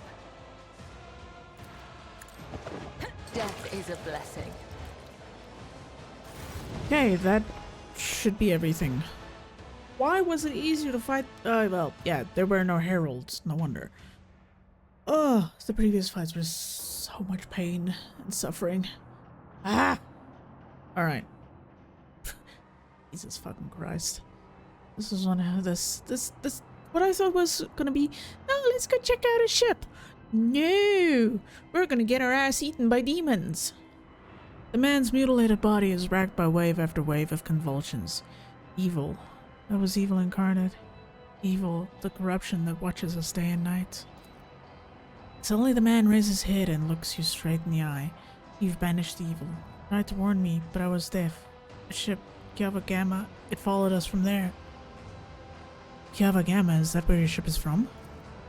Yes, the man whispers. The ship and the planet, the traitors among our brethren, tormenting the sacred mechanisms, letting corruption into their systems. They turned that which is holy into the unholy, and they set these new, twisted machines on us, their tech comrades. We managed to flee, but one of the monsters found its way onto the ship. A tear appears at the corner of his eye. He thrashes frantically in a mess of wires piercing his body. We fought. We cut off one module after another as one cuts away rotting flesh, but it followed. Its invisible influence, the corruption it exuded, it claimed us one by one. The crew were merely merely humans of flesh and blood that were so weak they succumbed so easily. We could not save them from evil, and so we gave the ship to the darkness among the stars. But the darkness came for us too in this last module where we intended to make our last stand. Then I sacrificed myself. I became a filter, a stopper against the corruption emanating from the machine. I succumbed. The corruption came for our souls, the corruption of Kiava Gamma, traitors.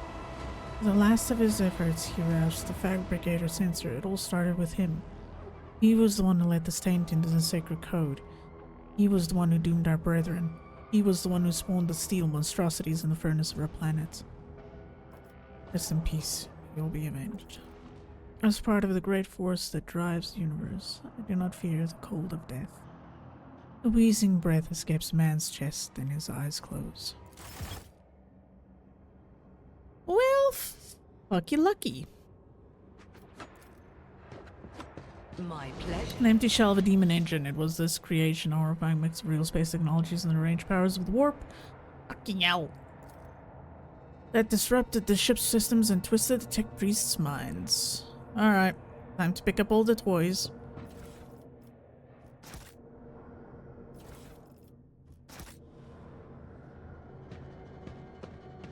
And then probably get the fuck out of here, cause we are done, I think.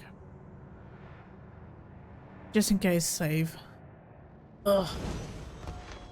Yeah, this place went screwy.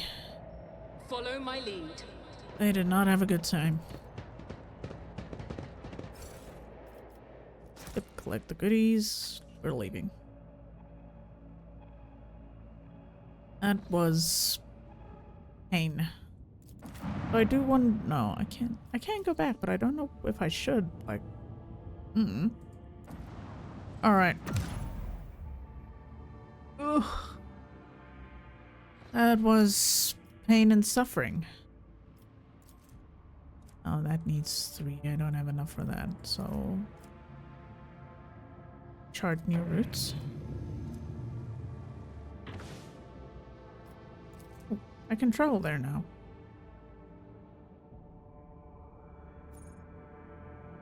Cache in the old bridge. Oh. I think it's, hey, there you go. Yeah. Let's take the safe way to travel. Lord Captain, I hasten to report the disturbing news brought to me by the machine spirits of the ship. The matter is extremely delicate and concerns Lady Cassia. See, since her first day aboard, her presence has been a disturbance to the crew's way of life. If you'll allow, I have a detailed report. Deliver your report. The first incident occurred immediately after our departure from Iraq 5. The Lady Navigator chastised one of the ship's runners, after which he went to his living quarters, killed his family, and then shot himself. Well, okay. The second incident was noted while traversing the warp. The Lady Navigator gave the pilots the wrong instructions and the void ship was thrown off course. For a matter of minutes, but this was enough for the forces of the Materium to anger the machine spirits, enough for them to start a fire in the service bay.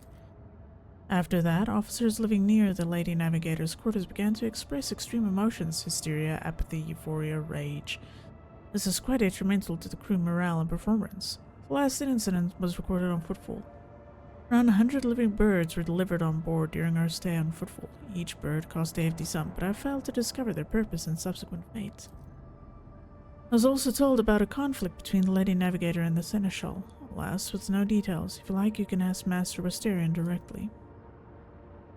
Things were even worse with Jai Hidari. I intercepted a voxcast in which she promised she would, and I quote, end that Kashka if you're sorry again. My mail, Lord Captain, the Lady Navigator's state of mind worries me. She is self-contained and does not mesh with the crew at all, which is why everyone avoids her. Even senior officers can be superstitious. I fear that only you are in a position to talk to her on an equal footing and improve the situation. For the sake of the crew's safety and that of Lady Cassia herself. Alright. For now, though, we're gonna go talk to Cassia, see if we can fix things, maybe even talk to Abelard, find out what is going on. What the whole fucking deal is. Oh, that reminds me. Health kits. Generous, I need health kits. We may have gone through a lot of them. I would like to introduce Cabela to some of the customs practice among people of my stature. Sure what life is like on the upper deck, so to speak. Janus huffs pensively. Your lady is most courteous, but what exactly did you have in mind? How about a social event? The crease on Janus's forehead disappears. Yes, quite. What a magnificent idea, your ladyship. Janus adjusts his frock coat and nods enigmatically. Words. I'll see what can be arranged, and do not worry for a single moment. I promise to find the most suitable approach. I will contact you the moment I have something to offer. Alright, I would like to order the shipping and transportation of some goods. Thank you. Okay. Now let's see what Euronymous... Why can I not buy... Oh, there we go. Yep. I would definitely like a lot more of those. Okay, so as far as I can see, I don't have a lot with him. So let's buck up some points over there. First off, yeah, I would like all of those. Thank you. After my last jaunt, I definitely fucking need those. Ugh.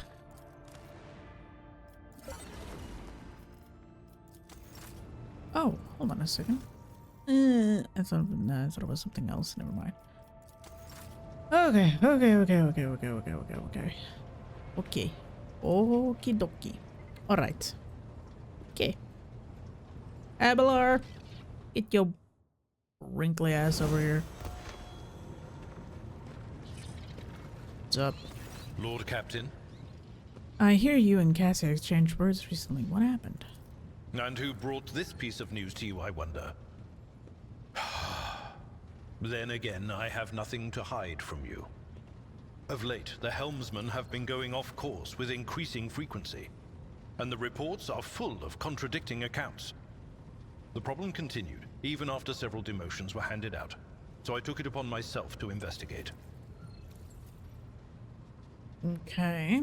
I was astonished to learn that our Lady Navigator has been amending entries in the ship's log, and the officers have been keeping silent on her orders.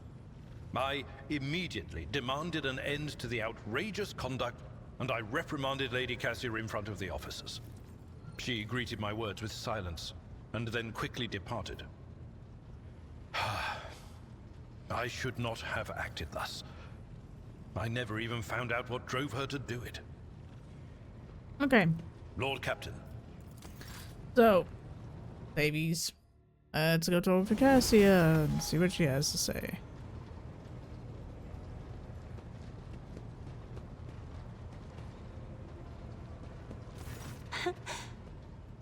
Words Words cannot describe how boring the bridge is without our stimulating conversations. I've heard rumors that you are not getting along well with the crew. Panic flashes in her ruby-red eyes, and your heart starts beating a little faster while your hands go cold. Not here. I'm begging you. Aren't noblemen supposed to discuss such things away from the servants? Let us go to my study. No one will disturb us there. Then lead the way, and I will answer all of your questions. Alright, let's see what happens. What is it you wanted to talk about, Lord Captain? I have nothing to say to your unfounded accusations about my conflicts with the crew. I cannot recall my having a single quarrel with any of you people during my entire time aboard. You have been willfully changing entries in the ship's logbook and forbidding our officers from reporting it to Abelard. I beg to differ. I read numerous books on Astra Militarum and can swear on House Orcelio's honor that your officers enter in data in complete contravention of regulation. False terms, random distances between lines, spelling mistakes, and even the simplest of words. I have spent the last few cycles correcting the latest log entries, and I have thought it would please Master Abelard, as he is so fond of order. And yet the Seneschal did not appreciate my efforts, and for some reason called them an outrage, even though mere days before he had been swaddling me in warm yellow words. I notice all your people do this when they are expressing sympathy. I merely wanted to repay the Seneschal with the same courtesy. Perhaps he found my friendliness off-putting. The messenger he rebuked butchered his own family and then killed himself. I haven't rebuked a single errand boy on the ship, Cassia ponders this for a moment. I think I remember a kind young man with a shy smile and skillful fingers with too much rotten ochre on his shoulders. I grew tired of the disgusting color and advised him to lighten his burden by casting the weight off his shoulders. He did not come the next day, or ever again. Oh, that explains a few things. During the warp voyage, you gave the wrong orders, which led to the vessel shifting off course and the service bay being destroyed. I saw something in the warp, something vast, predatory, shimmering with indescribable colors. It came from nowhere and stared at the ship with hundreds of hungry eyes. Right there in our path. I decided to change the course while it was still possible, but did not want to sow panic. Would it have been better to tell the crew we were heading straight into a monster-escaping mall? The officers are reluctant to be quartered next to your chambers because of the constant emotional outbursts that causes them. Some even maim themselves and others. I already told you I cannot control my abilities. What else do you want from me? Will I be assigned a pariah chaperone? Or will you put me in suppressing shackles? Would you mind telling me why you needed 100 species of bird and what you used them for? Admittedly, I'm at a loss myself. The day we arrived on Footfall, I sent a request to the ship's quartermaster and asked him to get me a songbird. He never asked for clarification, and shortly before we left, I had a countless number of cages delivered to me, all wrapped in bright red panic with flickering tints of fear.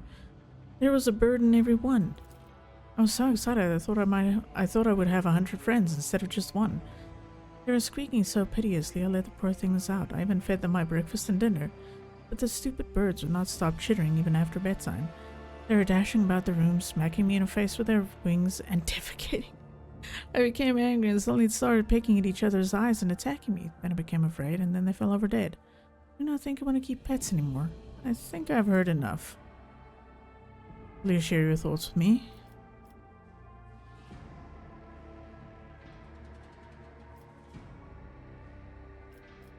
Honestly, what I get out of this is she's trying to be friendly and helpful, but her approach of it is not very good.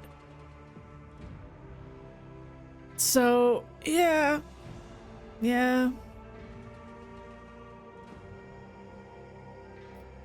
You have a kind soul, but have difficulty reaching out to people. I could teach you the art of communication if you like.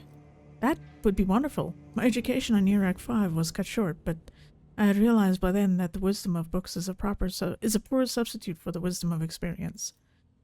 Very well, since we are done with this misunderstanding, I would like to change the subject. It would only be fair for me to ask you a few questions now, wouldn't it? Cassia hesitates and continues in a less confident tone. Do not mistake me, I'm not going to accuse you of anything, it's just that you are the most worthy interlocutor, Jesus Christ, on the entire ship. I was so busy. What would you like to ask? I read a treatise by Pius de Mobius very recently, who claimed that The subjects would never believe their new ruler was better than the old one unless the old one had been a tyrant. No matter the circumstances, the lowborn rabble became deluded by the prospects and rebel in favor of their base desires. What do you make of that? This classical text is not entirely correct. If the subjects have grown accustomed to the ruling households, all the sovereign must do is refrain from breaching long-standing traditions. Just unwanted laws gradually as you would shift the bed of a flooded river. No one will ever take your power from you. Country, the loyalty of subjects can be bought by at a pittance, lower attacks, rather than festival will free the needy. Now, you know what? I'll stick with this top one. Your interpretation of this classical text is not entirely correct. If the subjects have grown accustomed to the ruling house, all the sovereign must do is refrain from breaching long-standing traditions. Adjust unwanted laws as gradually as you would shift the bed of a flooded river, and no one would ever take your power from you. Cassia thinks for a moment and then smiles. Indeed, I was not wrong about your merits and your ability to hold a conversation. Oh, my second question does not confound you either. According to the 20 tomes penned by the preacher Oistak Istefan the Forgotten, mercy and cruelty go through the world hand in hand. But people flock only to one pan of the scales. Would you rather inspire fear in your followers or be magnanimous and choose all?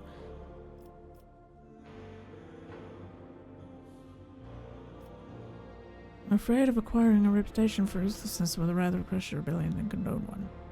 Exercise restraint and leniency, excessive suspicion and mistrust. Honestly, one must be a tyrant, a friend, and a jester to one's subjects. What matters is that to clearly discern which role is required at a given moment. There is so much power in your words, power that makes me want to join you. I understand now why your subjects are eager to follow you. I admit I was afraid we were too different, and yet you helped me realize that I can be candid with you. Please to continue. I must confess that sometimes I can hardly bear the burden of the house has placed upon me. I feel I am not doing my best. Tell me how you, heir to Protectorate, can bear the responsibility for billions of lives day after day and not stoop under the weight.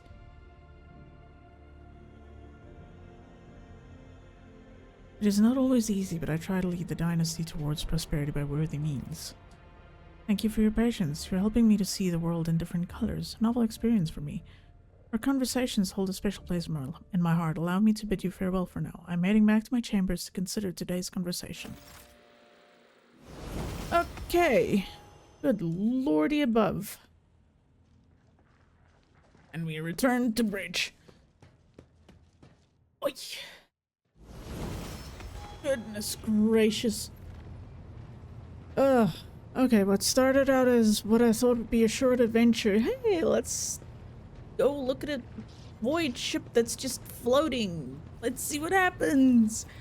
Yeah. It went to shit pretty quick. Good fucking god. New save. Yeah. Alright, let's see who is live. If anyone has someone that they want to suggest, do so now or forever hold ye peace.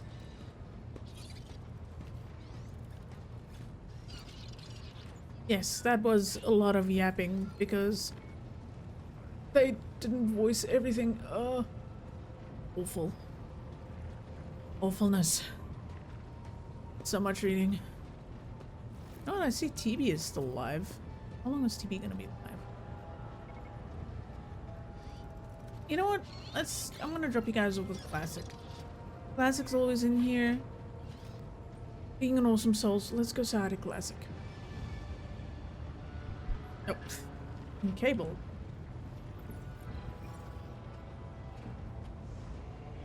Classic is playing. Seriously? Okay, that is weird. Did Classic just go offline?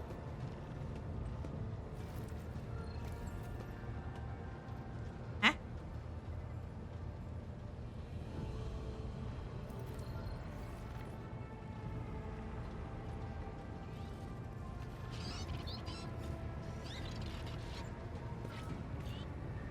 Oh, no, he's still live, but it's not letting me raid. Interesting. There we go. Fuck my life. Alright. So. I'm gonna drop you guys off with Classic. Playing Final Fantasy IV. I'm sure you guys are gonna have a fun time. I'll be back tomorrow. Or, well, later tonight, according to my time zone and everything. But I will be back later tonight with Fox and A Way Out, if everything still goes according to plan. And after that, I'm gonna play some Date Everything. But please do take care of yourselves. Thank you for spending your time with me. I appreciate it. And I'm back to stay. Hopefully with a new house, old power issues and everything is done, a thing of the past. Thank you for being here, Bentley, Ogre. You guys are awesome. Now go, Cold, Classic, and Nerd. See you guys tomorrow.